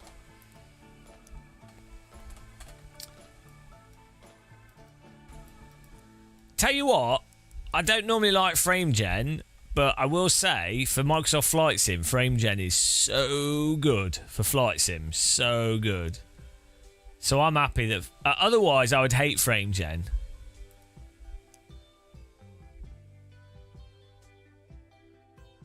No, it keeps crashing. I will just set the graphics to... Well, whatever this is too much. It's crashing my The pace OBS as car is well. out of control. It's just too much. Too much graphics. Let's just put the game on default graphics and then adjust it. Oh, no. I need to upgrade to a better graphics card. Thanks for subscribing. Appreciate it.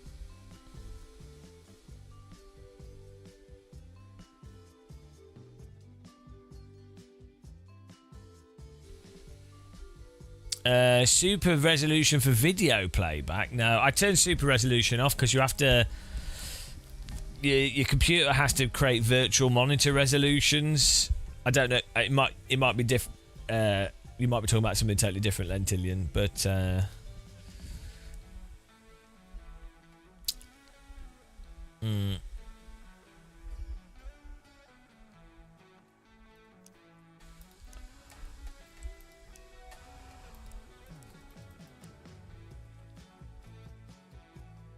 Oh, yeah, no, I've not tried that. Oh, hang on, we could have MSAA. I forgot about this.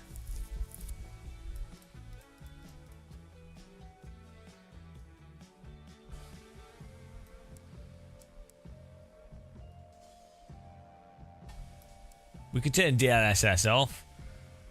Just use classic AA, see what that's like. Let's see what happens here.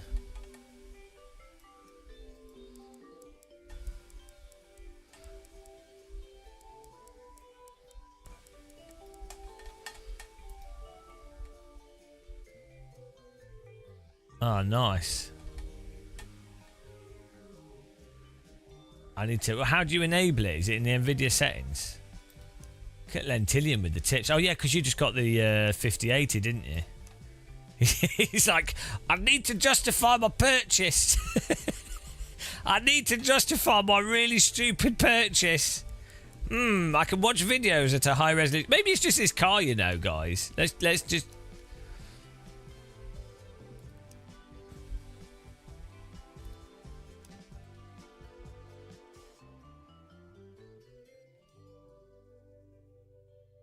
Could be that OBS was causing it to crash. Maybe OBS was just too much. No, still crashing. Well, I mean, could it be the car, do you think? Let's view integrity of game, see what's going on here. Isn't that random? Well, it all runs perfectly seamless, I've found. Installed files. Verify integrity of game files. Here we go.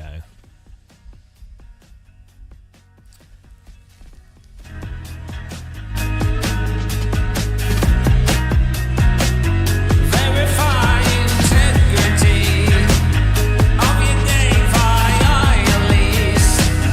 That's what you got to do when you want to play AC2. I'm verifying all my files today.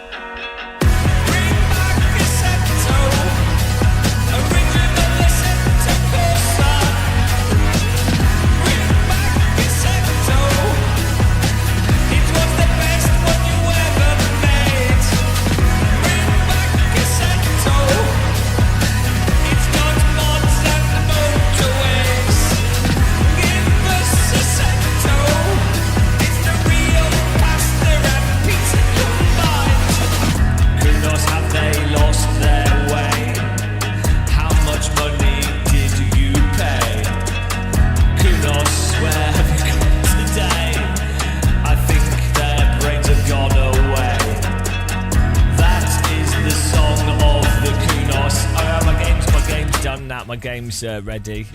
There was one file failed. Right, there we go. Right, here we go. Okay. Does anybody else sing songs to entertain themselves? We don't. We need auto-tune. We could really do with some auto-tune. Your soup has gone sour. There we go. Let's see if this works now.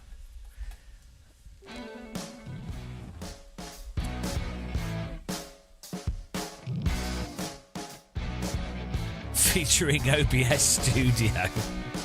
Oh dear. I haven't even had enough cup of tea. Wait for the game to respond. I'm waiting.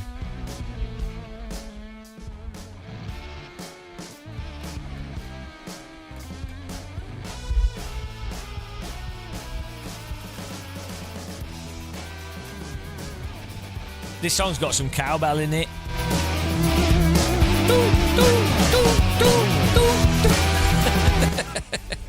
You always need cowbell.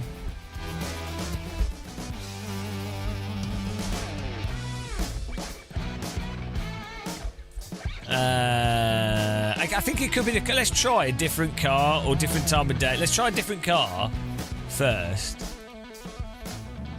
Maybe we need a PC reboot. I have no idea why this is crashing now. It was fine, and now every time we try and drive this car, it crashes. Let's do the MX-5 again.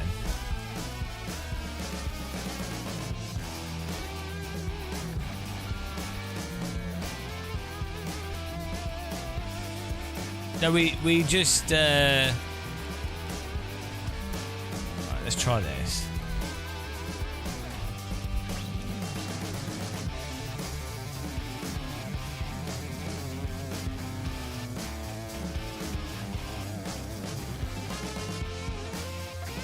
I think it's crashed again. I don't know what the solution. Oh no, it worked. It could be the car then. Could be the car. Right, let's see if it's a car.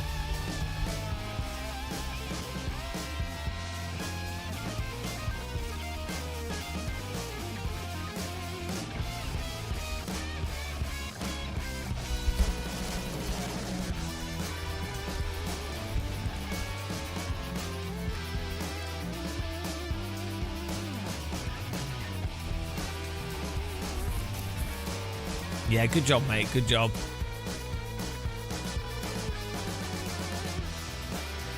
Who knows? I know it worked that time. Who knows what the problem was? Maybe that one verified file was what was the problem. Right, here we go. Right, I can load OBS up again now. And it'll crash.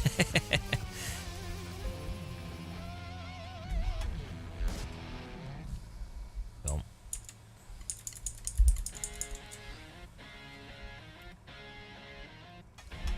Here we go.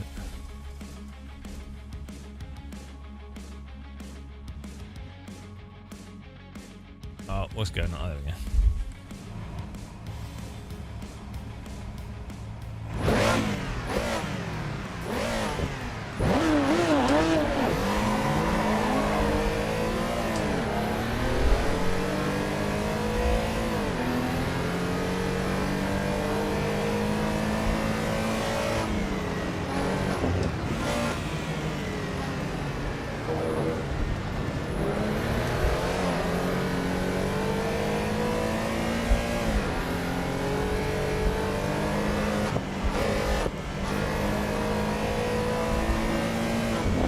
Yeah, do you know what? Like, this is like the other cars in that everything's just a bit mushy. Just a bit mushy. Mushy, mushy. Mushy, mushy. It's just a bit mushy.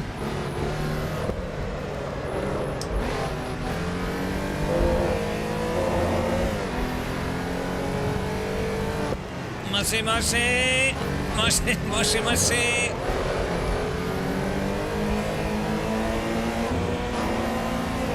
Mushy, mushy, mushy.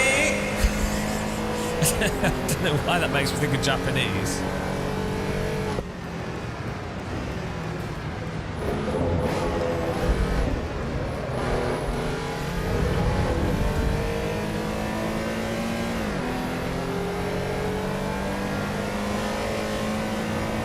for good night.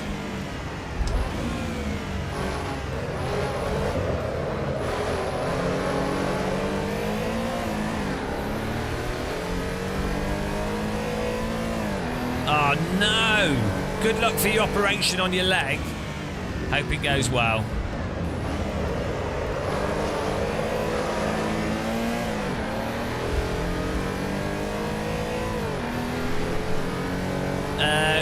Zero, you'll be glad to know the performance has improved massively since I put a 5090 in my computer. So, as we said before, you have no right to complain about performance. You need to work on not being such a peasant. And get yourselves a good fast graphics card. Noob.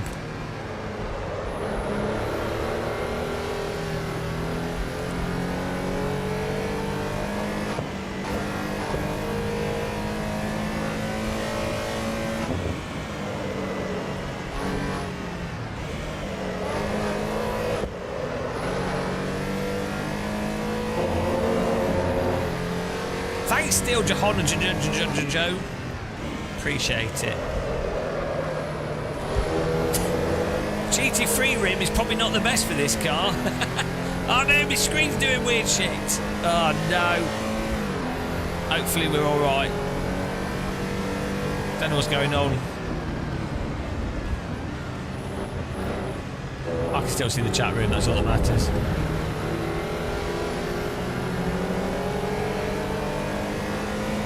Oh, I think my browser just crashed.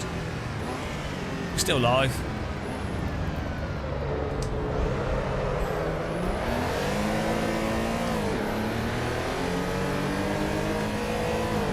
I'm not even using DLSS, we're using old school AA. Why there need some planes taking off from East Midlands? Come on, Kunos.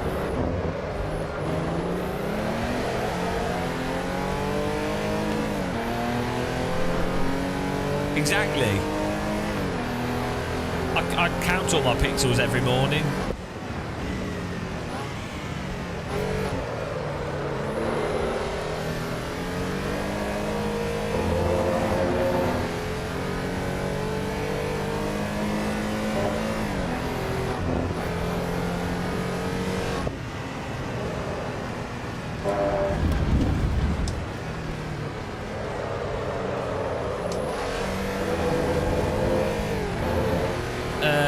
No, like it's just nowhere near as good as AC1 in force feedback, at least.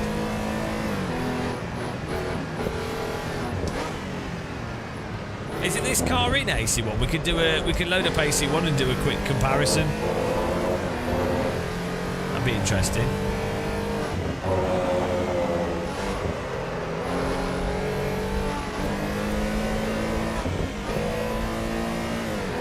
Is it not? Pretty sure there's a similar car in AC1 to this. We could drive the Lotus and try that.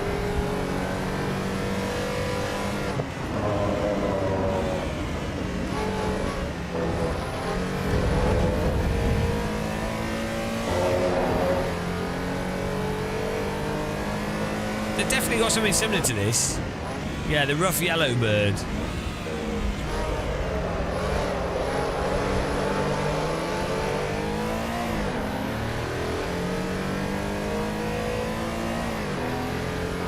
Yeah, we'll just drive the rough Porsche. That's rough is a Porsche. Oh no, it keeps crashing. The game keeps crashing.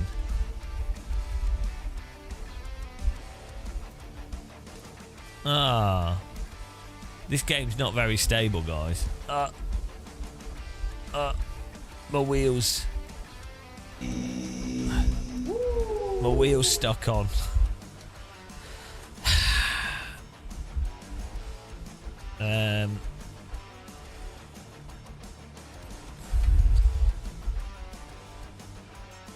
Well, we don't have this with any other game, so not quite sure. The wheel's still turning.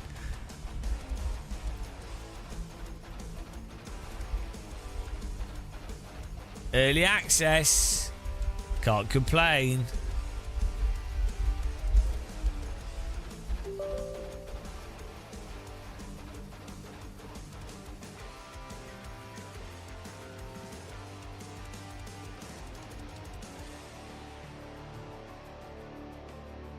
We aren't missing any ROPs. What? There we go.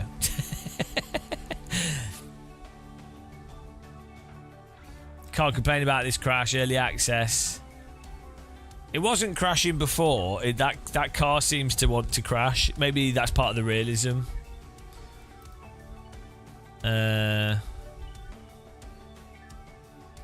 Right.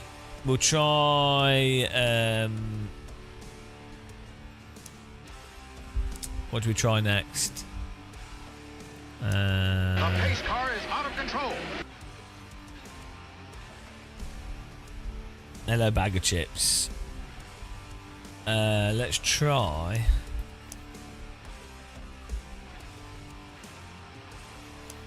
No, there was the Lotus. Was one of the ones they added. Which Lotus was it? Was it the Lotus Exige they added in the update? V6 Cup, yeah.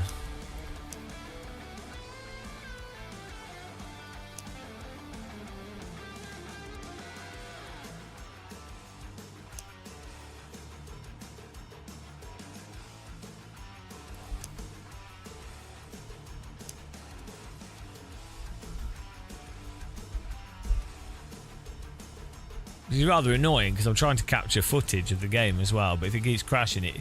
For some reason, when EVO crashes, it also crashes OBS, which is really weird. It's the only game that does that.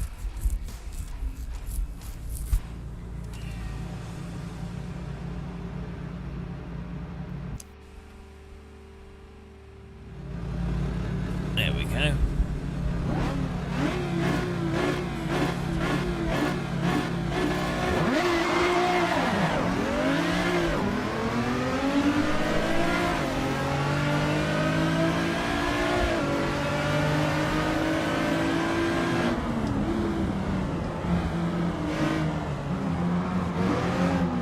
Again, it's just not really sloppy.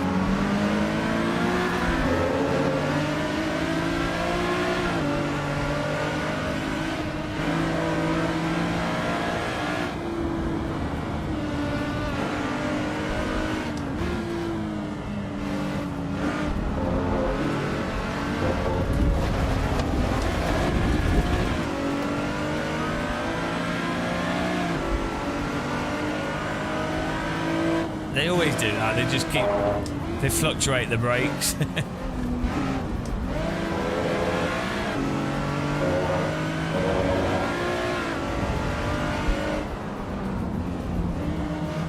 This is the AI on 100% as well.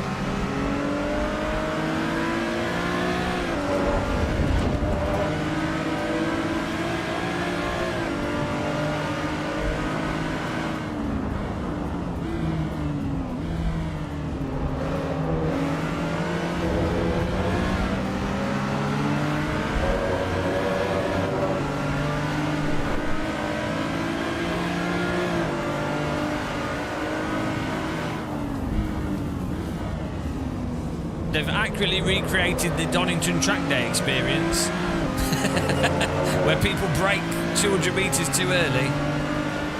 Fair play to Kunos.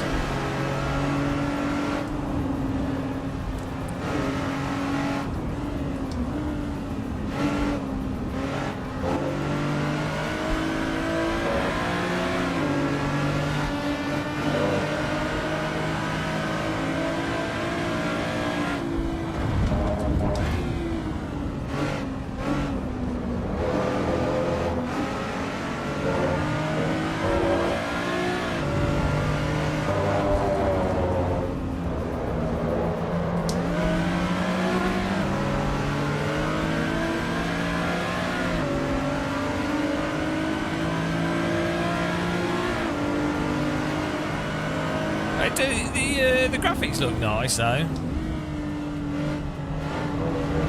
It's amazing the performance that they've managed to get out of a budget for budget computers. That's the main thing. So I'm going to punt this AI. There we go. Brake later. We'll teach him how to brake, guys. Faster through here, faster. braking too early. We're going to learn him. We're going to learn him the brake points. Braking too much for this corner. Brake, there you go. That's better. More pace through there.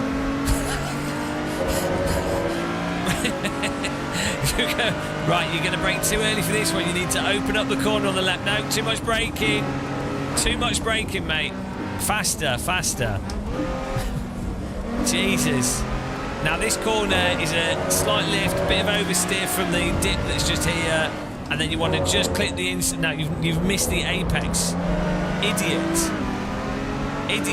Go faster. There we go. Bump draft him down here. Right, he's going to brake early, but we're going to help him. There it is. And again, too early. Faster. Fastest lap the AI's ever done on this track. Come on! This is a new game mode. How fast can you get the AI to lap?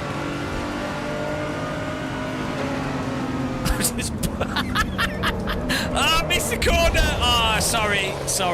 That was too fast for that corner.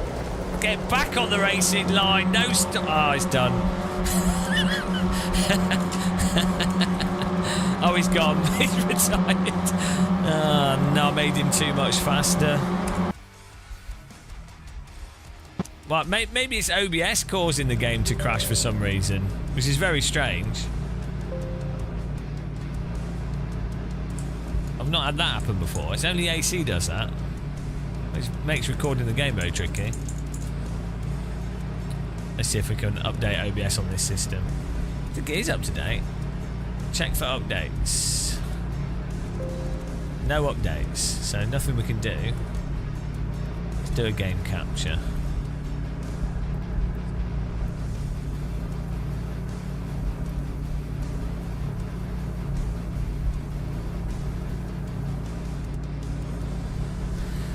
It's very weird for this game to have issues recording.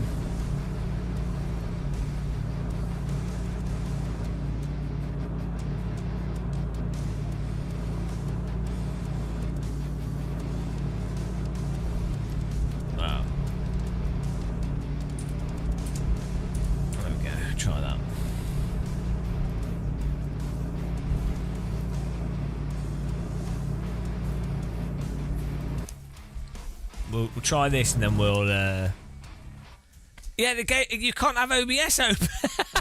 The game crashes if OBS is on. What? I have never had that with another video game. Why would OBS cause a game to crash? That is super weird. Well, we use software encoding. Maybe it's sharing some part of the graphics card or something. That'll make the game hard to stream for people. Well, we'll just use software. X264. See if that helps.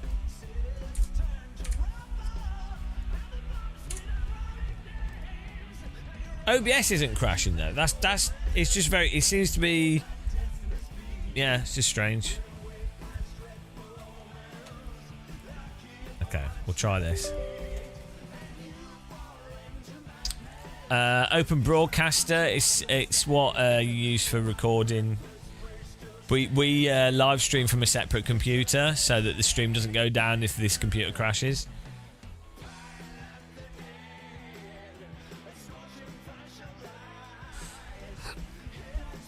But that's weird because I also changed from different, and so you've got different encoders. So why do you keep going on about the power supply? We have a brand new high-end. It's a really good. Everything's good. I spent like £300 on my power supply. It's got a dedicated rail for the graphics card. I have a beast live stream PC. Oh, a gaming PC. Yeah, I literally bought a brand new power supply just for the graphics card. Right, let's try this again. It's my favourite game to play. It's deployed to take down. Yeah, you'll have to use the Logitech whatever. Oh well. Right, what? Right, let's try.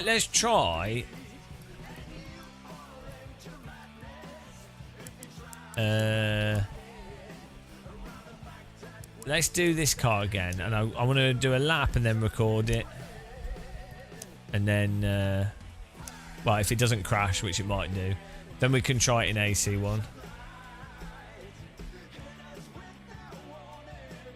If it crashes now, that hello, Champion Joe, Champion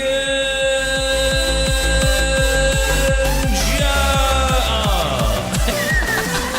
Champion Joe in the house. Look at Champion Joe. He speaks in German, don't you know? But he also speaks English. That's that song. Thanks for the raid, Champion Joe. I can't record on this system. I can't record the game because OBS keeps crashing Assetto. We're banned.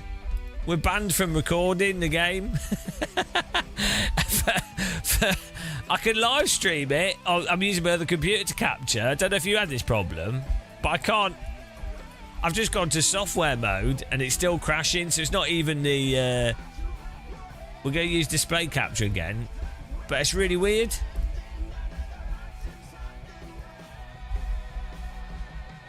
This is...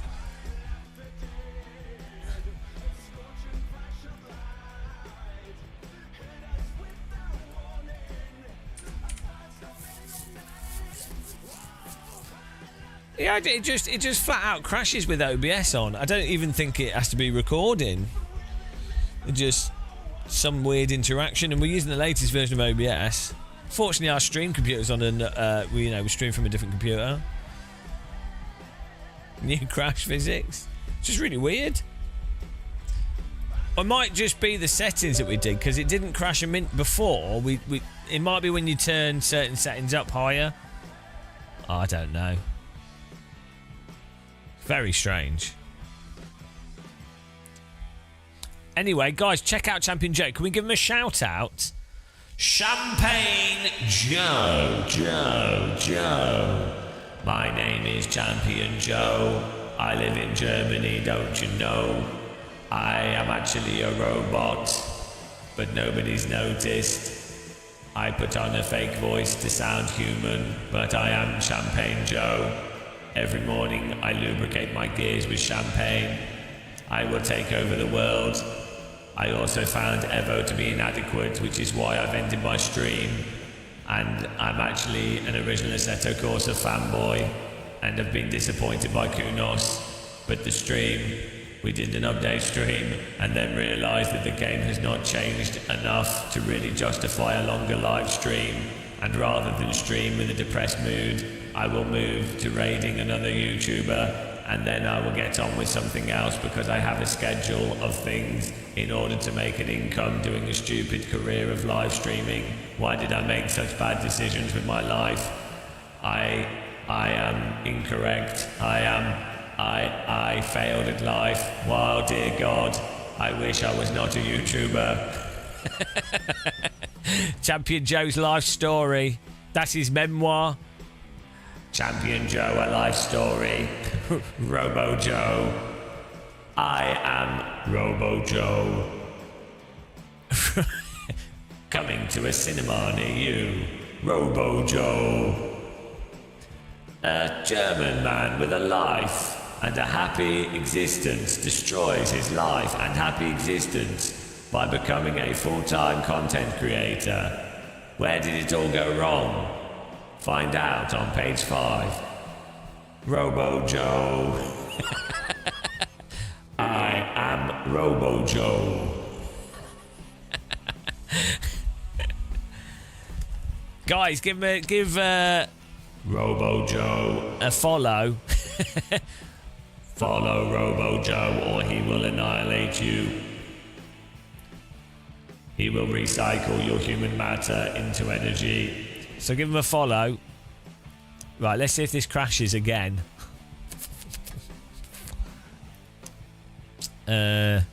Games. How guile was Evo, Joe? Was it Mega Geil, or was it Wunderbar Geil, or was it Keine Geil?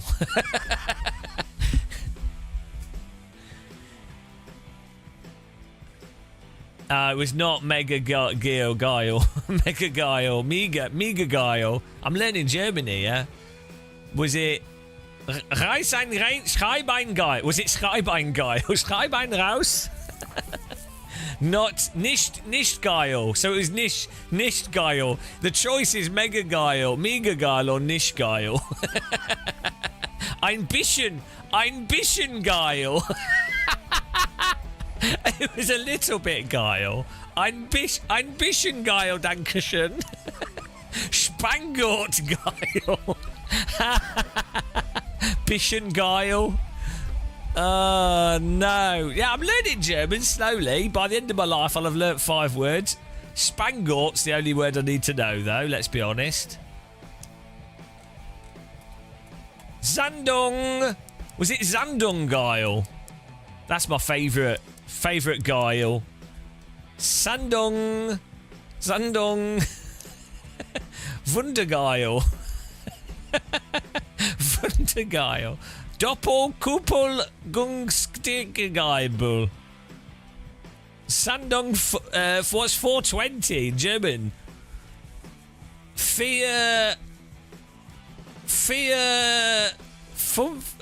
Schweißisch. Vier Schweißisch.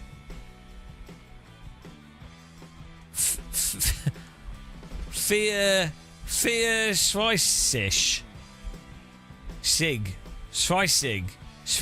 Schweißig. I don't know.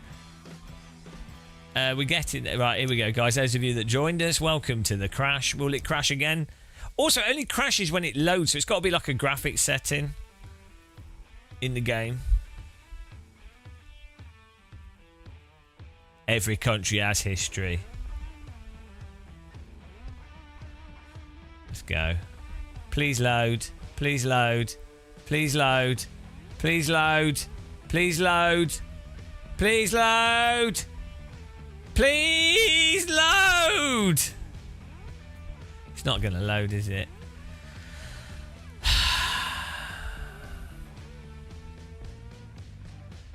Now it's just pausing. Now it's like, how dare you? You fool. No, it's not playing that. Now it's playing games with us. Oh no. OBS recording denied. We could record off the other computer, to be fair.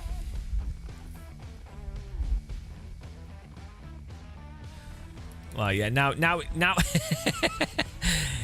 well, we could wait for the program to respond. This is like when you find if you find someone that's had a heart attack on the pavement. Do you close the program, or do you wait for the program to respond? Or option 3, perform heart palpitations. I'd tend to just close the program. Oh no. Well,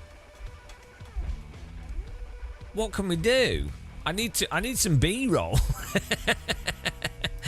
I just need some B-roll, guys. I don't want to. I don't want to record off the live stream. I mean, we could do, but look. If I stop recording and load this now, let's see if it works. With just OBS open, but no recording. But we tried software recording, as well as I was recording in software and different NVIDIA modes. Yeah, we're gonna try this car, and then we'll try it in AC, the rough, and compare it.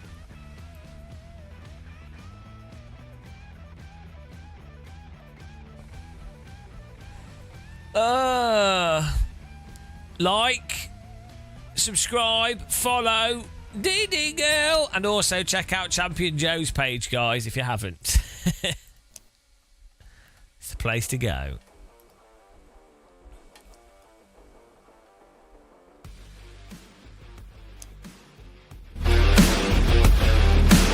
Need hair for this song.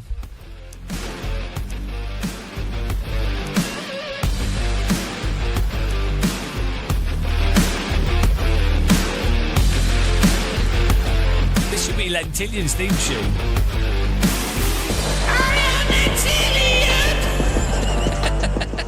That's why he should go with that. That's how he'd have to sing it.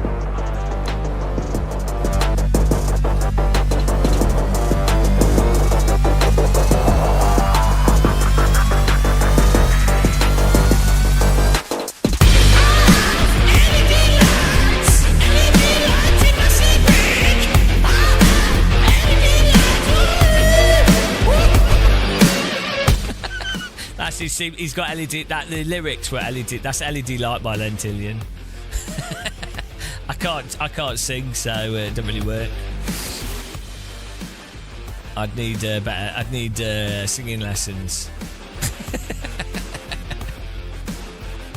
Was it Metallica style?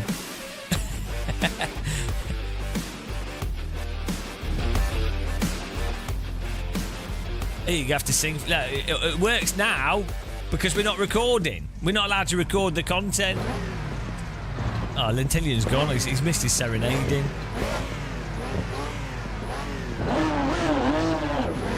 Right, I'm recording on my other computer. Because this is not letting me record on this computer. OBS can be on, it just can't be recording. That's weird.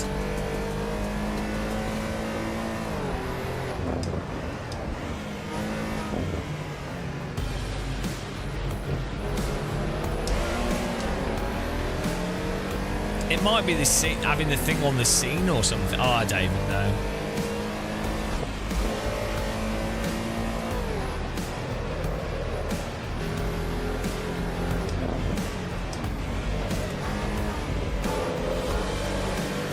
It's quite a good song, this. Quite a good backing track. Nice, simple, simple metal. Rock metal. Quite like it.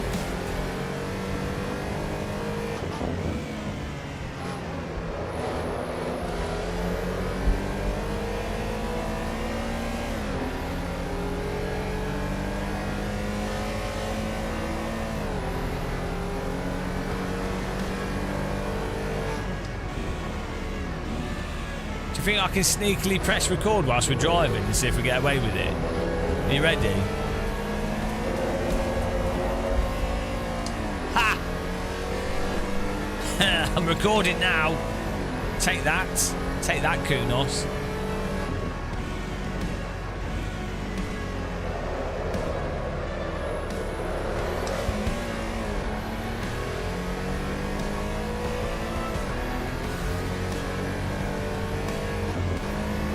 It's just going to crash at random though, isn't it?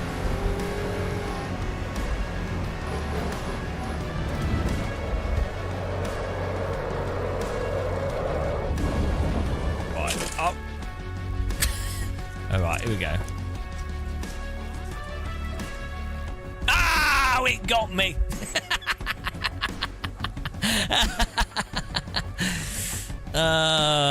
Right, let's try AC here. And with we'll try the rough yellow bird. Assetto Corsa. Assetto.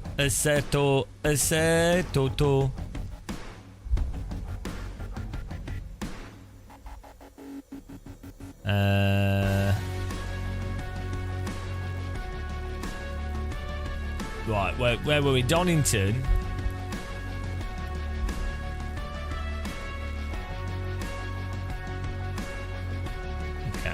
And then we do a rough yellow bird. I think this game's still set up for my flight yoke. There we go. Same car, basically. Okay. Controls. Steering is set up to the flight yoke. Not ideal. Throttle, brake. Shift, downshift. What else do we need? Clutch. What else do we need here? I don't like ACC, but I do like the normalist. But that is amazing. It's amazing. So it's probably one of the Yeah, we're just gonna try this car one and compare. of the or not the best simulation to practice, like even F1 or GT Right, mods. so It's really good. opponent strength. Let's put them to 100. Maximum opponent starting last. Right, same settings basically as EVO. Okay. Right. I do actually have saved wheel profiles. I just forgot. Don't worry about that.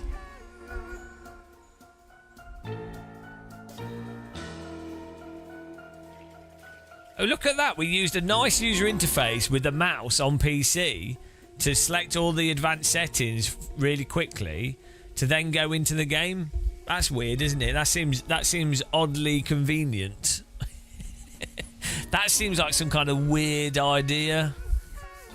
Can you imagine using your mouse to control a game menu? I can't. Stupid idea. I think this is not loading now. We've been cursed. My computer's on fire. What's going on? I've been kunosed. What on earth is going on here? Maybe we need to reboot. Why is this not loading? This is really weird.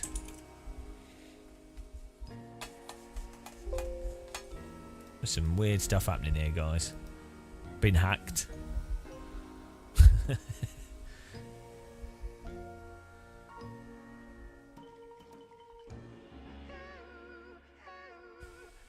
Oh, there we go. That was very strange. Now, I think sometimes with AC, you have to, if you do like change a bunch of settings, you have to reload into it. Right, here we go.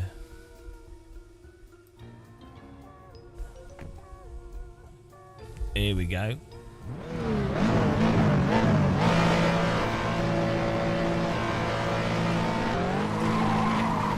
Right. Why is my frame rate so bad? Oh, AI. AI is driving into me.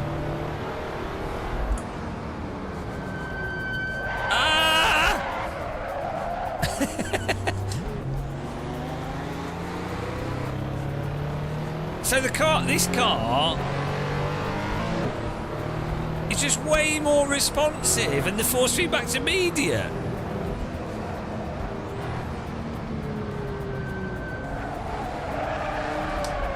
It's not that different in general handling, it's just a bit tighter. And the force feedback's better.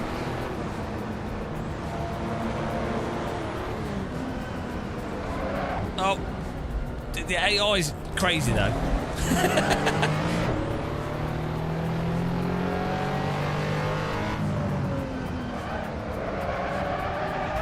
I mean, you still have to watch out for locking up the rears and sliding off the track.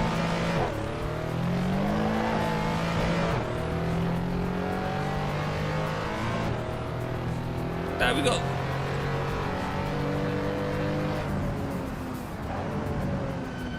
And the brakes are actually worse on this car than in EVO. It doesn't slow down as much, which is weird.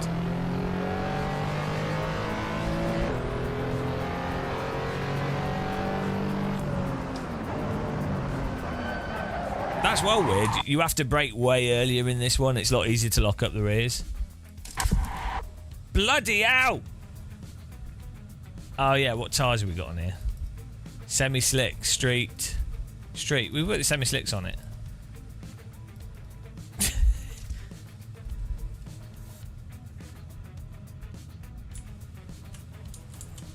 Don't get motored.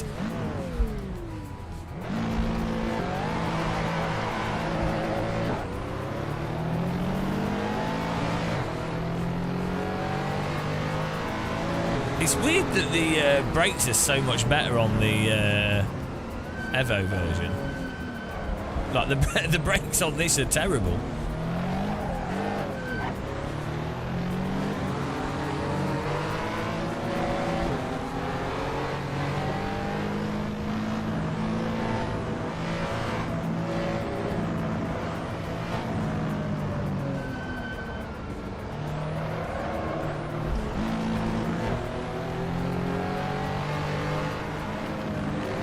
So what it is that the sort of envelope of the response of the car from like, so when you put the AI, why they just so when you turn and initiate the slide, it happens. It's more responsive. The rotation's quicker, and also the force feedback's quicker as well, and like more responsive in line with that as well. So it just means that you have to be more agile and more aware of your steering input and the control, which makes it more engaging to actually drive. And the AI is terrible.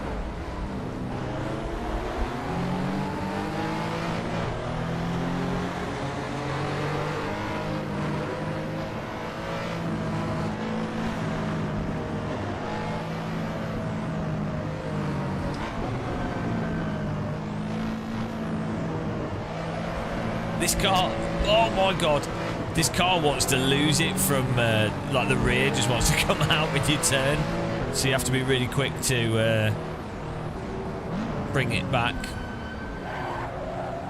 The braking performance is terrible. The braking is so bad.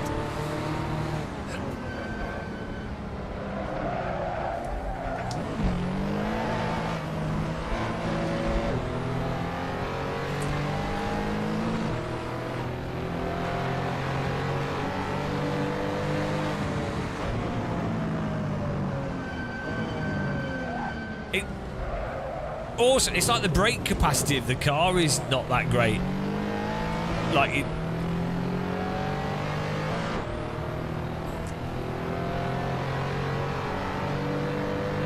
Like the maximum amount of braking it has is not really that much. That's pretty funny.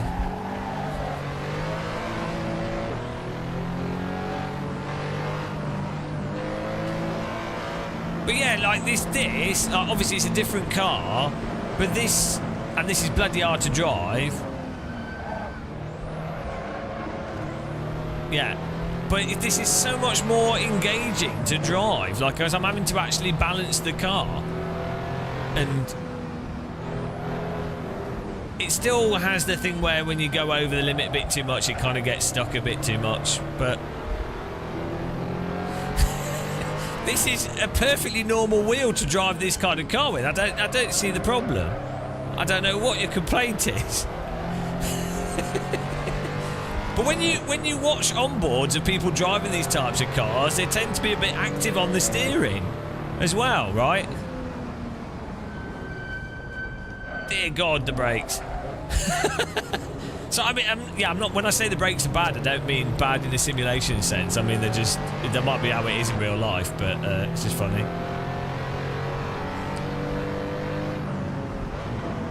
So the thing is, right? Put it this way, you could say the graphics engine looks nicer in EVO, but the fact is, this is better gameplay than the EVO, that EVO portion. Like, this is more engaging. The force feedback has more detail. Okay, you can argue over which is supposedly more realistic in tyre behaviour and suspension and whatever,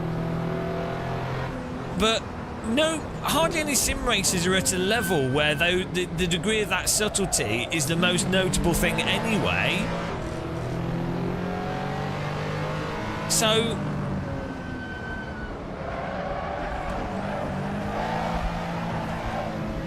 this is like engaging enough. I've played Sims for like 10,000 hours. I play iRacing and lots of other sims. This is so much better than anything in iRacing. Most people would just happily play iRacing and they think those physics are good enough. So why not just keep these physics? I mean, sure, there's probably some esports drivers that are like, I want this to be AC, whatever, like, you know, whatever, but... And sure, I'm not against people improving stuff, but if you can't do better than this, what's the point? Like, if the actual...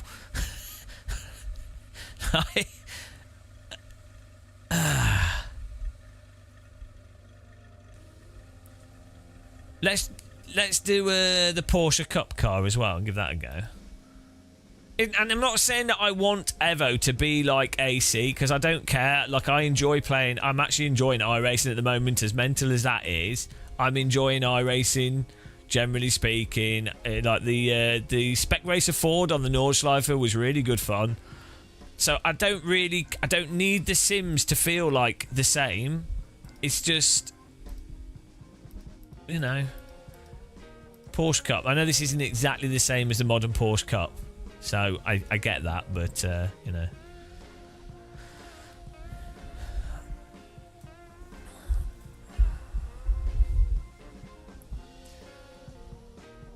If you're a developer of a game, you have to be aware of your previous games. Like, you can't just act as if they don't exist. I get that it's really hard and they're trying to move things forwards, right? But it's like Battlefield. How on earth do EA do Battlefield 4 following on from Battlefield 3 and then whatever other stuff they do? It's like, you can't not ignore the fact that the stuff that was good in the previous game, it's not like it doesn't ever exist anymore. It's not like all the players just forget.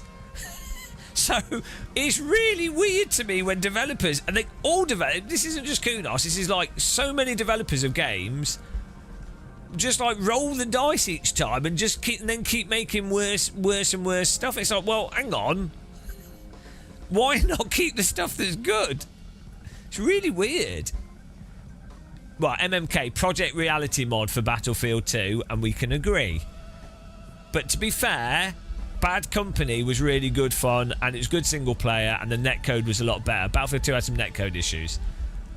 So I would say, I think Battlefield 3 was the point of decline, where Battlefield 3, sure, it had some bugs and issues, don't get me wrong, but it had the good vehicles, it had some really good maps, it had good netcode. I think Battlefield 3 had a bit of single player to play through. Bad Company 2 was great as well. So Battlefield Vietnam was quite fun as well, but the netcode still had the netcode problems. Okay, let's go. Right.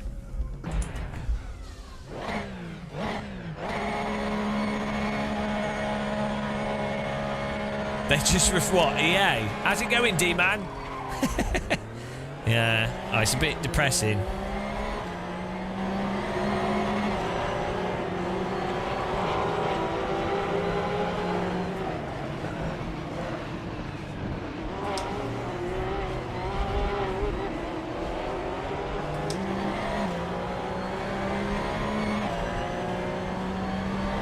Yeah, it's just so much more. This is just so much more hooked up and connected in the force feedback. It doesn't have that mush to it. Bloody hell.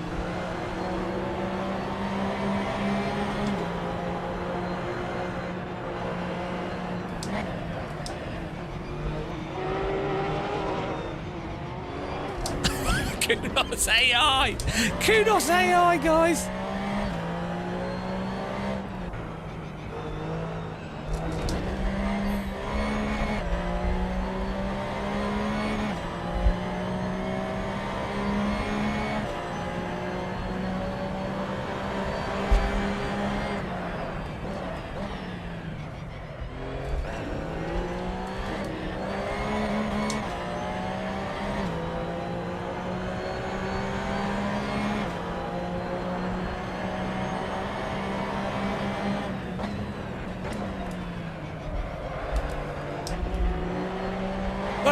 You can tell in Evo there is more sort of. I mean, the problem is it's drawn out and slower in this in the slip. But when you're getting in the slip with the Porsche Cup car that's in Evo, which is a slightly different Porsche Cup car, there is a more weirdly more progressive. And more variation in the tyre slip behaviour, whereas AC is a bit more simplistic in that it's kind of like not on rails, but it's more like there's less range to how the tyres are gripping and ungripping. if that makes sense. But then, if you have more range to the tyre behaviour, you need that reflected in the force feedback as well. Otherwise, it's just... it's going to be worse, because you're like, hang on, there's all this movement and interesting stuff, but you can't feel it, so what's the point?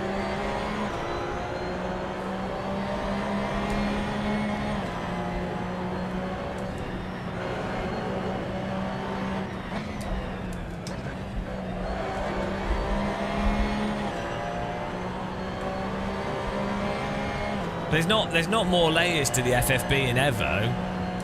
There's a lot less detail in the force feedback in EVO, but the tyre is doing more in EVO, or seems to be gripping and ungripping more. There seems to be more, like I said, it's more varied grip behaviour, but the force feedback just doesn't really reflect that. And then everything, just the response of the vehicles feels slower in EVO, and the everything's a bit drawn out, and it kind of feels a bit slow motion-y, a bit delayed.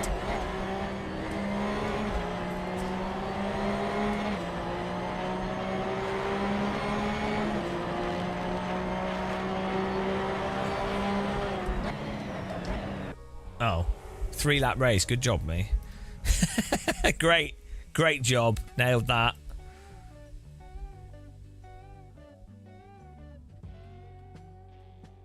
Let's put more laps on. What am I doing? So, yeah, it's just...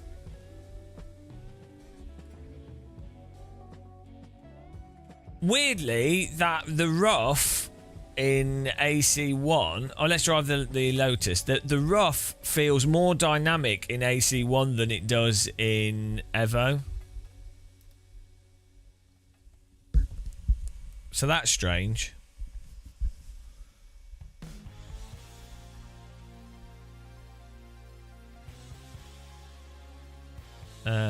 Lotus. What's the Lotus? What's the closest one to the one that's in EVO?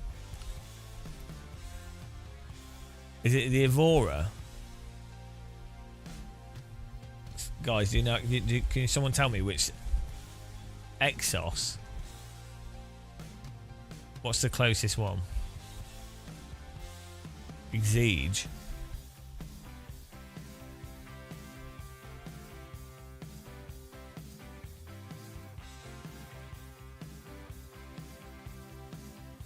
This one.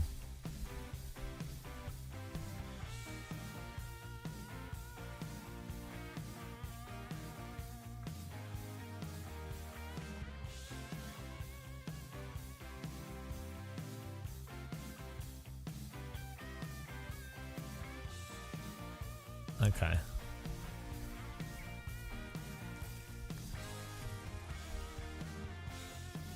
Well, you know, Kunos said their next update is the one that they'll change physics, I think, so...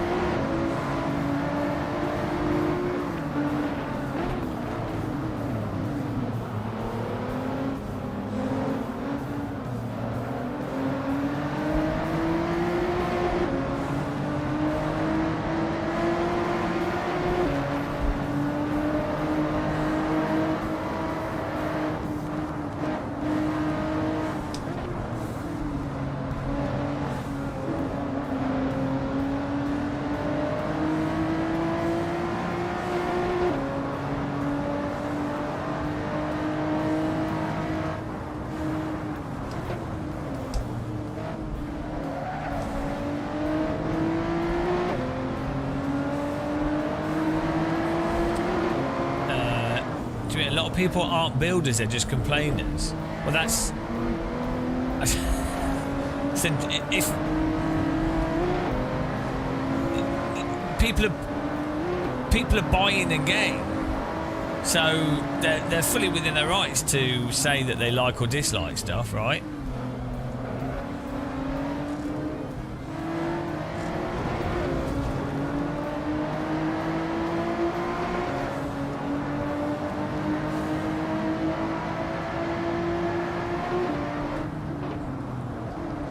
Oh, understeer, man.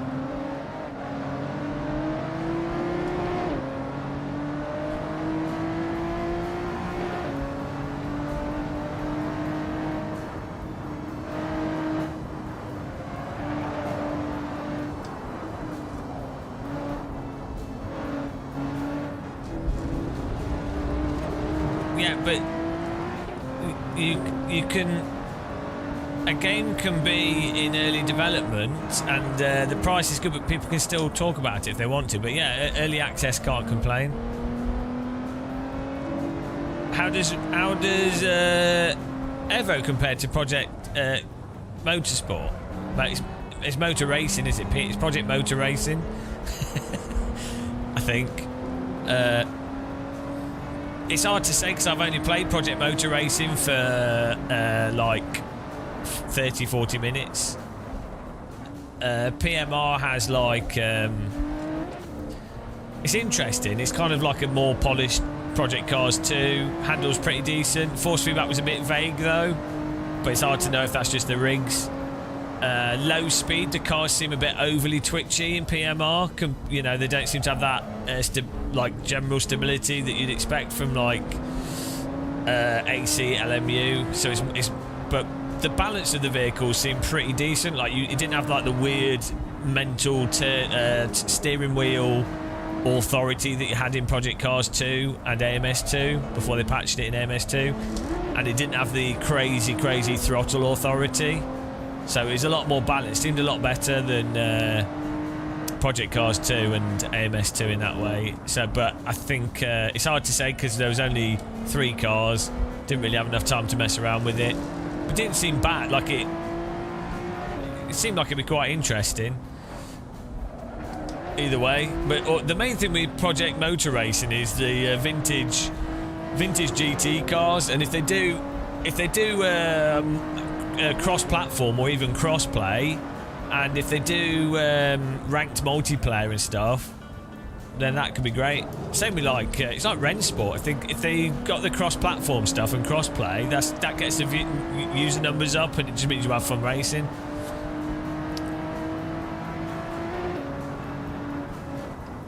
So it'd be interesting. The end of this year is going to be quite interesting with the different driving games.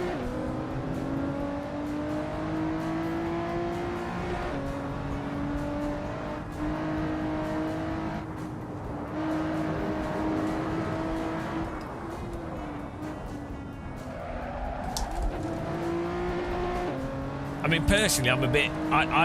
For me, in terms of content, vintage GT with GT fields and stuff, that's like way for racing and for like actual exciting racing. If that's a core part of the game, that's way more exciting than bloody road cars and GT, you know, GT3 and what have you. So, just on a content side, Project PMR, Project Motor Racing,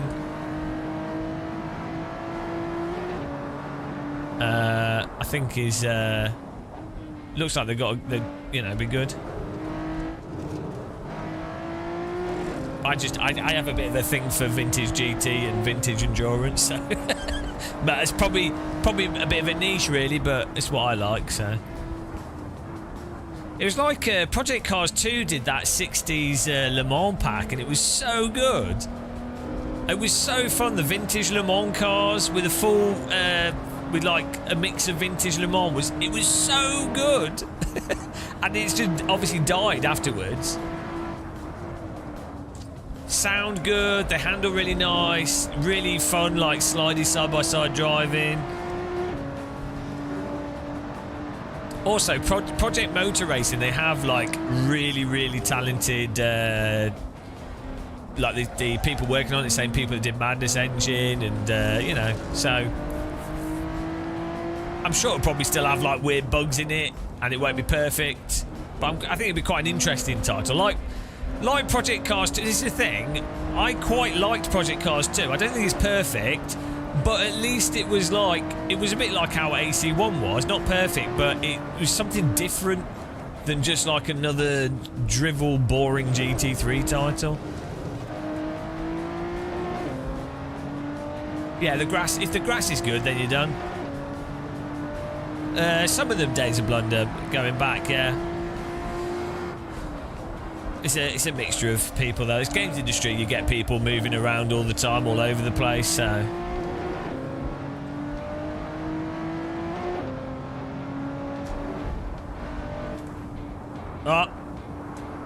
I do not know what's going on with my computer here. My monitors have been mental. Just a... oh no. With this weirdo monitor thing's back. Thank you for banning the idiot off the channel. It's not the 5090, it's the specific cables I have for converting HDMI into display ports. I might just swap some monitors around. It's a cable problem.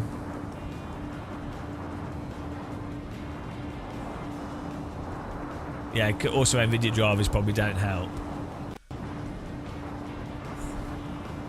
Just permanently ban them, BRT. I don't care if someone spams stupid shit in chat. Just perma ban them. Done.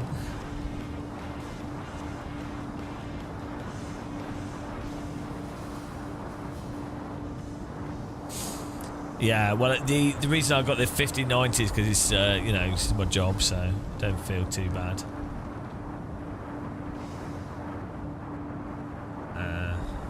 Let's just wait for the monitors to come back. It'll be a while as it goes through every resolution. I need a cup of tea. Yeah, the issue is that we're using triple 4K LGO LEDs, but the problem is that they when we got them, we had a graphics card that had 3 HDMI ports, but now the 50 there's some 5090s with 2 HDMI ports, but none with 3, and so you have to use DisplayPort. I don't like ACC, but I do like the normalist. And they're not that is ideal amazing. at 4K 120. Probably one of the one of the, or not the best simulation to practice, like even F1 or GT mods. It's really good. We'll just wait. It can take a while for this to go through them. Oh dear.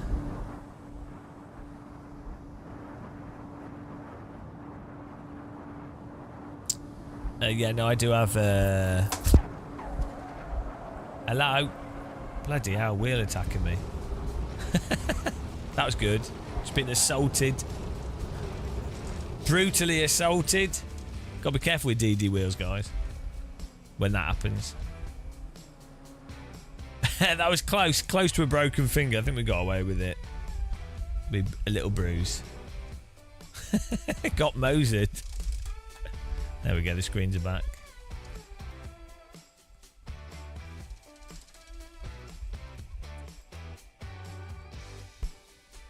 Absolute attack.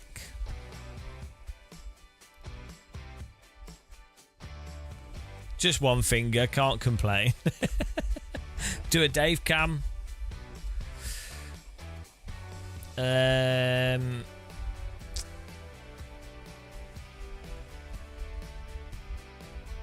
Yeah, I'm not sure what we can do here.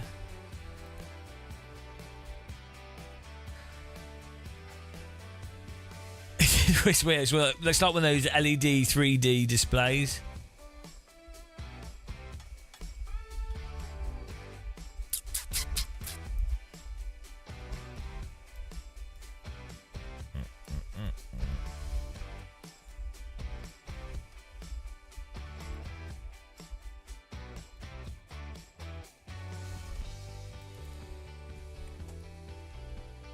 I could do with getting some food, actually, I think. Yeah, so I mean, after going with AC there, the thing is, let's just turn. I'm going to turn some settings down here. That's all right. And then do this one. There's no real reason to play Evo. Still, like, I mean, it's early access. Thanks, oversimulated. It's early access, so you can't complain, obviously. But I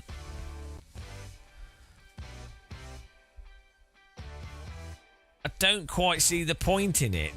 This is one of the problems. I think the difficulty with driving games is that unless a driving sim has content in it or does something drastically different to a pre-existing one, why would you play a newer sim, even if it's quite good? I guess, you know, a developer can say, right guys, we've got new super duper physics, but you'd be like, well, iRacing is such a good example of this, in that iRacing's physics are pretty terrible, but it's drivable and you can get used to it, right? And most people are perfectly happy with iRacing. Like, they're totally happy because they're not good enough to notice the difference, or they just don't care because it's just a driving video game and they can enjoy it, right? They do the ranking. So how realistic, first of all, people don't know what realistic is, but how realistic would it actually have to be for it to be noticeably realistic in a positive way? So the realism thing, I don't think really works to distinguish games that much. It's going to be like content. Maybe like if you had a really solid single player, if you had a really, really good solid single player that was fun to play through, sure, then that's a different feature that's missing. Or if you had like BeamNG or something, if you had a driving sim like AC, but it had really good crash damage, sure, you'd be like, yeah, okay, amazing. We can play, you know, it's AC, but with amazing crash damage. Totally different, right? Like Wreckfest 2 is novel because of that. You see what I'm saying? It's like, if you can't just release a mildly updated, but in some ways worse version of the previous game.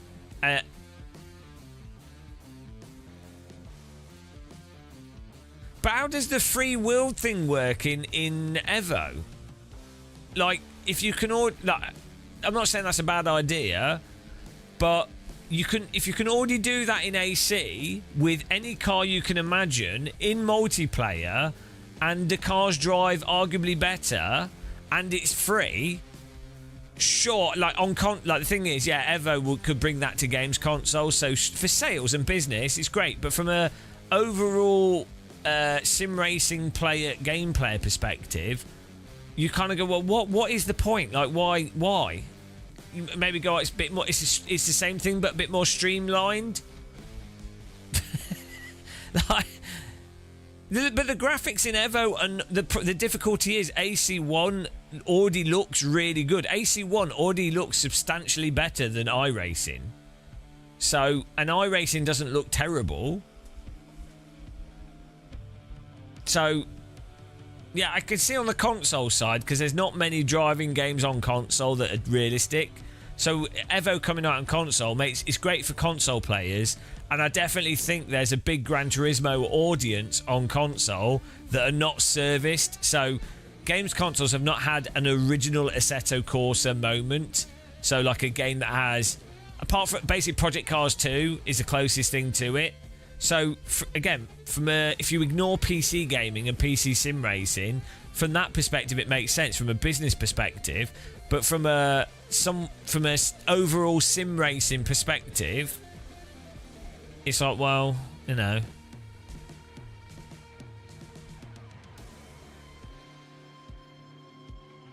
How is he talking about force feedback, but he went into force feedback and turned everything off? I'm not quite sure what you're saying. Jonas, why do you need COD 2094 when there's Half-Life Deathmatch? To be fair, Half-Life Deathmatch is really good, you know. And to be fair, the newer versions of COD are actually worse than the old versions of COD. So yeah, why do you need convoluted? Like, do a different game. Don't make the same thing.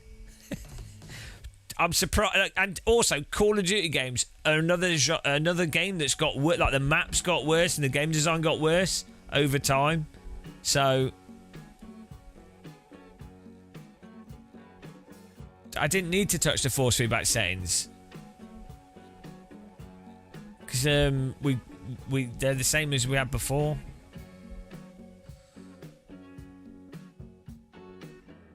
Yeah, less twitchy, slower to move around cars will generally be easier to drive on a gamepad. I don't think Kunos are trying to make a game. I don't think they're designing the physics for gamepad though. They're trying to make an actual simulator. Yeah, you can reduce everything into a simple binary. That's how that works. Everything can be distilled into a binary. That's Yorkshire tea, good or bad.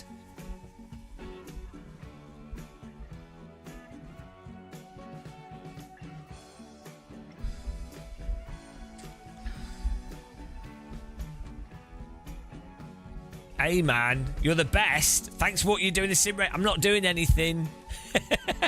We're not doing anything. I'm a detriment.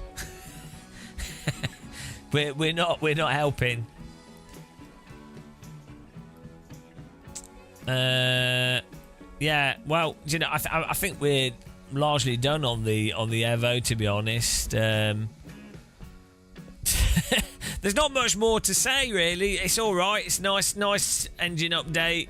It is what it is. I think people that enjoy it will enjoy it. Weirdly, it crashes with OBS open. Without OBS open, it seemed a bit better. It looks quite nice. It's drivable. The update's more, I think, just engine update stuff and some cars. But if you already play AC, I don't really see where the excitement would really be. Maybe next update when they hopefully do some tyre stuff. Who knows? We might have to play through the single player and unlock all the things again. But then if they reset it every time they do an update, that's going to get a bit tedious. So it's not bad. It's not bad, and for the price, it's not bad. But it is what it is. The hype is sort of a bit drained.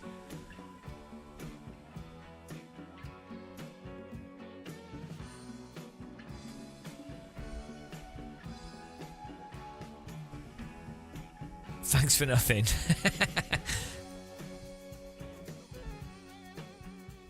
John Rambo, why is AC1 braking so unrealistic at 100%? Well, so first of all, braking in driving sims is generally a bit weird in all the simulators for a multitude of different reasons. AC1 braking is not necessarily unrealistic in all situations. You'll find in many real cars you cannot physically push the brake pedal hard enough to lock the wheels at higher speed because you cannot overcome the caliper cannot lock the wheel, especially if it's like a car with a bit of downforce. So, and also you might have it that you have to really push the pedal really hard, whereas in a driving sim you can make it so that your pedals can just lock the wheel with like breathing on them. So saying why is the braking so unrealistic is just too much of an oversimplification. It doesn't really work like that. I mean, you can make arguments for AC1 being unrealistic or more realistic, or ACC being unrealistic or more realistic, or iRacing being more or less realistic. It depends what you're going to fixate on. So in iRacing, for example, if you do lock the wheels, they get flash heated, they don't behave like tyres anymore. So that would invalidate a lot of basic driving technique in terms of braking really hard and feeling out the limit. In ACC, people go, well, you brake too deep into the corner. But if you have some cars in real life, if you put full ABS systems on them, you can drive on the brake like an idiot. And it depends on the ABS settings. In some ways it's unrealistic. Some ways it can be realistic. Depends on the settings. Depends on the car. So, yeah. It's not that simple. the whole brake realism thing that's become like a weird obsession in the last 4 years, thanks to bloody streamers and thanks to ACC and some streamers and some race drivers hyperfixating on specific aspects without actually fully covering the entire context, in order for them to say, oh, here's something that I arguably think's better with this sim than that sim, but I'm not actually going to give you the full picture. and so as a result, you now have the parroting of what is and isn't realistic with braking. So, you know, that's what's going on there.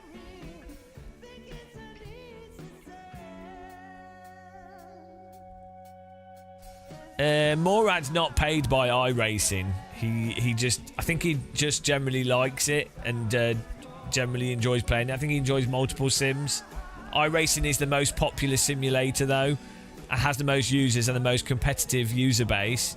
And generally speaking, if you want to make money as an influencer, YouTuber, or you want to come across as being positive and not argumentative, you're going to be overly positive about everything.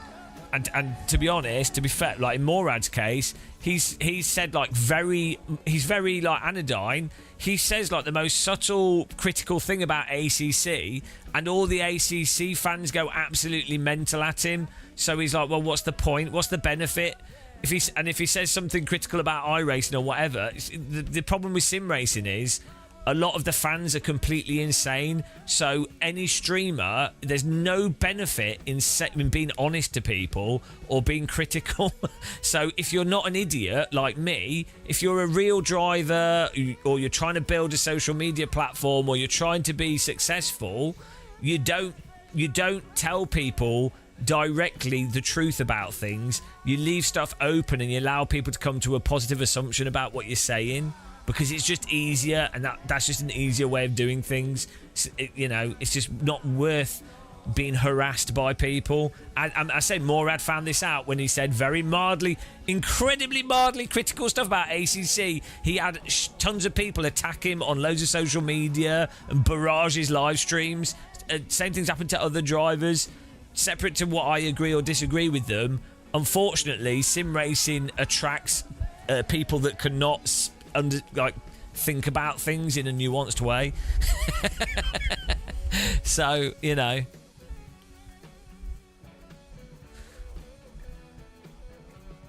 But he might be getting paid by iRacing, but I don't think that's a big factor, really, to be honest. As I say, maybe I'll do a video on this, but I've said it a lot in live streams.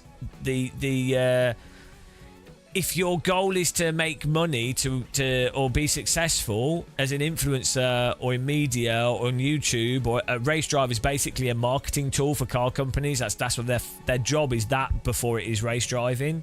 You're gonna be just generally positive. The bias is towards being overly positive and anodyne, because that's gonna upset the least amount of people, build a bigger audience, give you less grief, and make sponsors like you more. So that's the bias, is to be positive and not particularly critical, or not directly critical.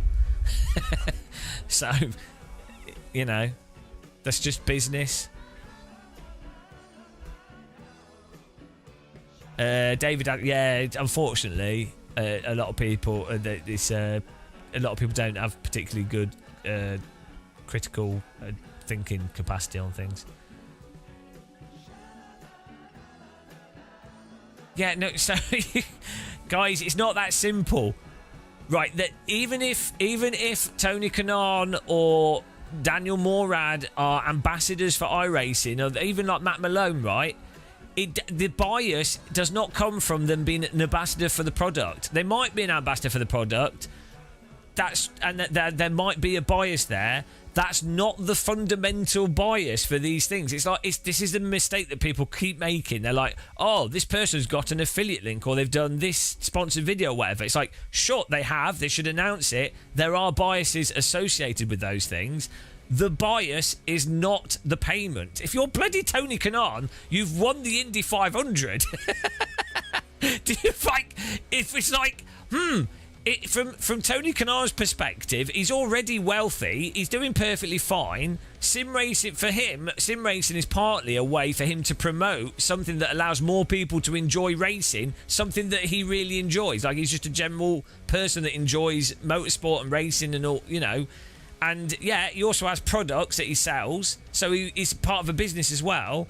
But that partnership with iRacing is not the thing that's going to make him. It's not that simple. Like, the bias for most things is just to be anodyne because it's easier. That's the best. Like, it's much a bigger bias than it is from any like sponsorship and partnership. I don't know why. It's good that people are aware of biases that you get from financial partnerships and ambassadorships and stuff. That is a bias. It's good to be aware of that, but you need to be aware of more fundamental biases, such as if you've got a family, are you going to be critical and make less money and lose a lot of subscribers, or are you going to be generally a bit anodyne and sugarcoat things and shit sandwich things so that you can just be successful in life? I wonder which one's going to be. I wonder which is going to direct the behaviour of people more. Yeah, anyone that listened to me is now dead, so, you know. Oh, dear. Paying $2,000 for a sim's ridiculous. Well, it's less ridiculous than drinking coffee. Oh. Right, I'm gonna have some chicken. I think I'm done for Evo streaming today. So it was good fun. It was a nice update. I appreciate everyone that watched and took part. I'm absolutely starving. Sorry for the short 6-hour live stream. I know it's not a 10-hour live stream. I'm going to send you to a legend. A legend. El Legiondi. And we might be back later. We'll see. It depends how much energy I've got after my chicken. But I'm going to send you to a legend. Thanks very much for taking part. Appreciate the follows and the subs and the support. Till